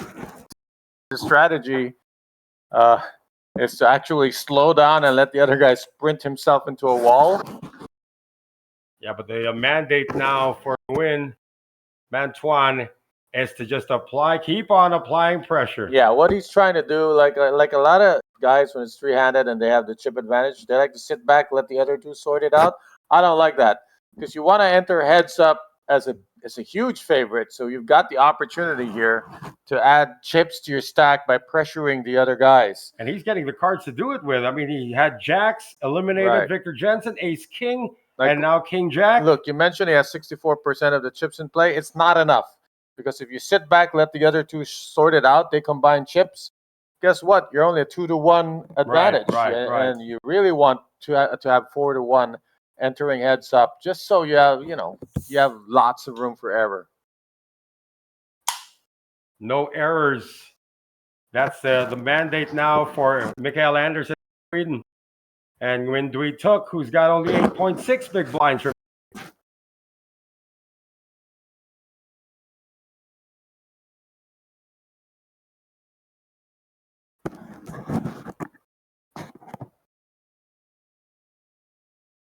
Folds from the button. Ace 4 is going in. Ace 4 is going to make a call. Okay, fast forward to the next hand. There are four to a flush has happened. It's really a battle of the suits here. As happened to you a lot, happened to me a lot. Yeah, all suits are, well, not all suits are live, but it's basically diamonds and spades. Yeah, clubs against diamonds and spades. Again, by all indications, this should be a split pot. Diamond, diamond, a heart. Yeah, a bit of a free roll here for the ace 4 of diamonds. It's going to be chop on the turn unless it's another diamond. It is the chop on the turn. So the river card is inconsequential. It's a split pot.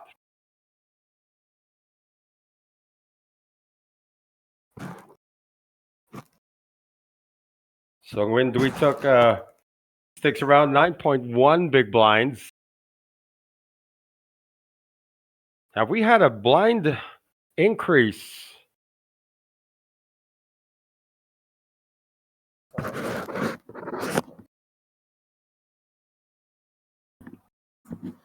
Well, I need feedback if my mic is on. I fit around. Jack, is Ron's mic on? We don't know. On. Just gonna keep talking. Keep on flicking it on and off. Gonna be awkward. So it is now under the gun with Jack 9 for Nguyen Dui Tuk.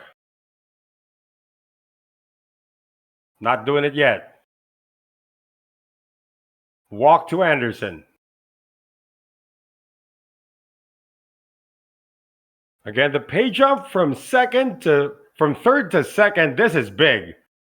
Right now, all three guaranteed 303,300,000 VND or 11,500 US dollars thereabouts.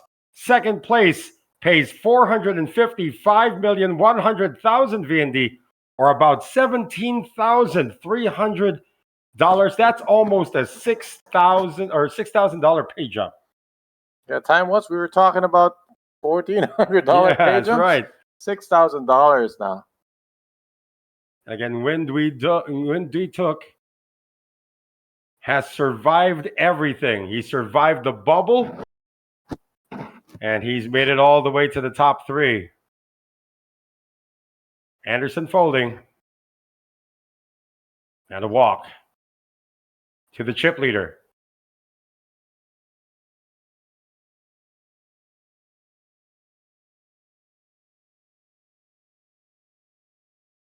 My mic's not off. It's just I'm not talking.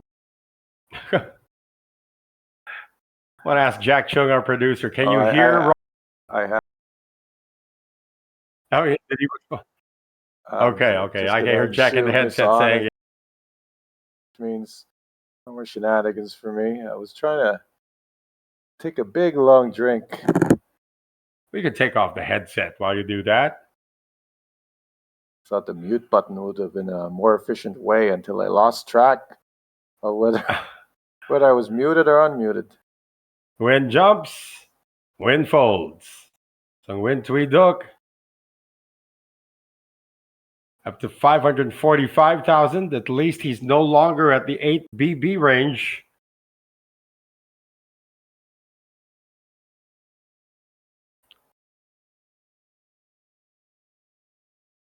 So close. You're almost there. I mean, and yet still where he was at the bottom of the heap, but he's the bottom of a three-handed heap now. Hey, you know what? Even if he has not experienced the chip lead, you only want to experience the chip lead one time when you're hoisting the trophy. Yeah, it's like I finished a tourney one time having busted nobody out except one guy. The one that mattered. Yeah. The second placer. That's the only bounty you need. All in declared. No callers. So Nguyen's doing it. Nguyen Dui took. In stark contrast, I was chip leader of the final table and busted out 8 and finished second. Did all the dirty work. I did all the dirty work. It's like a 9-ball. You hit the first 8 balls and then you miss on the 9. Yeah. Missed the last one. The other guy's been sitting for 10 minutes watching you clean up. Yep. And says, hey, Then you bring appreciate you leaving. 6-1 lead and then just first hand boom, second hand boom. Then he's the chip leader. You sit there thinking, I meant to do that, I think. Always sucks. But that's the nature of this game. I mean, we've seen a lot of chip in a chair stories. The jump from Anderson. It's going to be this way for a while, folks. Yeah, it's so tight because the blinds are so high. Like, one way it can play out is each of the shorter stacks, they take turns stealing blinds and antes and trying to stay alive. Mm-hmm. The other way it plays out is that Tuan beats them to the punch every hand and gives them no room to maneuver. All things being equal, if none of them gets dealt a hand, first guy in is going to take that pot. We don't expect to see a lot of flops from this moment on. That's what. There's just no room. With 9.6 bigs, you're only going to see a flop if the hand's super strong, I guess. No, but that would be all in a call. That could be min raise and a call because the hand's so strong, it can take a flop. Anderson is trying to. There we go. All things being equal, nobody having a hand. There you go. And again, talking about Nguyen Dui Took, he's been here. 8 titles to his name, including a main event. I don't know if modern players know Dan Harrington, but Nguyen Dui Took has made full use of the advantage of first in vigorish. These are no pushovers, though. All in 6 figures in terms of career earnings. Nguyen Dui Took, the shortest stack, actually has the most in career earnings among the 3. Even if you combine the career earnings of Anderson and Nguyen Man Tuan, Nguyen Dui Took still has the lead over them. Well, there's your min raise, coach. Figures he's got enough to play that min raising game, and he does. He's got 12 bigs. Anderson in the tank. I wonder if Anderson picks this up as a signal that he can be 3-bet out of it. We still don't know what Anderson's got. This is what I like about it. Deuce the flat call, so now there's more dead money in the pot, and now you take it away post-flop using position, texture of the flop, ace is showing, it's all great opportunity for it.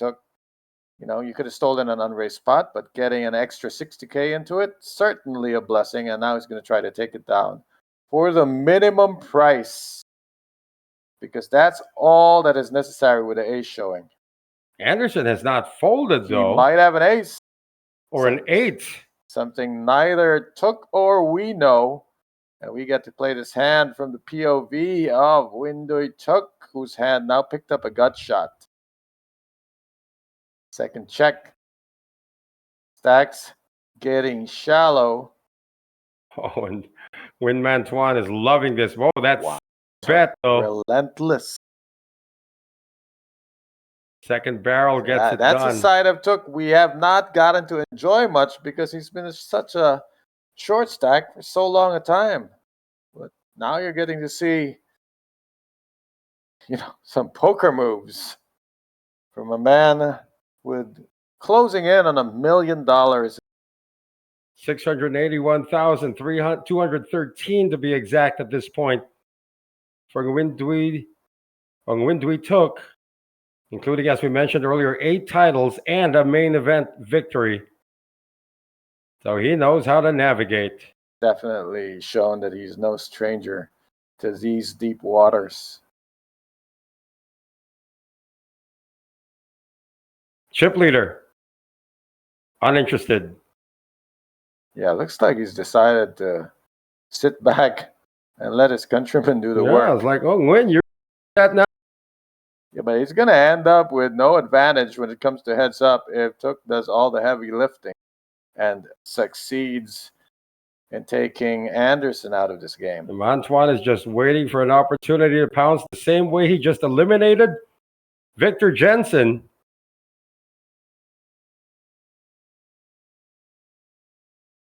Jensen walked into jacks there. It's like a crocodile, you walk in, it's safe Didn't to he go start in. the? I remember we said pocket Jensen's or something. Yeah, he did. He actually won that hand. And that is the hand that takes him out. Nguyen Dui Took is gonna take a little bit of a break here. Moving up. Again, he's the only one here who was not but he's not in a rush to do that just yet. All in good time. And you notice that they're not talking about a deal here. Usually, guys, we've been playing for almost 13 hours. Let's talk about this. I like that they're not discussing it. Players should discuss it during the break and not on the table. We did see that in Japan recently. It does slow the game down unnecessarily, and it changes the dynamic. So I'm not for it. Well, everybody's not getting anything to play at this point. Blinds are 30,000, 60,000. So that is bad news for Mikael Anderson, because this 680,000 stack is worth only 11 big blinds. Less when it gets up to 40, 80. And I guess he keeps looking back at the clock to see how soon that's coming. It's either he's looking back at the clock or he's looking for the guy who brought him the orange juice. Shot. Right? Well, you can see that his body language has not changed. So doing his best to be locked in. Doing his best is, I believe, the best way to put it. He's seems to be struggling against fatigue and being card dead. Nguyen had ace queen. Nguyen Dui Took. Gets no action for it. He's closing in on the 1 million again. Peaked at 1.2 million at one point, second place.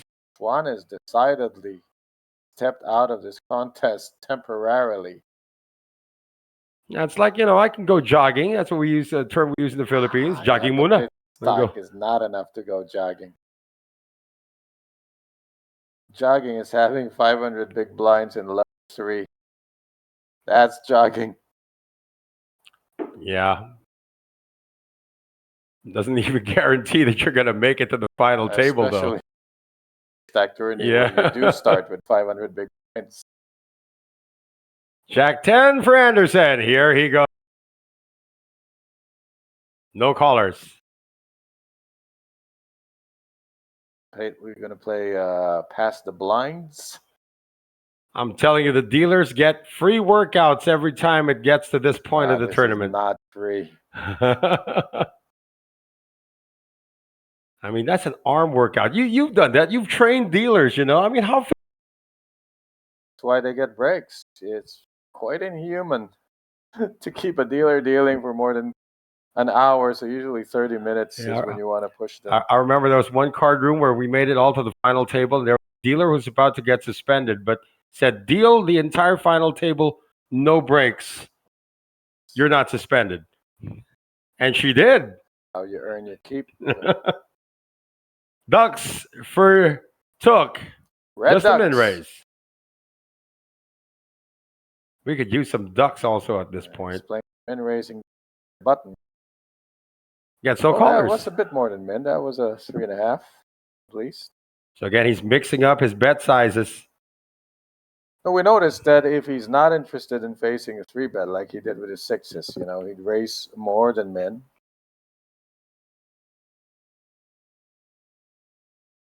That could mean something else later on when it's heads up. I think 200K is a good size because it's pretty much putting Mikael all in the sense that he can't flat 200K at this point. Well, look at this. Nguyen Dui Took. Back to the million mark.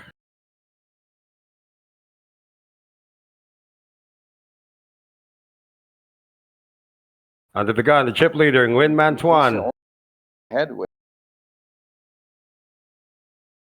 Tuan is decidedly still out of it. He's card dead right now, actually. It gets to the point, even in the final 3, when you get card dead, the only time card dead shouldn't matter when it's heads up. Still want to play your button, though. I mean, card dead is a thing from being full ring, but when you're 3-handed, you can't really look at it, card dead as a thing. It's just about, can you play your button? Can you navigate post flop? Well, something Can about you mix in your 3 bets. Right. Fatigue can play a factor into that. Sometimes it's a false sense of security of, I got this many chips, I'm just waiting for my heads up opponent to materialize. And in the meantime, you might enter heads up indeed, but not have an advantage, or Just your a stack limp. could dwindle. Just a completion from Nguyen with Queen Jack offsuit. Just a check from Nguyen. Very interesting that Tuan is not pushing the action here. And we're going to see a flop for the first time in like half an hour. Although they see the flop, we don't. We see that there's a bet coming from Mantuan. He's already made a bet on that paired flop 7-5-7. Not very interesting for Duck. I think it's a check. And we are going into a break right now, folks. 3 players remaining here in the High Roller Midweek Special. Stay with us for more action from the USOP here in Vietnam.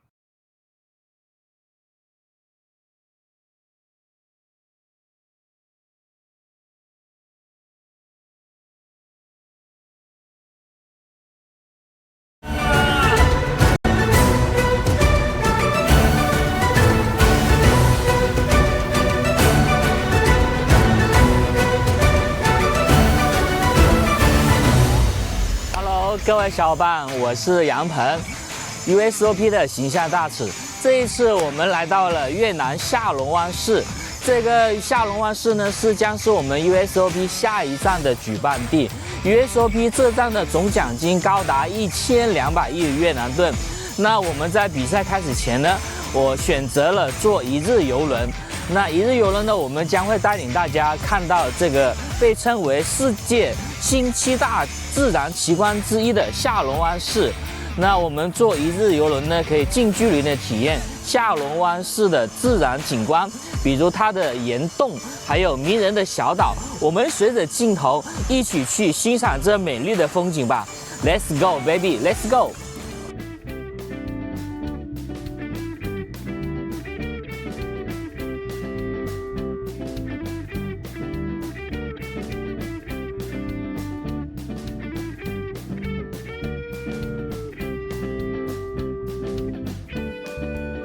好，各位小伙伴，曾经有一位著名的哲学家问过这样一个问题：人生活着的意义究竟是什么？在他下面所有的回答里面有一个高赞的回答，就是你要去体验过未曾体验过的生活，还有未曾到过的远方。那这一刻，我已经感受到了这种魅力。那我们看着镜头，非常漂亮。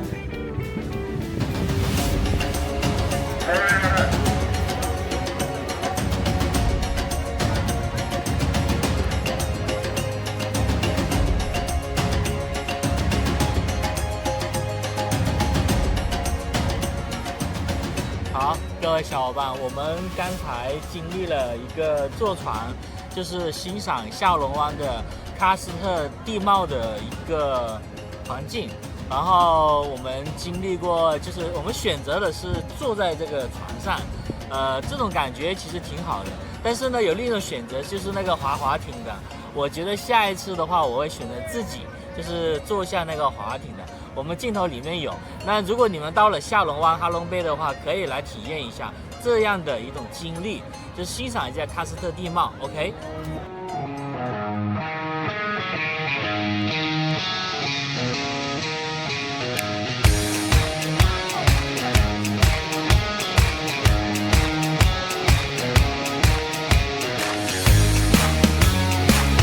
如果你们来来 USOP 参加这一次比赛，我建议抽出一天，然后来这样的一个坐船一个旅游，非常棒，谢谢大家。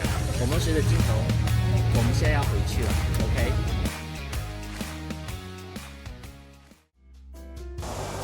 好，各位小伙伴，经过一天漫长的游轮体验后，我们来到了洲际酒店。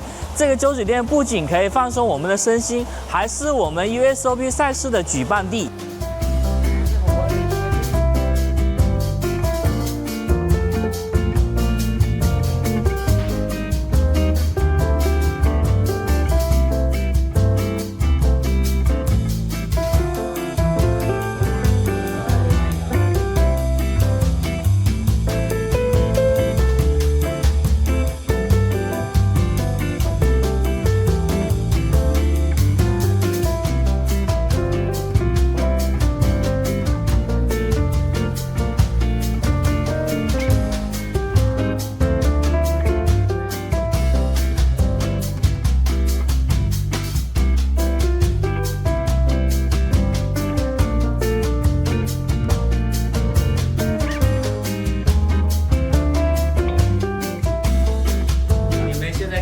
是我们这边酒店的经典大床房，它这里总共有42个平方，整个装修的感觉是非常高档奢华的，是我觉得追求高品质住宿的不二选择。好，各位小伙伴，接下来我将带领大家去楼下的比赛场地看一下，我们随着镜头走。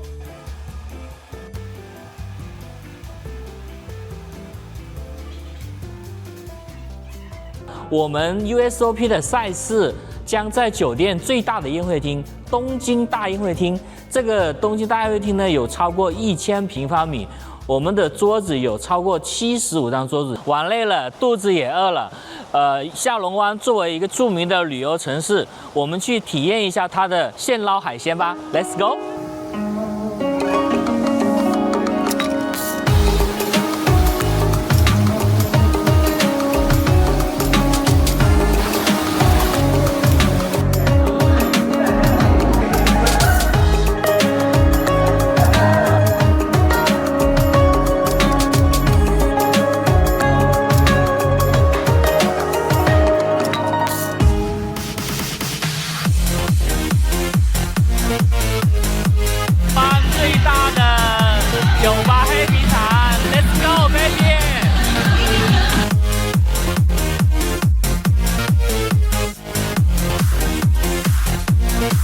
大家心动了吗？我正迫切期待着2026年 USOP 越南站与各位相遇。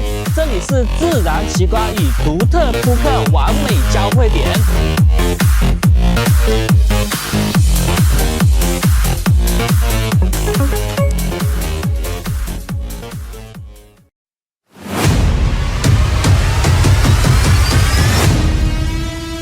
The U Series Champions Party brought the heat with an unforgettable night of excitement, energy, and elite competition. Influencers took the spotlight, proving they're not just stars online, but strong contenders at the poker table. From bold bluffs to brilliant reads, every hand showcased skill, confidence, and passion for the game. Beyond the chips and cards, the new friendships were formed, laughter was shared, and unforgettable moments were created together. And the action doesn't stop here, and the series is still packed with thrilling events you won't want to miss. Join us at the Umeda Sky Building from 27th February to 4th March and be part of the spectacular poker experience.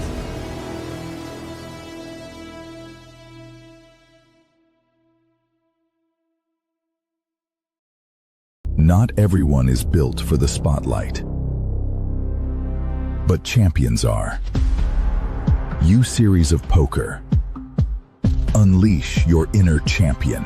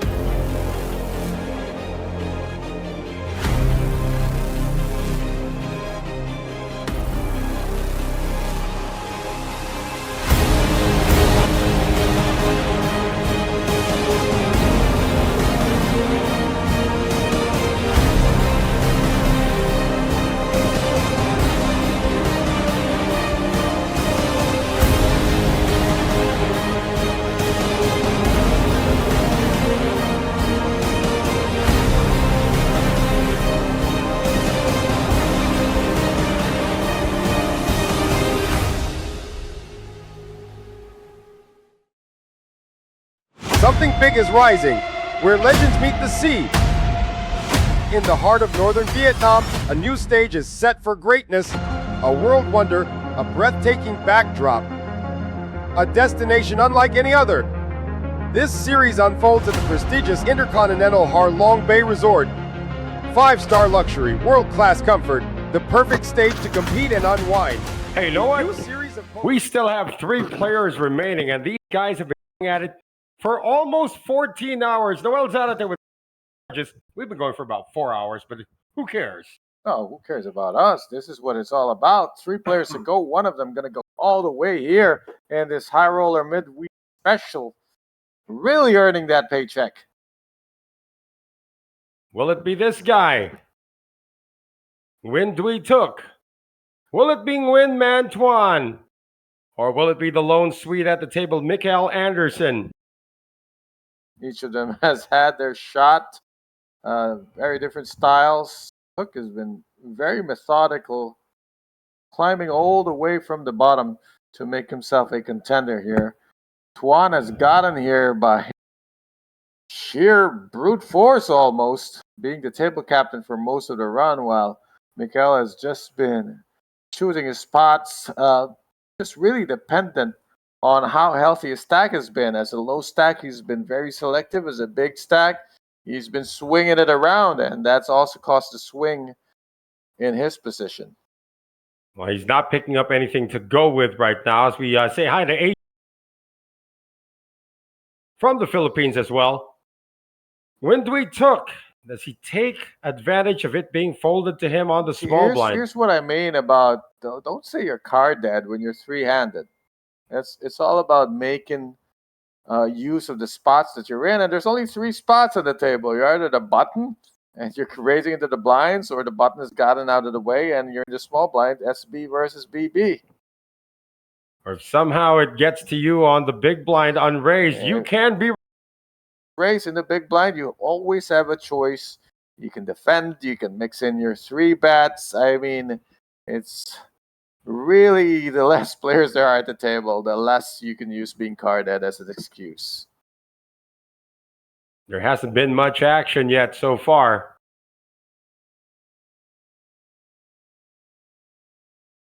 We've seen the flop like what, twice so far since it being 3-handed?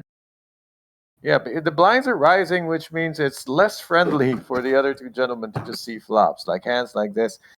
Took might make the 6x again, or 4x, or whatever, some really prohibitive raise, 220,000. Anything just go to all pressure. In. Yeah, the idea is to just play for the whole thing, or make a bet that leverages the same thing. Well, still 2.4 million to Nguyen Man Tuan. 1.1 million to Nguyen Duy Took. And I think that's the Hunchback of Notre Dame.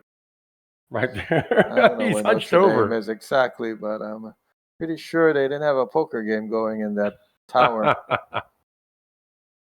Don't want to call him Quasimodo, but he's starting posture once again. It's just fatigue, and you can't blame him. You did say 14 hours. And even if you say be like water, water takes the shape of its container, and that container is a chair with a hunch right there in the middle. When Man Tuan has declared all in once again, and he'll get no callers.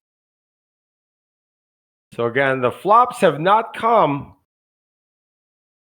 Meanwhile, it's the 2 Vietnamese players making the most of the pre-flops, the pre-flop aggression. games. Yeah. I think that's the hands of Mikael Anderson. Mikael can't wait much longer here, because he's going to get auto-called by anyone in the big blind if he so much as takes another round without action. Those hands are clasped in prayer right now. Please give me queen high or better. 10-9 suited, why not? Yeah, Jack 10. Yeah, I was thinking Jack 10. Jack 9 probably in the shoving range. What shoulders now. He gets to act first on the button. King Jack, good enough. Way better than you can ever hope in this pot. He's done it. Jack deuce. Pocket fours. And now a count being asked by Nguyen. He just what head king jack has a lot of ways out of this. It's suited too. It's the best you could hope for. I mean, tournament poker often comes down to winning your flips. Well, here's a flip for you, Mikhail. A coin flip. 2 over cards against a pocket pair. It'd be interesting because even if a set comes for the fours, half the time that set will be with a 4 of diamonds. So he's never quite in terrible shape. Well, a set would be detrimental. Well, definitely not what you want. I'm just saying, being optimistic, sometimes the set is a 4 of diamonds. There's the 4 of diamonds, but it comes with 2 hearts. Need diamonds. So that's not great at all. I've said it. We're running Queen 10 or something like that. Oh, what a horrible thing to summon. Oh, now a chop. He needs a 3 to chop. The king and the jack don't even matter. The diamonds don't even matter. Gotta be a 3 and get him out of here. Oh, no. So Mikhail Anderson is going to bust out his third. I was just running my mouth here, just basically trying to be optimistic, but the dealer misunderstood my intentions and said, "Oh, did you want a 4 diamonds, sir?" Well, for Mikhail Anderson, he busts out in third place for 303,300,000 VND or 11,500 US dollars. We are now into heads up between the 2 Vietnamese players remaining, Nguyen Duy Tuc and Nguyen Man Thuan, for the title of the High Roller Midweek Special here in the U Series of Poker Vietnam. We'll be right back for Heads Up.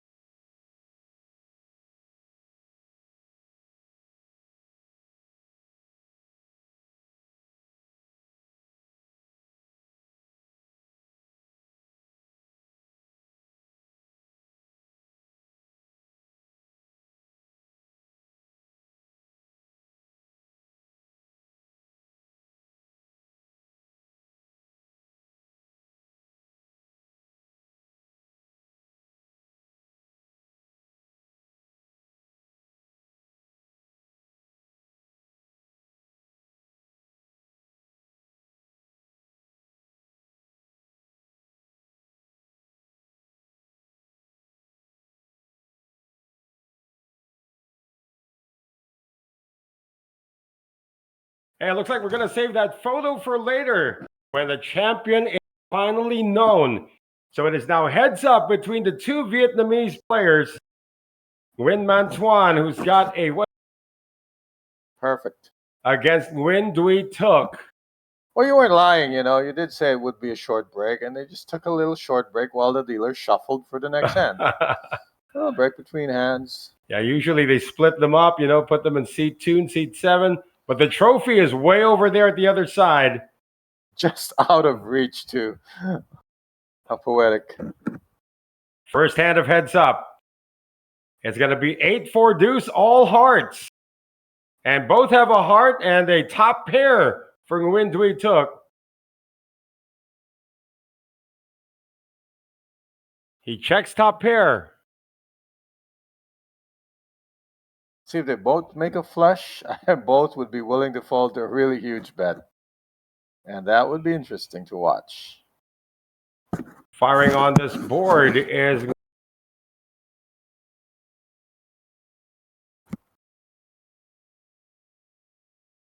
And one of our boys made it. Both of our boys made it to heads up, by the way. Just a call. There's the 5. There we go. This is the player who bets harder is going to take this down. Never mind who has the better flush. It's a 1-card flush. Oh, they're both checking it down. That's one way to do it. Well, that 8 doesn't matter. It's going to be A 9-high flush for Took. Nguyen Dui Took. Does he get called? He gets called for close to a minimum bet. So how about that for thin value? Well, the comeback is beginning now. If you look at trajectory, I like Nguyen Took's trajectory because basically he started from the bottom, so everything's been going up. While Tuan had started from chip leader, so he's still pretty much where he belongs, but the climb has been more fruitful for Tuck. It's a question of can he finish? And you start to ask questions here like, okay, we've seen the two playing for like, oh, you said 4 hours now, but 14. Who do you feel? Yeah, 4 from now, yeah. Who do you feel is better post-flop? We know they both have moves pre-flop, but not between the two of them. If they had to go flop, turn, river, playing hands that don't connect with the board, who's going to play better? I would say the advantage belongs to the guy who's actually won a lot more tournaments, which would be Nguyen Dui Took. That's of course always interesting to note because it's one thing to play deep, meaning you know how to navigate nine-handed action, but you almost how often do you really get to the heads up? Not often at all. Right. And so finishing a tournament is a whole different ball game from getting there. Well, look at this. Both have a piece of this board. 3 championships already in the resume of Nguyen Man Tuan. But he hasn't won one since 2024. Itching to have one here. He's ahead. He's got middle pair, but they both play like bottom pairs right now. Deuce of clubs on the turn. Tuck pushes hard. Yeah, He's got the clubs, which gives him the license to make quite a sizable bet here. SBR almost won. He has improved. One. At least 200, maybe 300 is in order. 400 even. Oh my goodness. How did he read into this?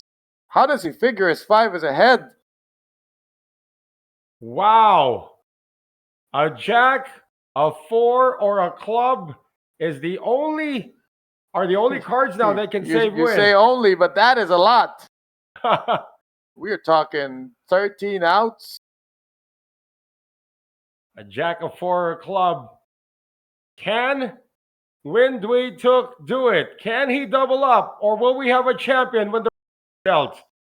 Like what he's doing here, he's, taking the fight. And the jack comes on the river. That's going to be a double up for Nguyen Dui Took. And we play on here in heads up, practically even now, Coach. Close, pretty close, but for Took, it's becoming the chip lead for the first time and the only time that matters. 2.6. He's gotten the chip lead. You're right, for the first time in the final table. And how many outs was that? 13 is your count, right? He hit one of them. Of course, I didn't see what cards were burned. I only removed the one club that was in the hands of Tuan. Wow, the balance of power has shifted for the second time. No, it's definitely like if you're feeling the vibe of the table and the confidence, it's all in Took's favor because he's done nothing but improve his stack while Tuan has been up and down. So it's a different feeling when you're going up steadily. This guy was almost the bubble boy. Almost the bubble boy. He's the epitome of when you're at the bottom, things can only get better. Yeah. You know, a lot of players think when it's the bottom, you're probably the next one out. Not when Dui Took. Wow. I mean, he was 7th when it was 7-handed, 6th when it was 6-handed, 5th when it was 5-handed. And now he's poised to be first when it's one-handed. I mean, what a climb for this gentleman. Well, can he complete it, or does the captain have something to say about it? I don't know if he's the captain right now. He's looking like the... Oh, now Nguyen Dui Took is starting to take over. There's a raise and then a call with 10-3 offsuit. You're going to have to play it close to 100% of their hands. Their stacks demand it. Gut shot for Nguyen Man Tuan. He's going to fire into it.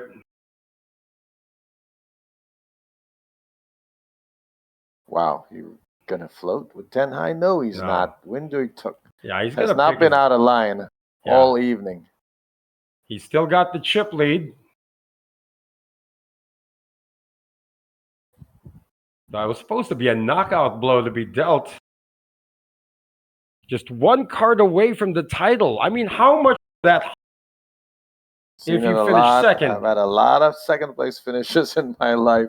A lot of one card away scenarios. And, you just need to have the fortitude to keep going. It just a change of lead, which happens all the time in all of sports. It's who's leading by the end that counts. The only difference in poker is it's attrition. There's no clock to run out when you have the lead. Well, that clock is active right now in the background, and the blinds are going to go up later on. Nguyen Dui took chip leader, making the raise. King 8 offsuit, 9-6 offsuit though for Nguyen Man Tuan. I think Tuan is just a choice between defending by calling or mixing in a few re-raises pre-flop. Queen 9-4, Nguyen Man Tuan. Fence being rewarded here with middle pair and can now gobble up this continuation bet fired by Took. You see 3 outs. The only way. See, this is very courageous. Players with a lot less post-flop courage would just check shove there and try to end the hand while their 9 is ahead. Ace of hearts, though, completes a flush. A very scary turn here. Completes a flush, and the ace fits into the range of the racer. So now the second barrel might turn his winning hand into a mucked hand. Remember, he went all in with middle pair early. Sniffed it out correctly, just got outdrawn. That's right. And he's still sticking around with a pair of 9s. Still thinks once ahead, stay ahead. It's going to take a really big, courageous third barrel to get him off this hand. If a king shows, it's going to go check, check. If a heart shows, that could be a different story. It's another queen. That emboldens the 9 in the hand of Tuan. Now he's got 2 pairs with an ace kicker. All in. Wow. Emptying the clip and putting maximum pressure on the shorter stack. That's commitment. Losing to so many hands. Losing to the ace, the queen, to the hearts. This is almost an impossible call. How can he make this call? It'll be the hero call of all hero Bang! calls. Yeah, he made a call with a pair of 9s on a board that had a flush and 2 queens. Wow, he's answered the question I was asking. Who's better post-flop on all 3 streets? And twice we've seen Tuan get the better of Took. Of course, Took outdrew him in the hand prior, but he did get it right both times. Amazing call. Given the texture of the board. He's either a soul reader or just plain sticky. Man, that's going to whittle down when we took stack to 700,000, back to where he was. Check called 3 barrels all the way to the felt, and he got it right. Now, this is a humongously the 4-1. Look, paired board, ace showing, flush showing, middling pair, no kicker. That's an amazing call from Nguyen Man Tuan. Again, he has 3 titles under his belt. All of them, well, one is a hyper turbo, one is a high roller, and one is a super deep stack. So he's practically won in every variant. But what an amazing call. And now Sharon's the other one slouched. Well, it's still not over, though. Nguyen might try to deal the knockout blow here. 700,000 behind. There you go. Yeah, Knockout it's blow. perfect. Just every hand should be a shove until he doubles up. Who's got the 10-8 of hearts? That would be the player at risk. Inferior hand, inferior stack. He's got to yell, I don't know what one time is in Vietnamese. Let me go find out. This dealer's being meticulous again, trying to put the 9 close enough to that logo. There it is, player at risk. With live cards, though. That being win. And here is the flop 6, 4 deuce. How safe is that? 10 or an 8. Turn cards another deuce. 10 or an 8. Otherwise, we have a champion. Motlan! 8 on the river! Oh my goodness, we still play on. Another double up for Nguyen Duy Tuc. How many? What is it? What is it again? Motlan. Motlan. Are we? That was it. He needed it one time and he got it. He got it twice. I mean, he rivered him twice already. Oh, he's used 2 of them. Yeah. What do you call 2 one times? Motlan, indeed. Oh my goodness. We still play on. It's a 2-1 lead for Nguyen Man Thuan.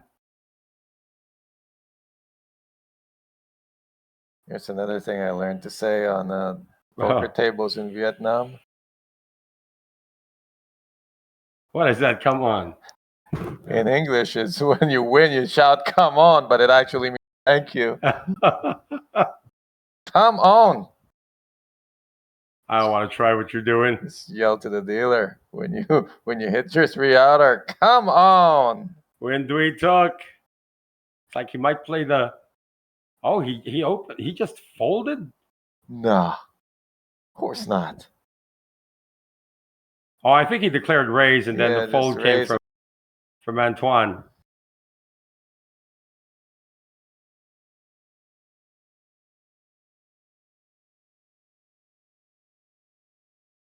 I mean, look at that. 2-1 lead. We got a card game again. Try to hit that knockout blow, but that's why you try that knockout blow when you got 4 better. That way you double him up, you still got a lead. Then you proceed, try to whittle him back down, and then try to knock him out again. It's just constantly you want to be pushing your guy to the corner and set him up for the knockout blow. Ace deuce. Looks like it's just a raise this time coming from Nguyen Man Thuan. And a quick call with 7-6 offsuit from Duy Tuc.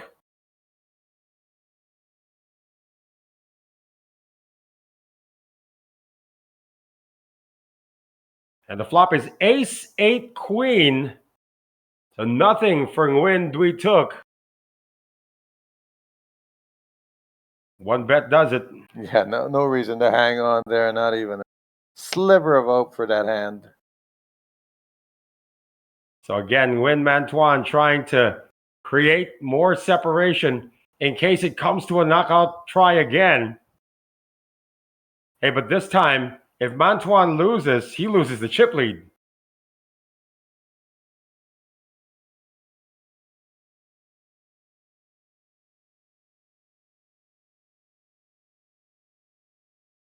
So pretty much in control. About a 2.5 to 1 advantage. Duy Tuc